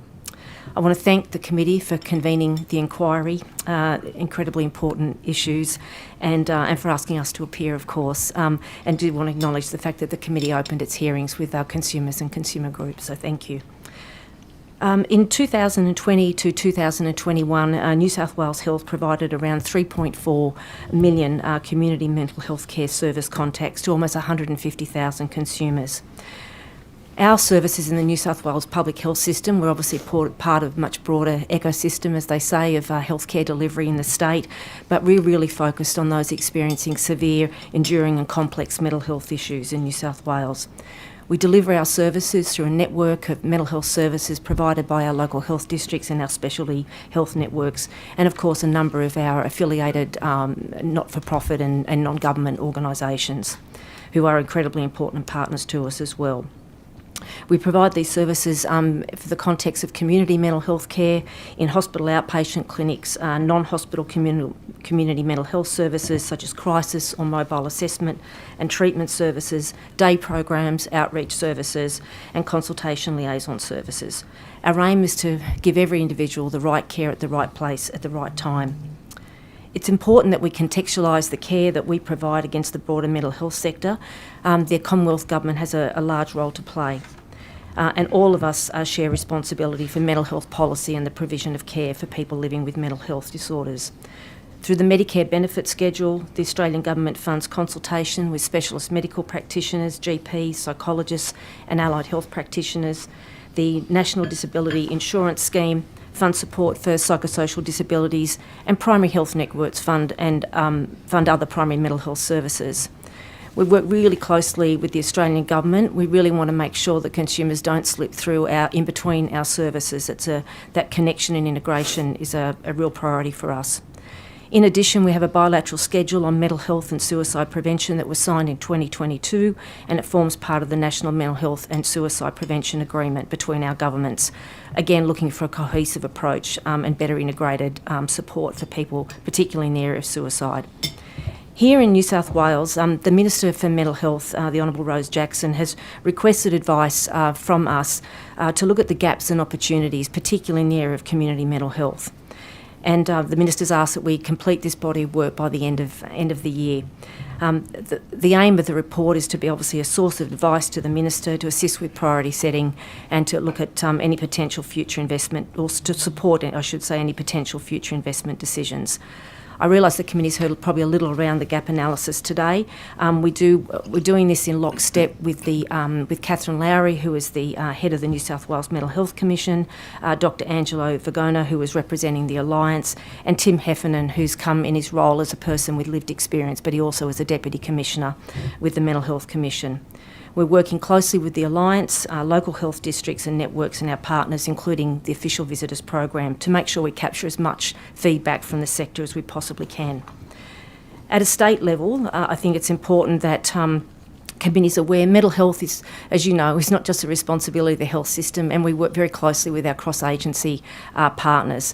Our Secretary, Susan Pearce, chairs the Mental Health Task Force, which is represented by Education, Regional New South Wales Planning and Environment, Aboriginal Affairs, Communities and Justice, Police and Housing, Justice Health, and I've probably inadvertently left somebody off, but a large group of senior officials. And we talk about cross-government collaboration and priority setting and how we can work together. The task force looks at the complex and joint work, as I said, and particularly areas, as you'd expect, around homelessness, recidivism and creating mentally healthy workplaces. Within the ministry ourselves, we have a couple of governance structures that go to specific priority areas, Aboriginal mental health and wellbeing, and of course the Eating Disorders Steering Committee. And we work with the Department of Community and Justice on New South Wales Housing and the Mental Health Agreement. In relation to our workforce, obviously they are critical to the care of our citizens. Their relationship is not just one of providing care, it's a therapeutic relationship. We're very mindful of the fact that and I think I've, through this committee previously on other topics, have talked about the difficulties around the workforce that the whole country is experiencing since COVID. And our Secretary chairs a national workforce task force looking at how we can, with all states and territories represented, to see what sort of things we can be accelerating collectively to try and improve our workforce shortages. We're mindful that in terms of psychiatry, there are some particular issues, and the workforce team within the Ministry of Health are very focused on this. And we're also mindful of the regional and rural dilemma, I guess. It's a much harder environment and harder to attract and retain, and they're a source of a separate focus for us. We have a health workforce plan, a 10-year plan, and we've just received the new National Mental Health Workforce Strategies, literally was released on the 10th of October. Finally, I think it's important I just very briefly mention to the committee what our consumers are saying about us. The YES survey, the Your Experience of survey, is a nationally developed questionnaire designed to gather information from consumers. And in 2021 to 2022, just over 21,000 consumers contributed to the survey. 78% of them said their care was excellent or very good. And the bit, I guess, that it's the most great to hear is the domain around respect was the highest scoring, which is aimed to understand whether we provide a welcoming environment where they are recognised, valued and treated with dignity. The same survey was completed by our Aboriginal consumers. They rated their care excellent or very good, around 69%, and carers rated it similarly. Obviously, there's room for improvement in all of those results, but they're a great source of information for us to prioritise and understand what the needs of our mental health consumers are.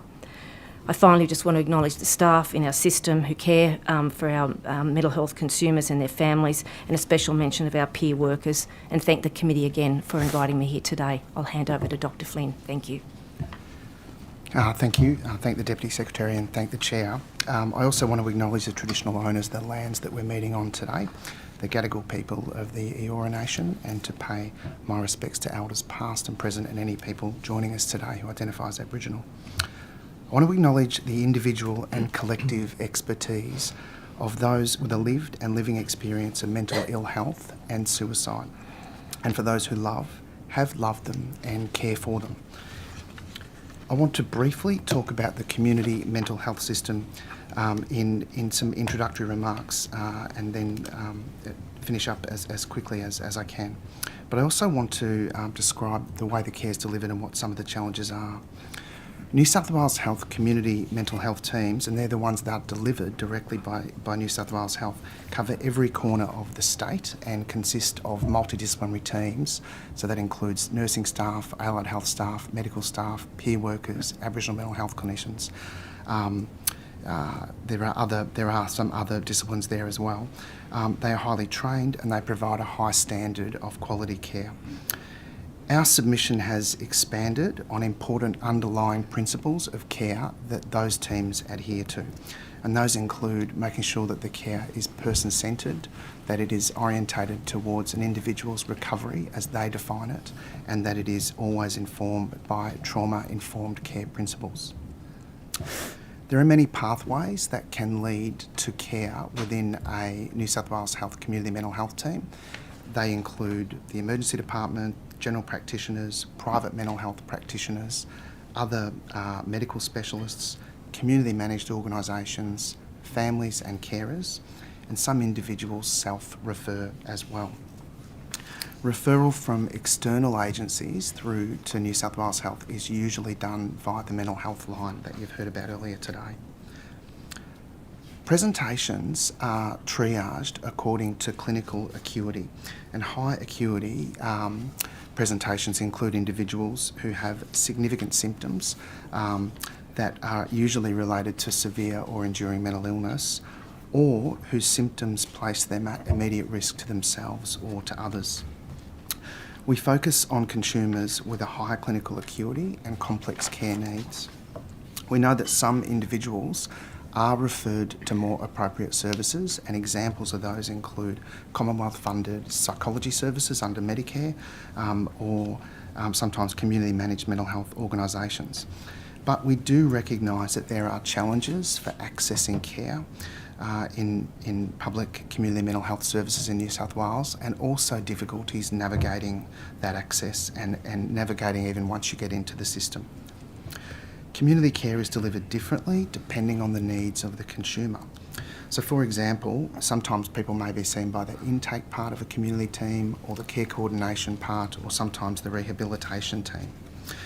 An increasing emphasis is placed on assisting primary care providers managing the often very significant comorbid physical care needs of mental health consumers. And we know that the physical care outcomes for the people that we care for are significantly worse than the general population. Some specific programs for populations that are impacted by inequity in health outcomes include access to Aboriginal mental health services, LGBTIQ+ services, perinatal services, communities that are culturally and linguistically diverse. So those are important services that we offer. Individuals who have experienced trauma, violence, abuse and neglect are overrepresented amongst the people that we see and the people that we serve. And so it's really important that we offer integrated approaches around that. Towards Zero Suicide is an important suite of largely community-based initiatives that add to the general work that the sector does, and are specifically targeted at reducing the rate of suicide in New South Wales. Community treatment orders, or CTOs, are implemented for some consumers by community mental health teams. This is a legal order made by the Independent Mental Health Review Tribunal or by a magistrate, and it sets out the terms under which a person must accept treatment, which may include medication, psychological support and counselling. The rationale for community treatment order is that it's less restrictive than hospitalisation, and that it does allow a cohort of people who otherwise may be hospitalised to be cared for in the community. But I do point out that we are aware of submissions to this inquiry advancing the view that CTO use in New South Wales is problematic. I think it's very important at that stage to emphasise that the principle of least restrictive care always applies, and that means always preferencing voluntary community treatment over a CTO when possible. We acknowledge that we can always do better to improve the services that we provide. This inquiry has heard in submissions about individuals who have not received the care that they have every right to receive, and the tragic outcomes when that happens. And that's a very significant piece of work that all of our clinicians do in terms of reflecting on any circumstances like that and asking ourselves, what can we do to prevent any similar outcomes, and preventing, if they were implicated, any gaps in care. Recent tragedies in New South Wales have highlighted the issue of how best to respond to an individual who may be experiencing a mental health crisis. The Police, Ambulance and Clinician Early Response Team, or PACER, is an innovative mental health co-responder model that supports New South Wales first responders when attending people who are experiencing a mental health emergency in the community. Police can activate the mental health clinician as a secondary response and then that clinician, if it's safe, can come onto the scene, assess the person's mental health needs, and ideally organise appropriate care. PACER currently operates in 17 police area commands, largely in metropolitan Sydney and in the metropolitan area, including the Central Coast. Rural and regional local health districts have adapted the PACER model, and it's complemented with virtual technology to enhance access. The initial results of at least one of those programs are very impressive. PACER is not a one-size-fits-all solution to these issues, and we're looking at a range of other options to strengthen care for people who experience mental health crises. New South Wales Health is committed to working with government and non-government partners, as well as communities, consumers, families and carers to meet these challenges and improve health outcomes for all people in New South Wales who experience mental ill health. We look forward to assisting the inquiry with today's hearing. Thank you. Thank you so much for the time you've taken to prepare a very detailed submission and also to speak to it today. It's incredibly valuable context for the committee to understand some of the work that is already being done and to help us frame our recommendations in a way that is going to be helpful for all of the people we're collectively trying to care for. Thanks very much. I've got a number of questions. The first one is about the peer workforce. In your submission, you mentioned the 2017 review by the chief psychiatrist that recommended the development of a peer workforce framework, which is currently under development. Yes. What progress on that has been made so far, and what kind of a time frame do you have for its completion? Yes. I might take this question, if that's... Yep. Yeah. So, the answer to that is that the peer workforce framework is still under development, and the last update I have around that is I understand there have been some meetings with the Minister and industrial organisations looking at what some of the award provisions may be for potential peer workers in that space. New South Wales has approximately 200 peer workers working in local health districts and specialty health networks, and I know the inquiry has heard in submissions today the value that's placed on that workforce by consumers and services. There is significant work to do, I think, even once that framework is finalised, to make sure that our peer workers feel supported in terms of their educational needs and in terms of looking after their health while they do that important work. Thank you. My second question is for Ms. Wilcox. We've heard a lot about the workforce pressures and challenges from yourself and from other organisations. I'm interested if you can tell us how many vacancies there are currently in community mental health services across New South Wales. I'll have to take that on notice, Dr. Cohen. I don't actually know that exact figure. I am aware of concerns raised around the lack of live data or live workforce information. We do have a division within the ministry around people and culture that has a workforce division that monitors, particularly in terms of health workforce, modelling and planning and understanding how we maintain a pipeline and where the pressure points are.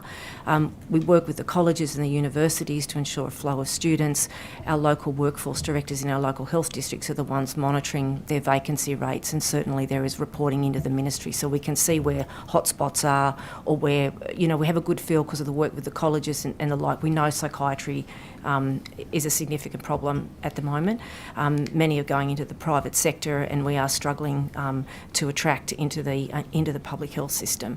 So whilst I can't give you that immediate figure, I think it's important for the committee to understand there is a sort of overarching governance at a ministry level in terms of workforce strategy, how we recruit, retain, the industrial settings are right, dealing with the issues around locums, which is happening at a national level, and at a local health district level, the workforce and mental health teams would be looking in particular at their workforce to maintain that they manage their vacancy rates and escalate as required. But I can come back to the committee with that figure.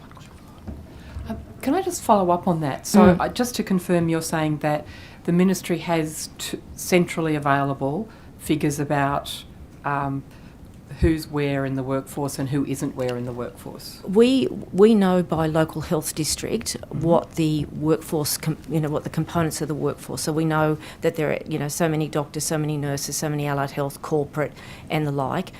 So we can see that, and we work with the local health districts. I mean, I don't have workforce in my portfolio, I might say, but having been a chief executive in a local health district, I know the relationship then with the ministry.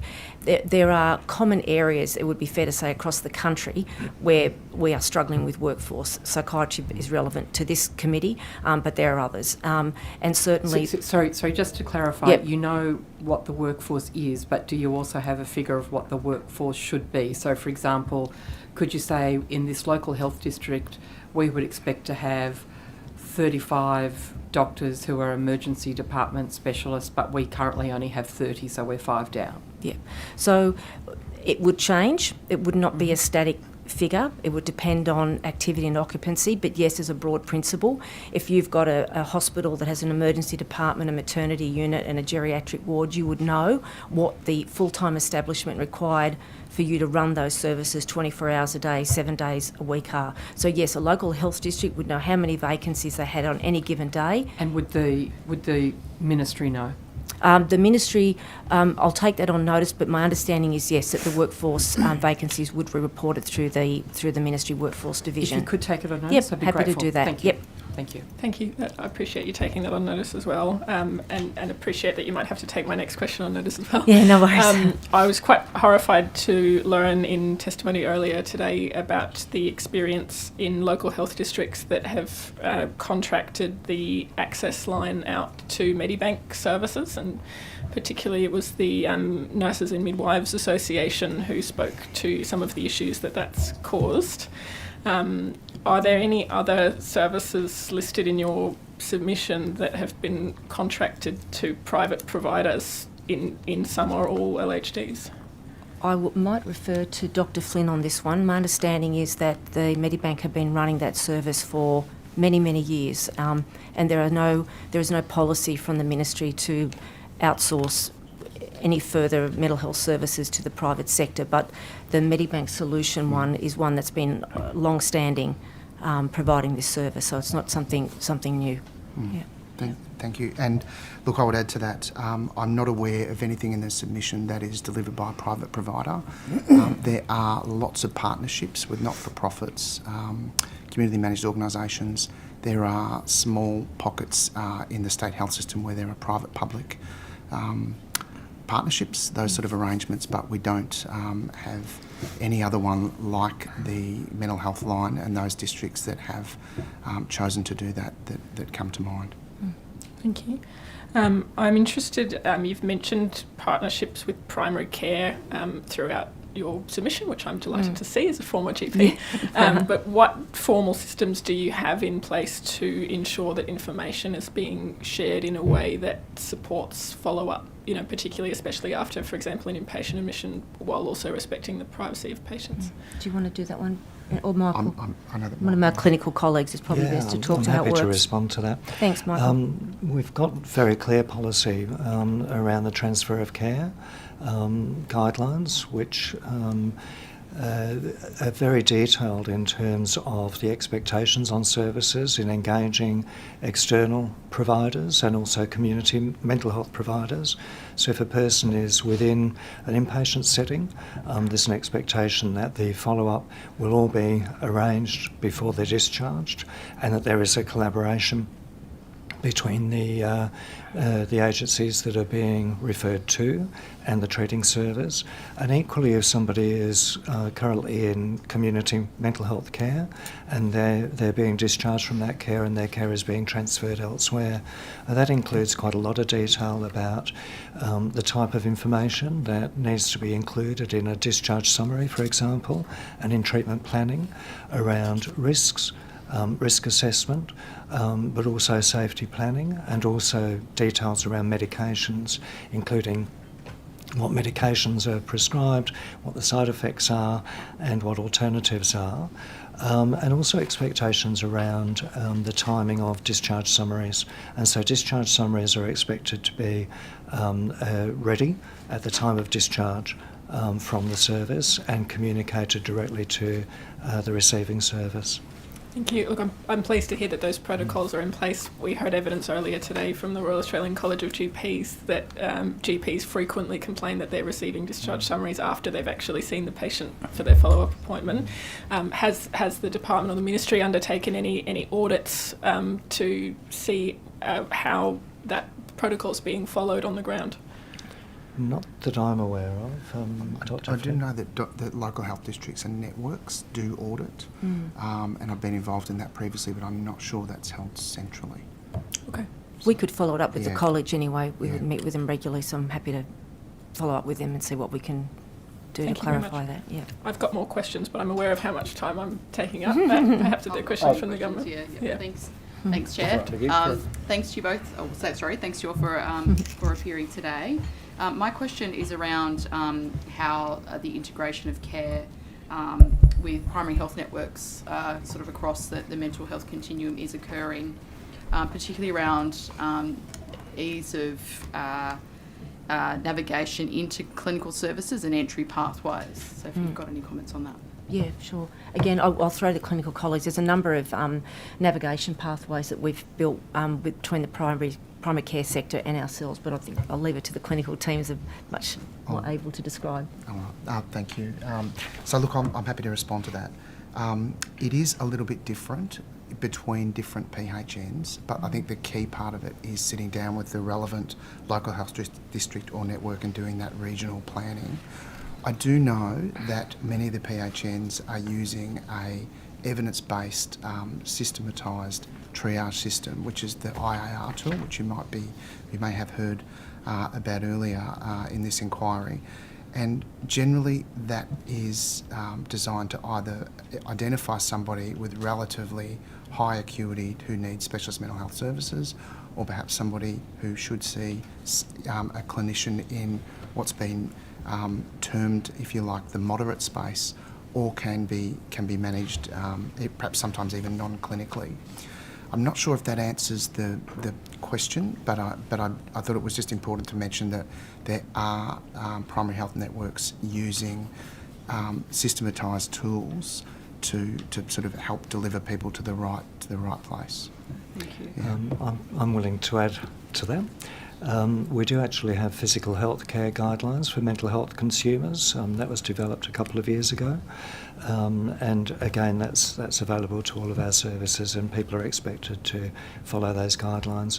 And those are really aimed at recognising the high levels of morbidity in people who have mental health problems, physical morbidity, physical illnesses, and also to ensure that their physical health needs are not only recognised but also managed appropriately in collaboration with GPs in particular.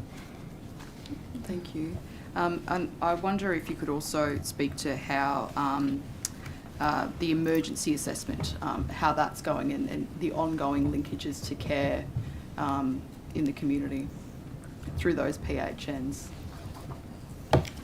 Emergency care? Yeah. Emergency assessment. Right, okay, Yeah. Right, yep. Okay, so look, I guess it's, and I think clinicians across the whole spectrum are good at identifying whether the individual they're seeing needs an emergency response, whether that's someone who's already in ED or someone who is perhaps seeing, a long-term counsellor in a CMO type picture.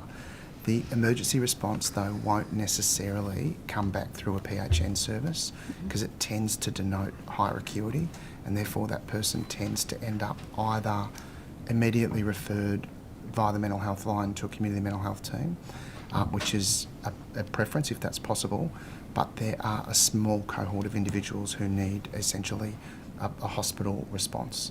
I'm hoping that answers that around. I guess it depends where the emergency assessment is done. Yep. Okay. Yeah. Thank you. My final question, I think Dr. Flynn, you referred to the alternatives to PACER in regional and remote areas that have been trialled in your opening statement, and one of those that had the results of the trial that were quite promising. I wondered if you would care to expand on that and tell us a bit more. So in Hunter, New England, and this is my previous role, but it's very much not my work. It's other people's work up there that's been very successful. Essentially, the clinician assistance of police is very difficult in a very large part of the state, and H&E, as you know, goes right up from Newcastle past Moree.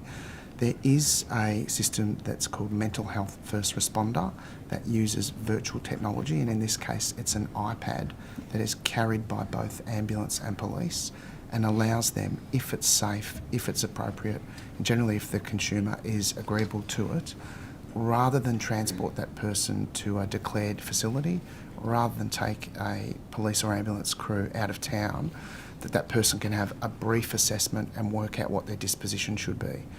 This service has assessed roughly 130 people in the last 12 months, and there's something along the lines of 111 people have been diverted from ED, which is really significant. It's over 80%. Mm-hmm. So it's early days. It has taken a lot of very good collaboration from police and ambulance colleagues, and the people at H&E have done, I think, a really good job in getting it going. But it's early days. But the initial figures are very promising, and it's also a benefit to the community because you don't want to take a first responder crew out of a small town only to have someone be assessed in ED and have that person need to find their own way home. Yeah, thank you. Thanks, Joe. Thank you. Thank you for appearing today. We heard earlier this morning in evidence, and I'm not sure if you've been following the evidence that was given this morning, but in relation to the capacity review that the Minister's asked for, Dr. Vergona effectively said that it was, I guess, to paraphrase, a inferior review to what he was actually hoping would be asked for after the election. Do you have a view as to what to the review itself, but also what may be asked for at a later date to actually provide a broader and better overview of what the capacity is, given that somebody as, I guess, eminent as Dr. Vergona's, and his position within that review is actually, I guess, I would say critical of the way that it's been framed at the moment. Yeah, I will pass to Dr. Flint because he's been working more closely on the details of the review. We are working closely with Dr. Vergona and the Alliance, and as I mentioned, the Commission. I'm disappointed that he feels that way. Our view is that, firstly, the Minister is very keen to get a gap analysis, and what we need to do around that is obviously consult with the key groups, but certainly our LHDs where the services are being provided, and get a sense of the landscape where we think we've got demand issues and where we might have service issues. And that's what we really need to understand. And we also need to have a look at what our NGO and other partners are providing in a particular region. So we try and get a holistic sort of helicopter view of what's going on in local health districts. That won't be the be-all and end-all of this review, but this gap analysis is what the Minister's asked for with a view to us getting that finalised by the end of the year. Now, there are many tools and data sets and information that we will want to more deeply go into as we do a broader strategic plan for mental health services. So we'll continue to work with the Alliance and with the Commission, but I think what we'll get over the next couple of months, and that people have been working really well together and really cooperative, I think what we'll get is a high-level overview of where the system's at and where we think we need to put our attentions, and then we can go into more detailed data analysis over the coming months to really firm that up. Mm-hmm. Brendan, do you want to add to that? Thanks, Deb. Look, I don't have a lot more to add to that. I think that's a really good summary. The Alliance have publicly asked for a very detailed piece of work using some of the tools, and in particular, they're interested in the National Mental Health Services Framework. Our task at the moment is to provide the Minister with the advice that's been asked for, and then down the track, something that the Ministry of Health is doing anyway is looking at what services are provided, how that matches against tools and other jurisdictions, and we will continue to keep in contact with the Alliance and relevant stakeholders, and there's many. Yeah, but I guess given that we're effectively talking about some of the most experienced minds that are involved in the New South Wales mental health space. Given that the Minister hasn't actually asked for the work that they believe is required, are we not setting ourselves up perhaps for failure here, in that what we're doing is what's quick, but potentially not what is the most thorough? Therefore, what we're doing is effectively having to go back later on to re-examine this, which is ultimately just going to lead to delays and more cost. It's a pretty detailed piece of work, and the teams have been working very closely and meeting probably about every fortnight, and a lot of work going on in between. We will get good guidance out of this work because we're going straight to the source, our local health districts, to get a handle on what service provision, again, what their demand and access issues are, that will piece together to give us a service map, again, around where our community services are running well and effectively and where we think we need some realignment or some prioritisation. The deeper work will go to forming, our strategic plan for the ministry over a longer period of time. But I wouldn't want the committee to think that just because we're doing this over, well, we've been working on it for a couple of months now already, it'll be nearly a 6-month piece of work, that it's a rushed or simplistic piece of work. It will be very thorough and will give us a very good view of the services across the state for the Minister. But you'd agree that to have a stakeholder as prominent as Dr. Vigona criticising the breadth of the gap review, I think speaks to the issues, and that then leads to, I guess, a credibility issue around when you hand down this, I'll say interim, because, there's obviously, you foreshadow that there'll be further work. Does that not provide the community with some scepticism as to how detailed it actually is, how thorough it's been, and whether you've actually looked at the right things or not? I might let Dr. Flynn talk to the detail on that, because we've been working closely with Angela. Look, I think the key thing to remember here is that this work needs to be done anyway, this first part. So there is no point having data without a narrative. And what we're hoping is that we go, and this is what we're working on at the moment, is really considered and comprehensive discussions with lots of service providers, involvement of consumers, involvement of the Mental Health Commission. Many of the, valuable advocates in the sector in New South Wales are involved. And even down the track, as we use some of these planning tools, they won't mean a lot without knowing what our consumers think, without knowing what a lot of our partners, Consumers New South Wales, Mental Health Carers New South Wales, the AMA, Mental Health Coordinating Commission, we sort of need to know what they are seeing on the ground.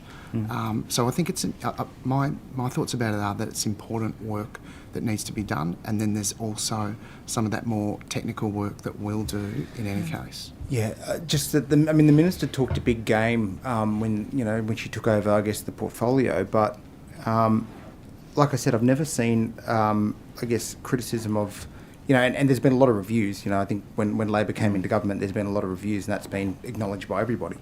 But to have a capability review, effectively undertaken, where some of the main stakeholders are already critical that you're actually not targeting, the most thorough bits of work here, makes me think that the process is perhaps undermined by a minister that wants this work rolled out quickly as opposed to being thorough. And given that the budget's just been handed down and effectively there's been no additional funding for services or work around this capability review, it also seems to me that it's really I guess a half-baked effort on behalf of the minister. And that as a bureaucrat, said trying to actually. Sorry, that's a point of order.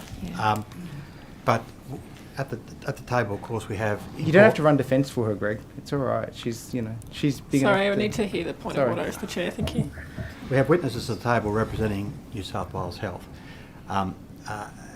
You're editorialising, as you know full well, and you're inviting them to make judgment about the minister. No, I wasn't. You know that's completely inappropriate.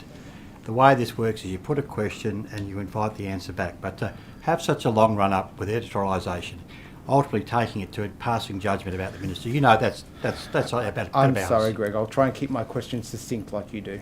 I encourage you to do so. Yeah. So, given that I guess the minister hasn't advocated for any more money, for this review, is it basically just trying to? Point of order. You don't know that, do you? Well, no. The budget's just been released, and there's no extra money. That was the whole point. That was the whole point of my lead up to the question. Is that I've just said that I asked the question: Sure. Was there any extra money? To the point of order, there's been quite a long run up. Yep. Could you please ask a question that's appropriate for a public servant? I'm coming up to the crease. But the arms here, it's going to be bowled over, and I just want to say. So the question is. Have you been provided the additional resources required to have a thorough review, or is this just trying to cobble together the funds that you've got at the moment and being hamstrung by a restrictive set of parameters when really you should be looking at a much broader picture here? The Minister has asked us to work with the Alliance, the Commission and our partners to establish a gap analysis in relation to community mental health services across the state. We are doing a thorough review, engaging with consumers and the Alliance, as Dr. Flynn mentioned, and talking to the local health districts and accessing data and information about service need. We will do a thorough and appropriate report for the Minister on the basis it's there for her then and the government to make priority decisions around investment should that come available. We have the resources internally to do a very thorough piece of work. We consider it to be important work, and from the Centre of Mental Health point of view, this is the sort of planning work you'd expect an agency to do, because it's our job to actually set the policy and strategy for mental health services across the state. And we will work very closely with the Alliance and pick up on some of the issues that have been raised. They're a very important partner, and we have the hugest respect for Dr. Vergona and a good working relationship. So thank you for bringing that forward. I've got one last question of my own, if I may, which is to the PACER program. As you've pointed out, there is rightfully a lot of angst in the community about police responding to mental health emergencies.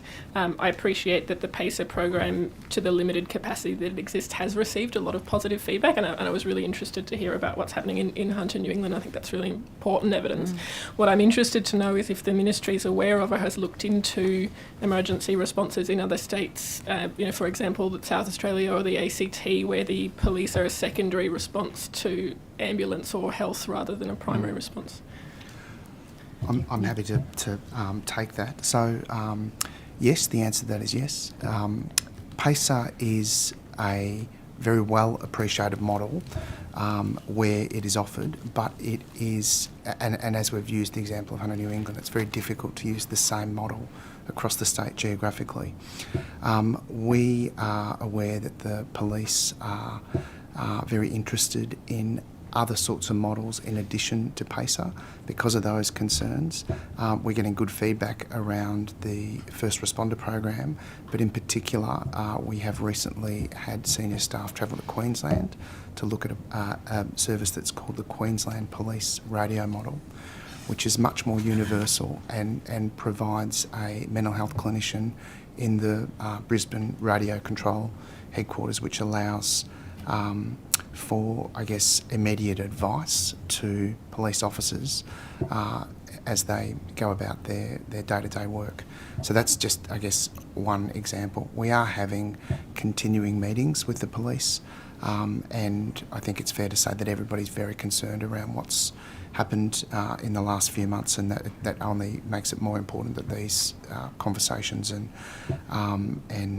potential new initiatives are progressed. Thank you. And it is really heartening to hear that the Ministry is doing that work of investigating what other innovative solutions there might be. But specifically to my question, have you been examining models where health or ambulance provide the primary response with police as secondary based on risk assessment? We haven't visited other jurisdictions around that yet. I am conscious, and I think it's come up on day one of the hearing around the ACT model.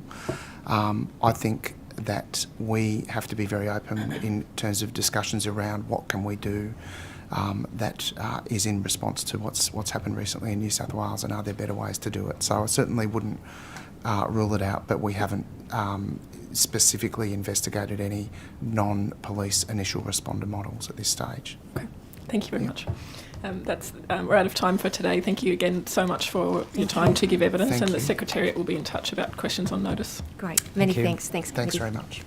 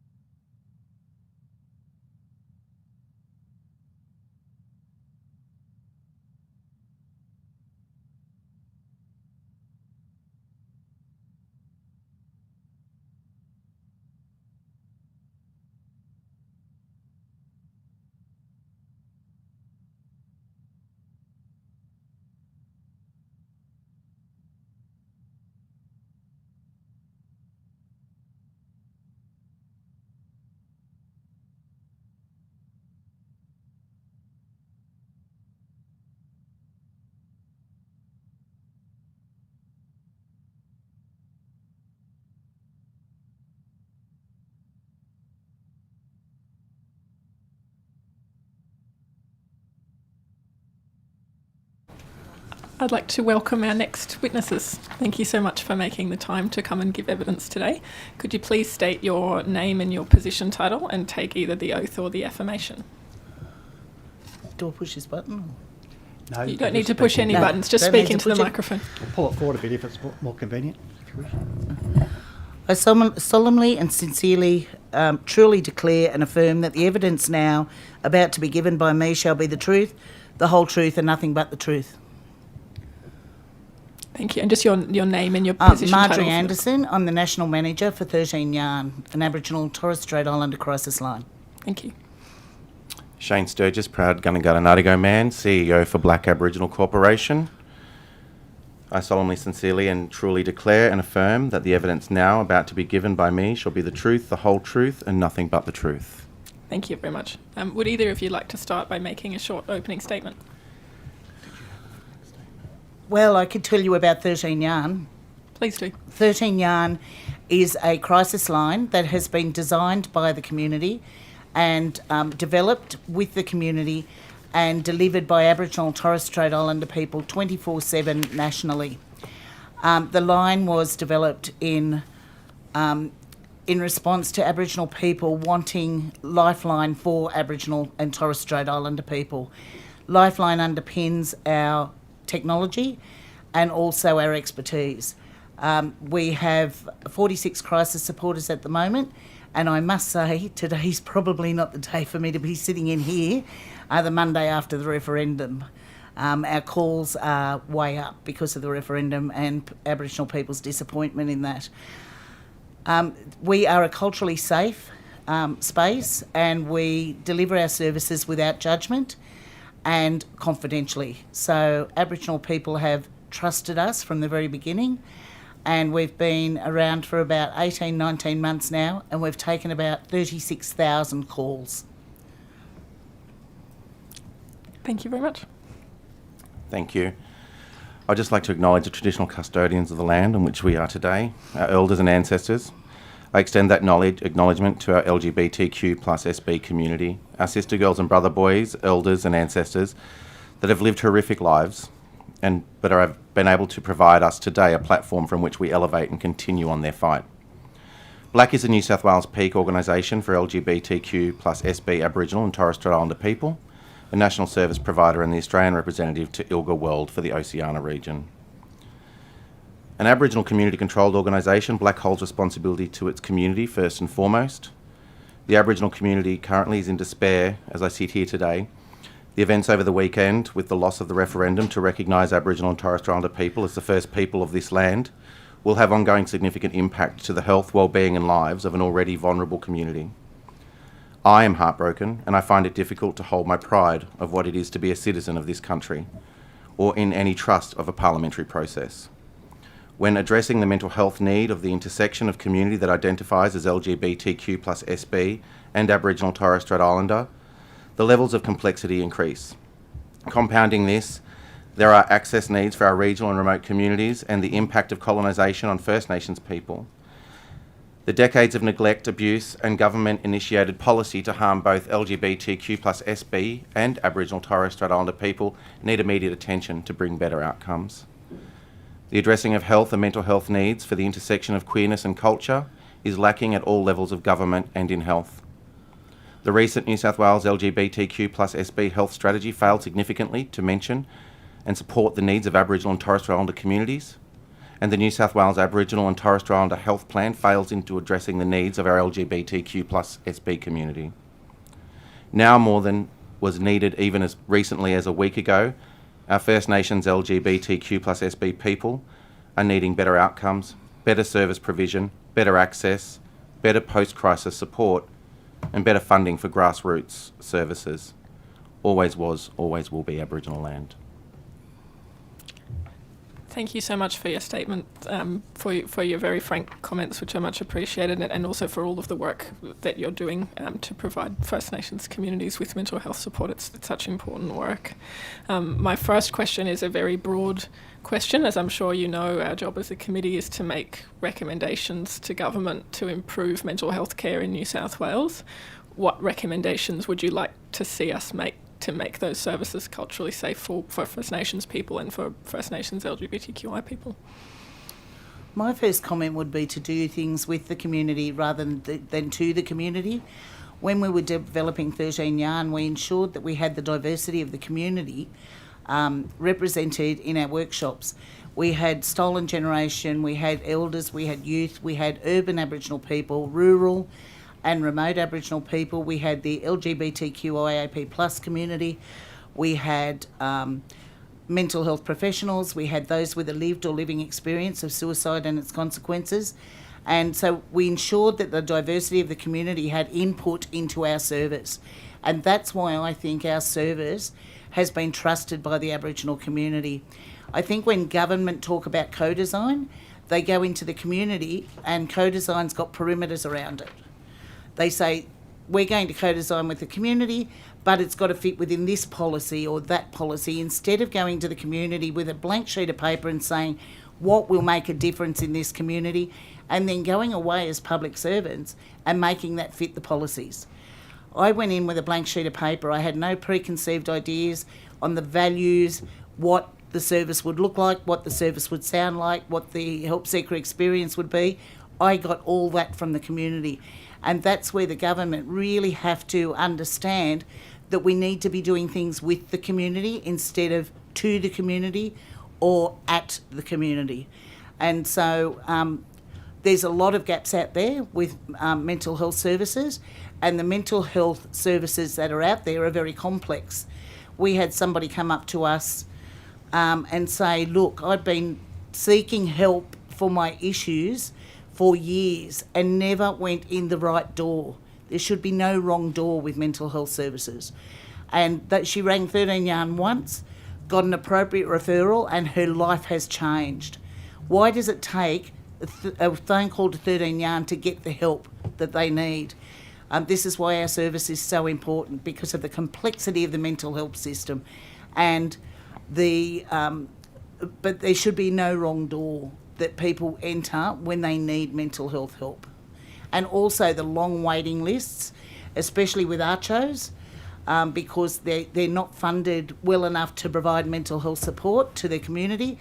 So they've often got really long waiting lists, and it's really hard to tell somebody in crisis, you might have to wait 12 months for support or help.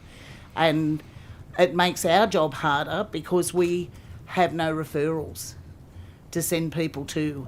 So we've really got to make sure that those gaps are looked at and that they're looked at in the Aboriginal space, and we work with the community to fill those gaps where we identify gaps. I concur. And it really is as simple as that. Like, First Nations people know how to support First Nations people. We value the importance of kinship. We value the importance of culture, which is something that lacks from any government or health-driven service, because it doesn't connect in with community. Even as a Aboriginal community-controlled organisation, I wouldn't make a statement on behalf of community without consulting community. I wouldn't go into another state or territory of this country without connecting with the landholders of that land first, to advise them of the services I wanted to provide to their people, to connect in with them, to actually ask them what it is that they need in their areas, in their geographic locations. The government tends to have this holistic view or homogenous view that Aboriginal people will all fit this one little policy or this one little service provision, regardless of their need or regardless of their geographic location. And when you're looking at regional and remote communities, very different needs and accessibility to that of metropolitan communities. So the thing I think that's needed is for government to actually listen, to consult. And I know that's at the moment, it's not a great thing, because communities are feeling really over-consulted at the moment. But it needs to be done with care and compassion. It doesn't need to be done with a white saviour mentality. It doesn't need to be done with a homogenised aspect to your Aboriginal, so therefore this is what you need. You need to ask us what we need.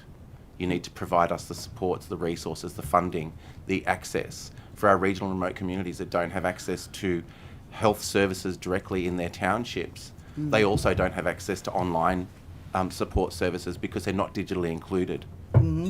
So there are multiple elements of accessibility that are failing our communities in regional and remote areas in this country. Thank you. I've got another question, which is, are you aware of in-person services that have done this well? Are there successes that we could model on? I know 13 Yon, you talked about ACHOs and who you refer to if someone rings the service and needs a follow-up or an in-person consultation. Which services are going well? Who do you like to refer to?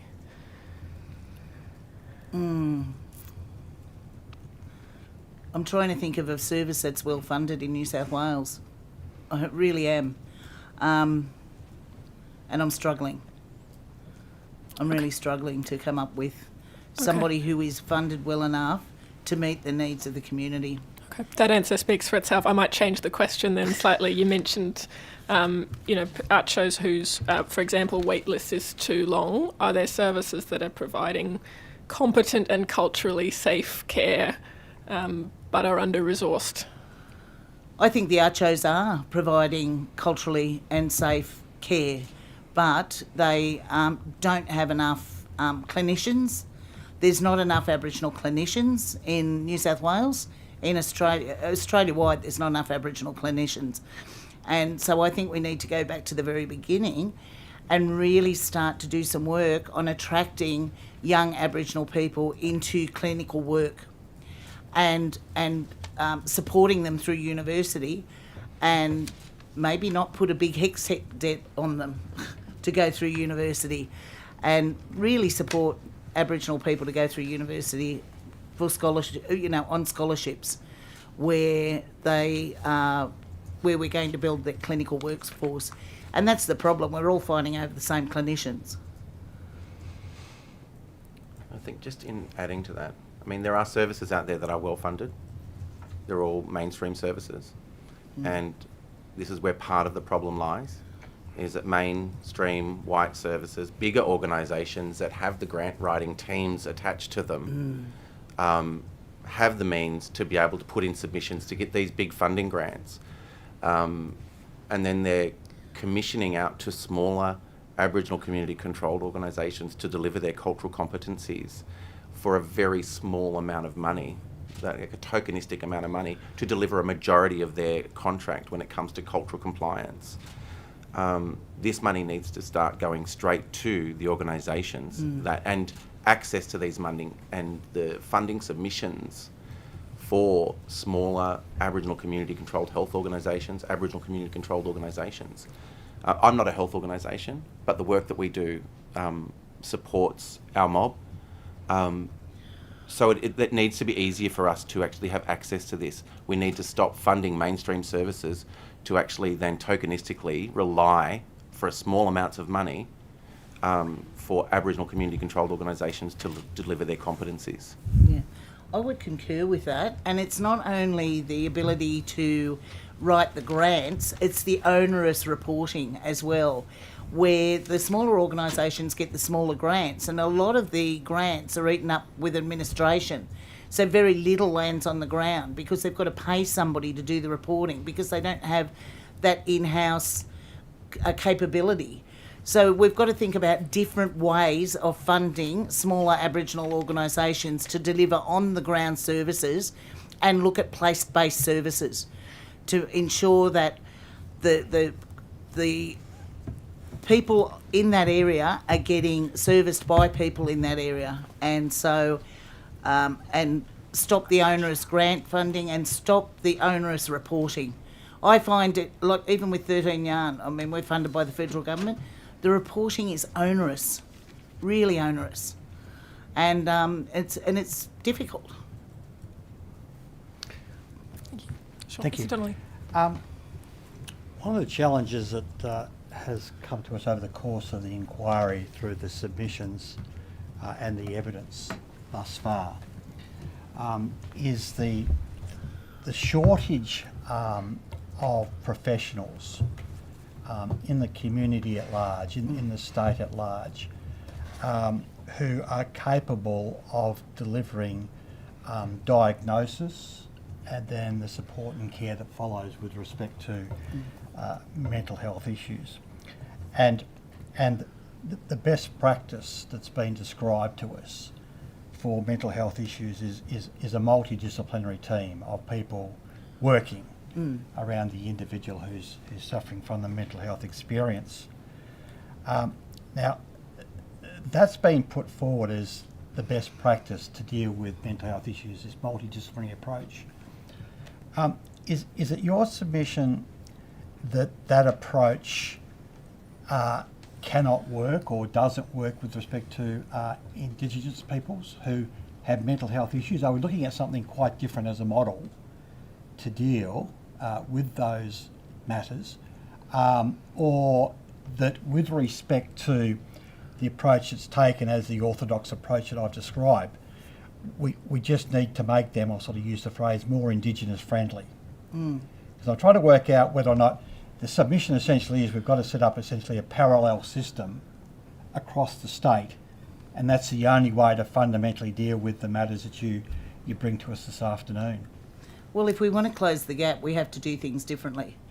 And I think the difference with dealing with Aboriginal people is that we don't see ourselves as individuals as much.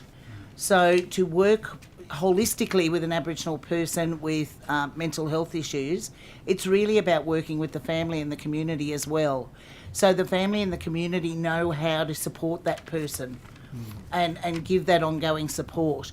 So I know there's confidentiality with treatment, but with support services, we must be working with the families, extended families and communities of these people. I think that approach of having multiple people working on the same case according to what's needed by that person, but listen to what that person wants as well and make sure that it's Indigenous led. You know, I know that we don't often have the Aboriginal clinicians, but make sure that it's Indigenous led so that it's culturally safe for that person. And that would be my advice. Yeah, I completely agree. Thank you.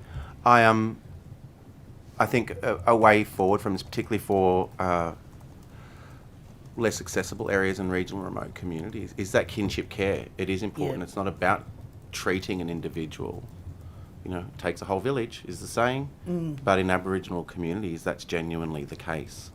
And we don't have access to, privileged education systems, and historically that hasn't been the case. We don't have the generational wealth to be sending our young ones into great schooling and education processes, which is, it all impacts and feeds into each avenue of this. But where I think we could see really positive results is resourcing communities, not just treating individuals. And when I say resourcing communities, I mean looking at that kinship care, looking at somebody within, a respected person within the community, and actually have them trained.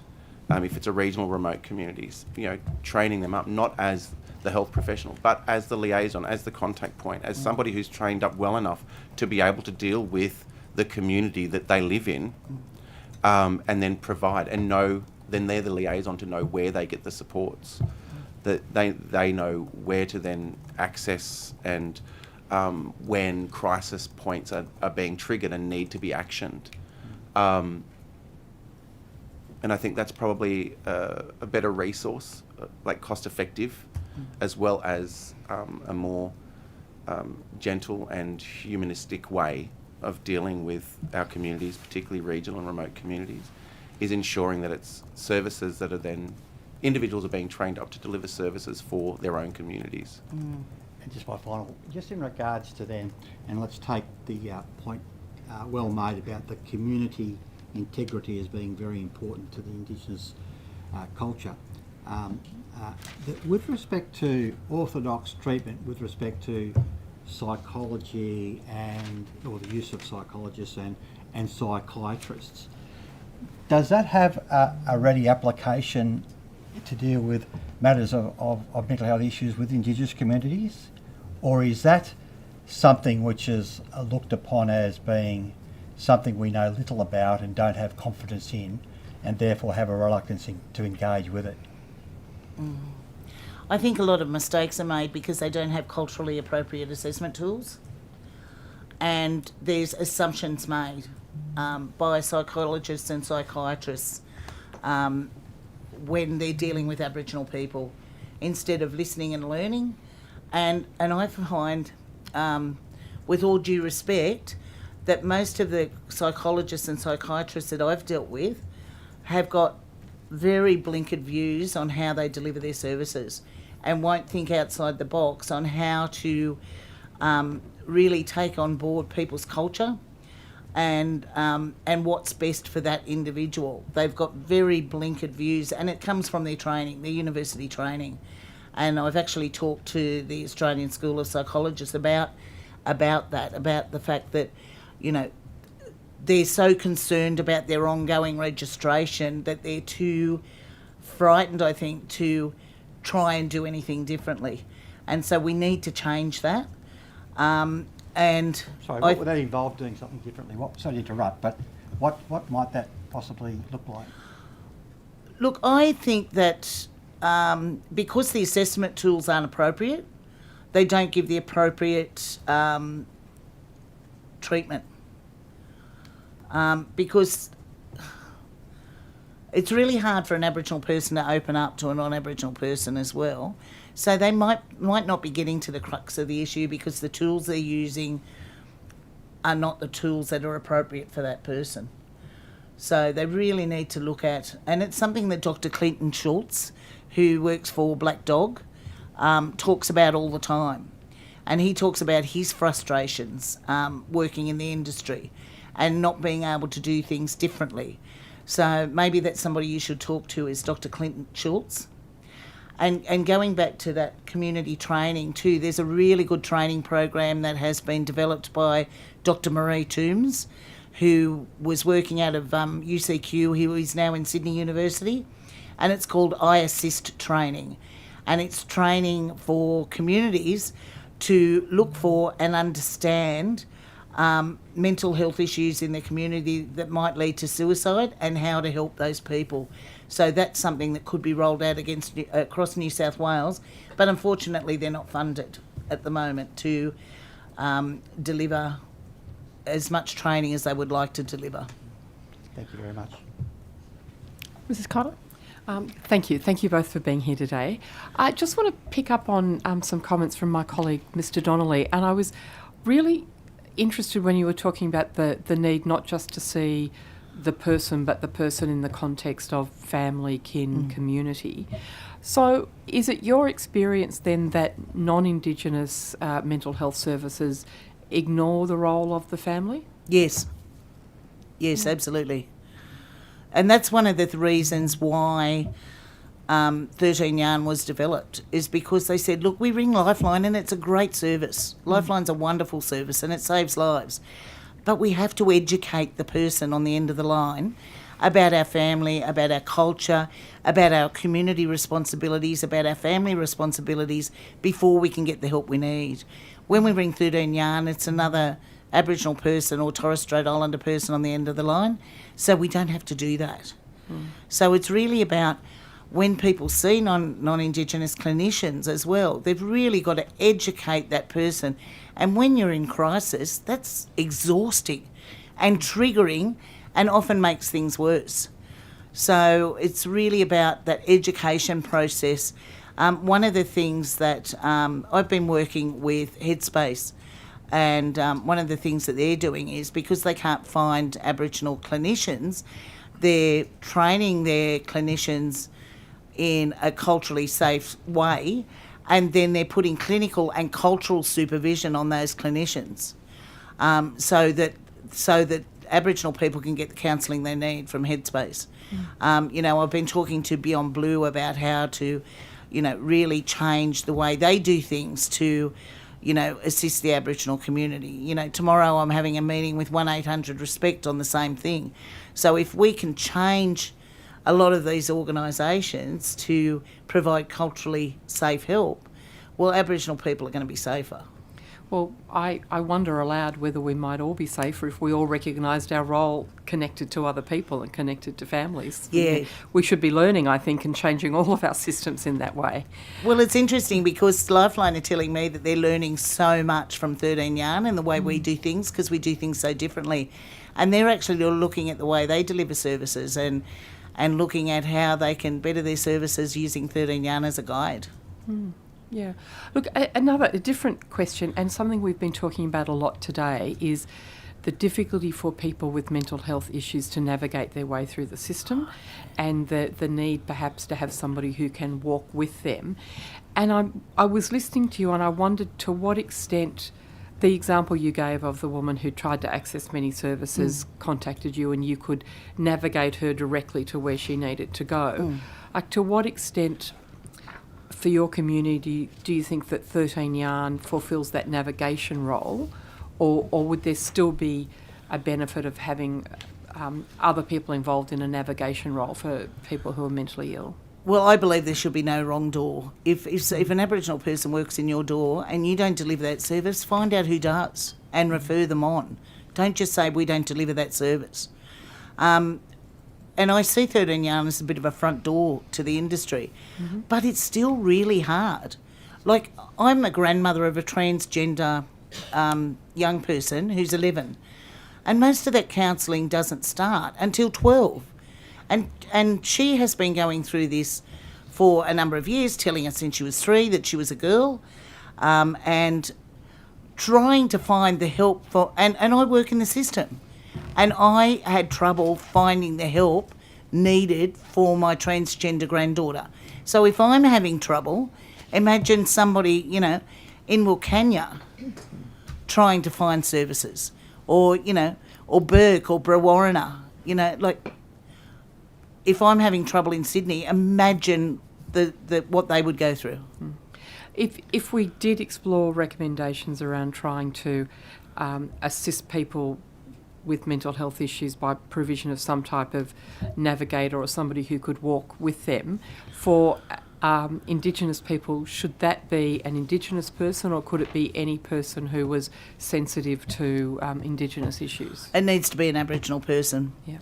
I think in any service delivery to Aboriginal people should be Aboriginal-led. And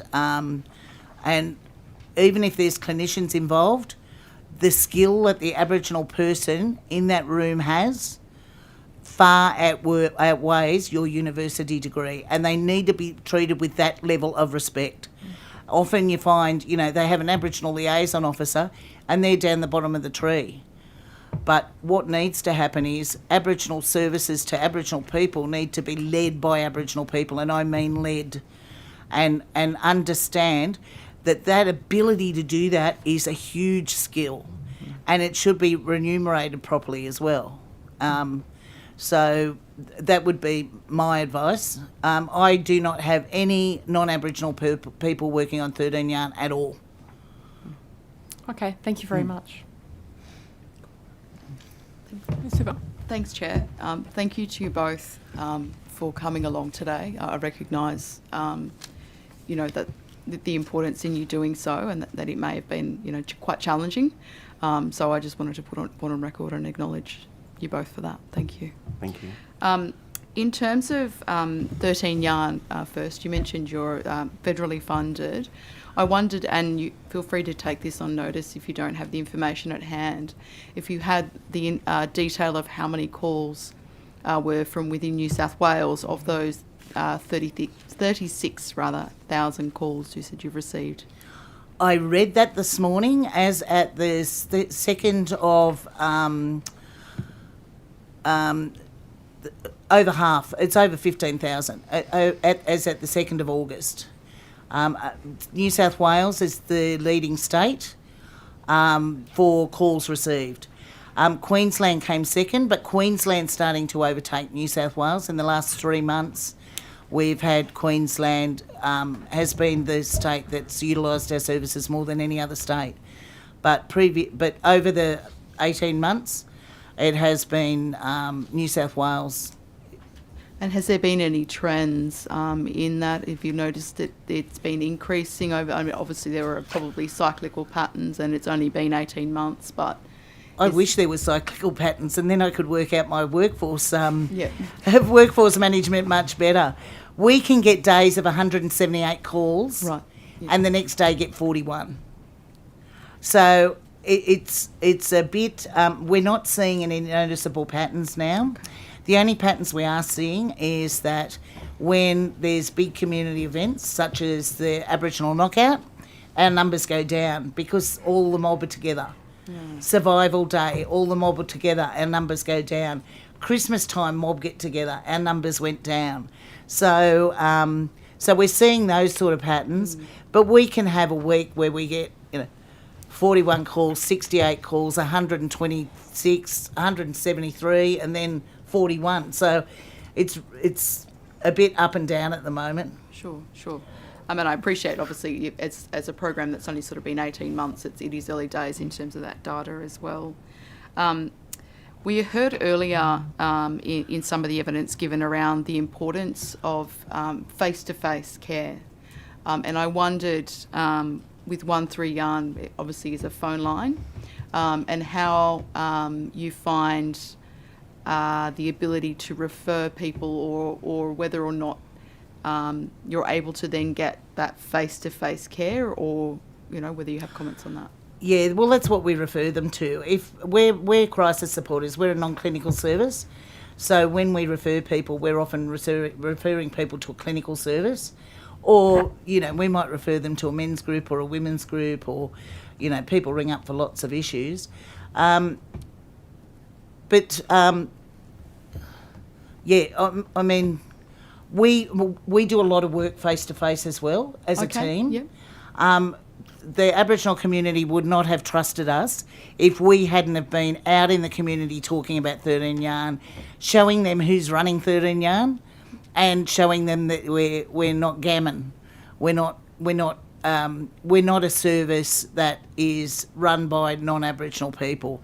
And so we've been out in remote Australia, we've been out in urban, we've been in every state in Australia, sitting down with the community and telling them about 13 Yarn. So face-to-face is the most important thing when it comes to Aboriginal people.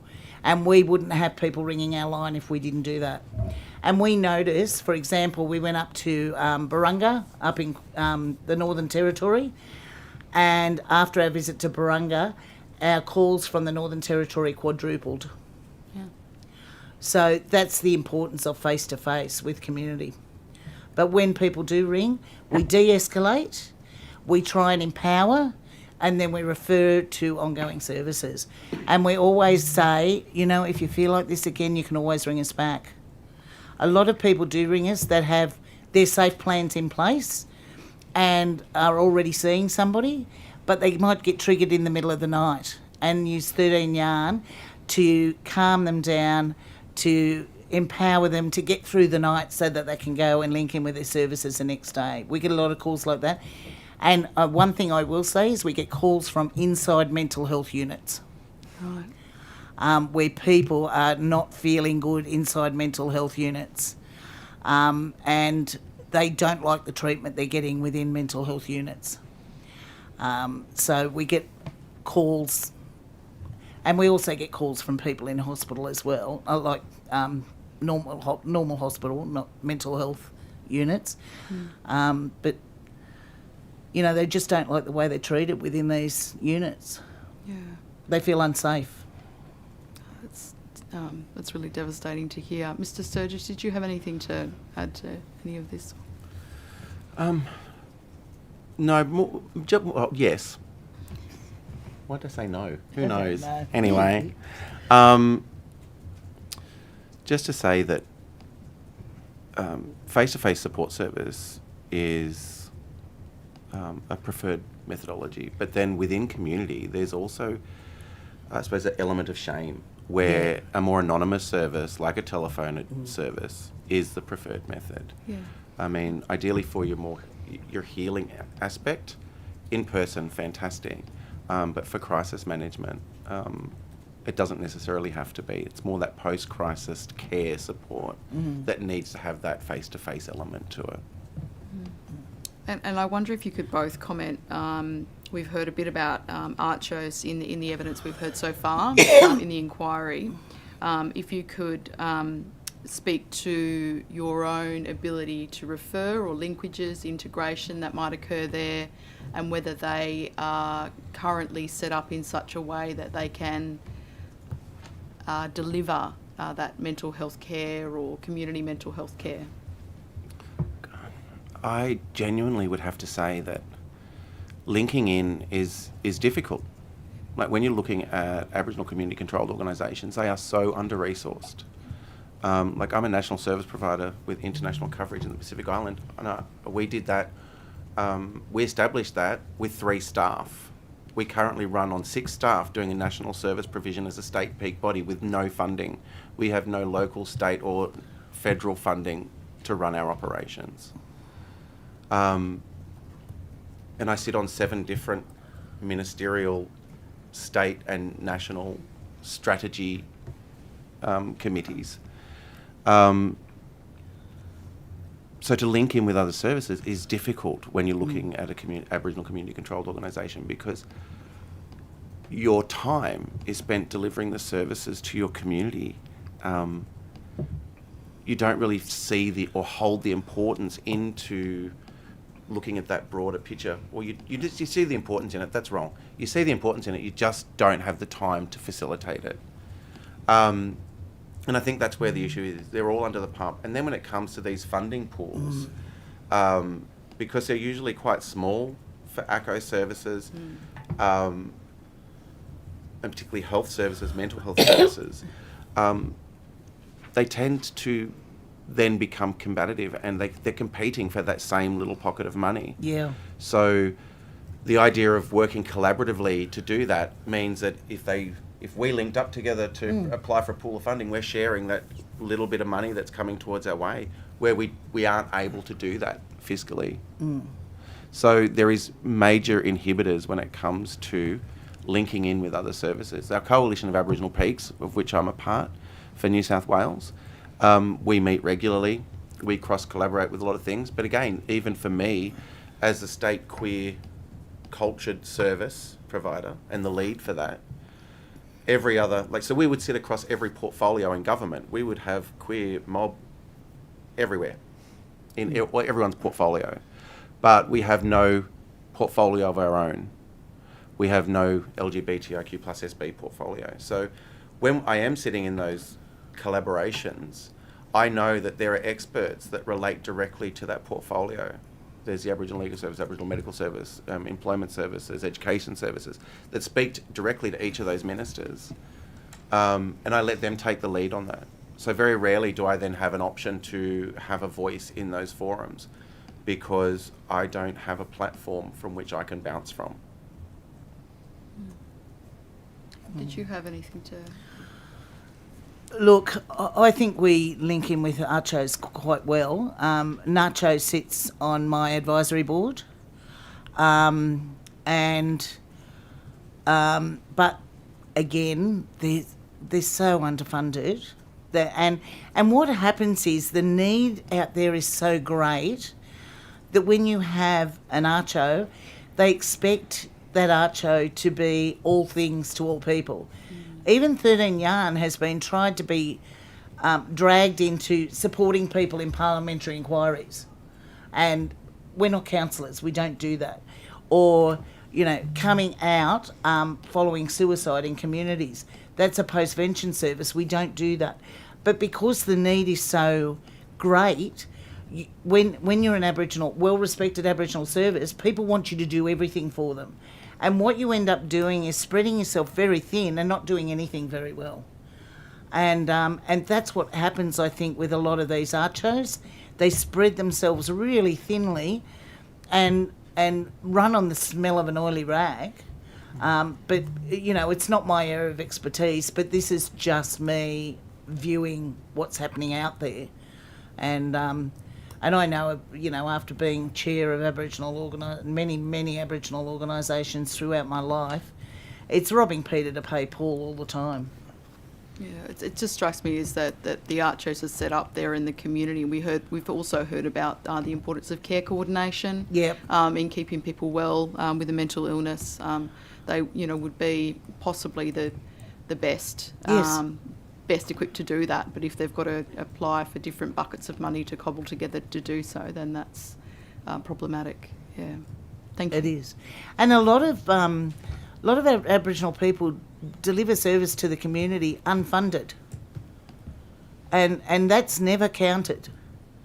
I know, I came from housing. I was in the Aboriginal Housing Office, and they're saying, why are Aboriginal community housing organisations more expensive than non-Aboriginal housing? And I said, because they actually look after the house and the tenant. They don't just collect the rent. And to be perfectly honest, they do a lot of things that they're unfunded for. So, we've got to consider that there's Aboriginal people out there working for minimum wage that are working, lots of hours a day. And when we go home from work, that doesn't mean we've finished work either, because we've seen as the organisation we work for. Yeah. So if somebody else in your organisation does the wrong thing and somebody knows you, it's your fault. So they'll come up and complain to you about it. So, it's difficult for people to live and work in communities and really have that work-life balance as well, and that needs to be recognised. Absolutely. Thank you. I'm interested in your comments about calls to 13 Yarn reducing on days where there's events of cultural significance on that bring people together. I think that speaks to the sort of the social determinants of health, that there are things other than health that obviously impact our health, and what sort of areas we should be looking to in terms of funding that kind of event, or how can we support that kind of connection and to reduce reliance on mental health services like 13 Yarn? I think when mob get together as a community, they forget about the issues that they face day to day. Things like, the cost of living at the moment, inappropriate housing in New South Wales. We don't have enough housing. There's overcrowding in remote communities. There's not enough money spent on maintenance. The land council houses need to be bulldozed and rebuilt. We're just spending $50,000 on a house, and you can't see any difference because it's just making it safer. So and also access to health services, all those things that are day-to-day struggles for Aboriginal people. When we get together at the knockout, people forget about that, and they just enjoy being together with their mob. So I think if you wanted to fund, any cultural get-together, you should be talking to the community about that. You should be talking to, if you're seeing areas where you really want to get some mental health services in there, go to that community and ask them what they want to do. Say, what do you want to do? And they'll tell you. Can I just ask, so on that point, because I think it's a very important point, is what may be proposed as necessarily important for that community group within Indigenous culture possibly quite different from what may well be seen by another community? Can there be real variance? Oh, absolutely. So the variance can be quite different? Absolutely. I remember we put out expressions of interest to supporting Aboriginal tenants, and it was going to be co-designed with the community and delivered within the community. And the things that we got were nothing to do with housing. It was really about bringing people together, like community gardens in housing complexes and things like that. And it was more about the social and emotional well-being of the tenants rather than the housing themselves. So yeah, it was an interesting, because we thought we'd get this, get better electricity or better lighting or better this or better that, but it was things like community gardens that people wanted to deliver, or visiting programs for elders who live alone. It's really important that we look after elders who do live alone, and not build those things like they had in Redfern, that skyscraper that they put all the elders in. Couldn't believe when they did that. And half the time the lifts were out and the people were trapped in their units. Before I ask my next question, Mr. Sturgis, did you want to jump in on either of those questions? No, fine, thank you. Okay. One of the terms of reference of this inquiry is looking at alternatives to police for responding to mental health emergencies. Oh, yeah. There's a large number of different pilot programs happening in different parts of New South Wales and in different states, and at our next hearing we'll be looking at some of those alternatives. So I'm interested from your perspective, what a better model might look like for a First Nations person or for a queer First Nations person who rings 000 in a mental health emergency. What would a good culturally safe response to that call look like? Again, and that would be something I could take on notice, because within culture, if we're speaking for community about what they want, we always engage community and we do a consultation. And I don't, even as the CEO of the org, I don't have the capacity to speak on behalf of the communities in all topics. So that's something I'm happy to take on notice and put submission in for. But ideally, just to say that, Aboriginal and Torres Strait Islander people have an inherent distrust of government, of police, regardless. And too many times we've seen, and we have been the victims of very public abuse by police. So having police show up for it in regard to a mental health crisis or a psychosis is a triggering element, which I think we could all agree on. It's not necessarily, that's not a secret. But the way forward from that and the better outcome from that is something I would need to make sure that I was giving the correct information and consult community on. Thank you. I think we'd really appreciate for you to take that on notice and look forward to hearing that response once you've been able to do that consultation. Well, this is something we discussed ad nauseum when we were developing 13 Yarn, because the approach at the moment is when we know somebody is in danger, 000 must be called, and there's a police response. And we hate doing that. If we often ask, is there somebody else in the house with you? And if there is, get them to ring an ambulance, because that often brings a better response than ringing the police. We've heard things over the phone escalate when the police arrive.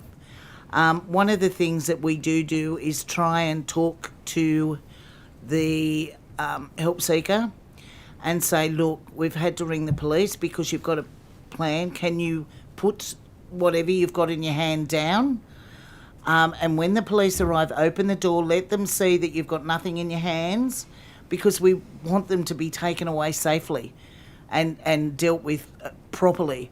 And sometimes that will work, but sometimes as soon as they see the police, it's an escalation because of that mistrust that Shane spoke about. And we've talked about this, ad nauseum on how we could do it differently. And the general consensus from those with a lived experience, particularly if an ambulance service turned up instead of the police, it would be a better outcome, because there is a trust in the ambulance service that is not there with the police. And we have seen younger police often have a different approach to the older police. We had a young man one time when our 13-yarn crisis supporters up in Dubbo were out to dinner, and there was a young man who was going to jump off a bridge. Now, his actual psychologist heard about it and went down there. The police wouldn't let the psychologist talk to him. We had 13-yarn crisis supporters down there. They weren't allowed near him. His mother came down. They kept her back. And the younger police, who were there in the beginning, had him settled down. But it was when the old police sergeants turned up and it was the heavy-handed thing, it just escalated. And they ended up arresting him and throwing him in the back of a paddy wagon, and the whole community was distressed. My 13-young crisis supporters were distressed. Everybody that was involved in that was distressed. And they say this is why we don't trust the police, is because, we get those heavy-handed old sergeants come in who want to, flex their nightsticks, and it's a terrible outcome for everybody. But the younger police seem to have a different approach. I'm not sure if the training's changed, but they seem to have a different approach. It depends on personality as well with police, but I don't think they get enough training around dealing with people who are in psychosis or people who are having episodes of mental health issues. Thank you. Those are really distressing stories, but it's really important evidence. Yeah. But I think that's probably the key point to take away, is that the police have a very specific function in the community to keep the peace. Ambulance and mental health workers have a very specific role in caring for community. If everyone just did their job that they're actually allocated, then that would be great. And if that means putting more resources into mental health ambulance paramedic teams, I think that would be better money better spent than training and educating police force in mental health and psychosis. Thank you. We've got a few minutes left. Are there questions from any committee members? No. With the couple of minutes left, is there anything that you'd like to add that you haven't had the chance to tell us? No, I think I'm good. Just time frame for the consultation that I will undertake. When did you want that back by? I think the standard for questions on notice for parliamentary committees seems to be 21 days. But that being said, this inquiry hasn't got a fixed end date for reporting yet, and it's expected to run well into next year. So I think I can speak on behalf of the committee by saying we'd accept that next year. Excellent, because I wouldn't get mobbed together to get me not within now. 21 days in the current environment. So thank you very much. Thank you. It's really appreciated, and the Secretary will be in touch with you if there are any more questions on notice. Thank you so much again for the time you've taken to share your experience and your expertise with us today. It's really much appreciated, and I hope that we can use that to make better healthcare services for everyone in New South Wales. Thank you for hearing us. you.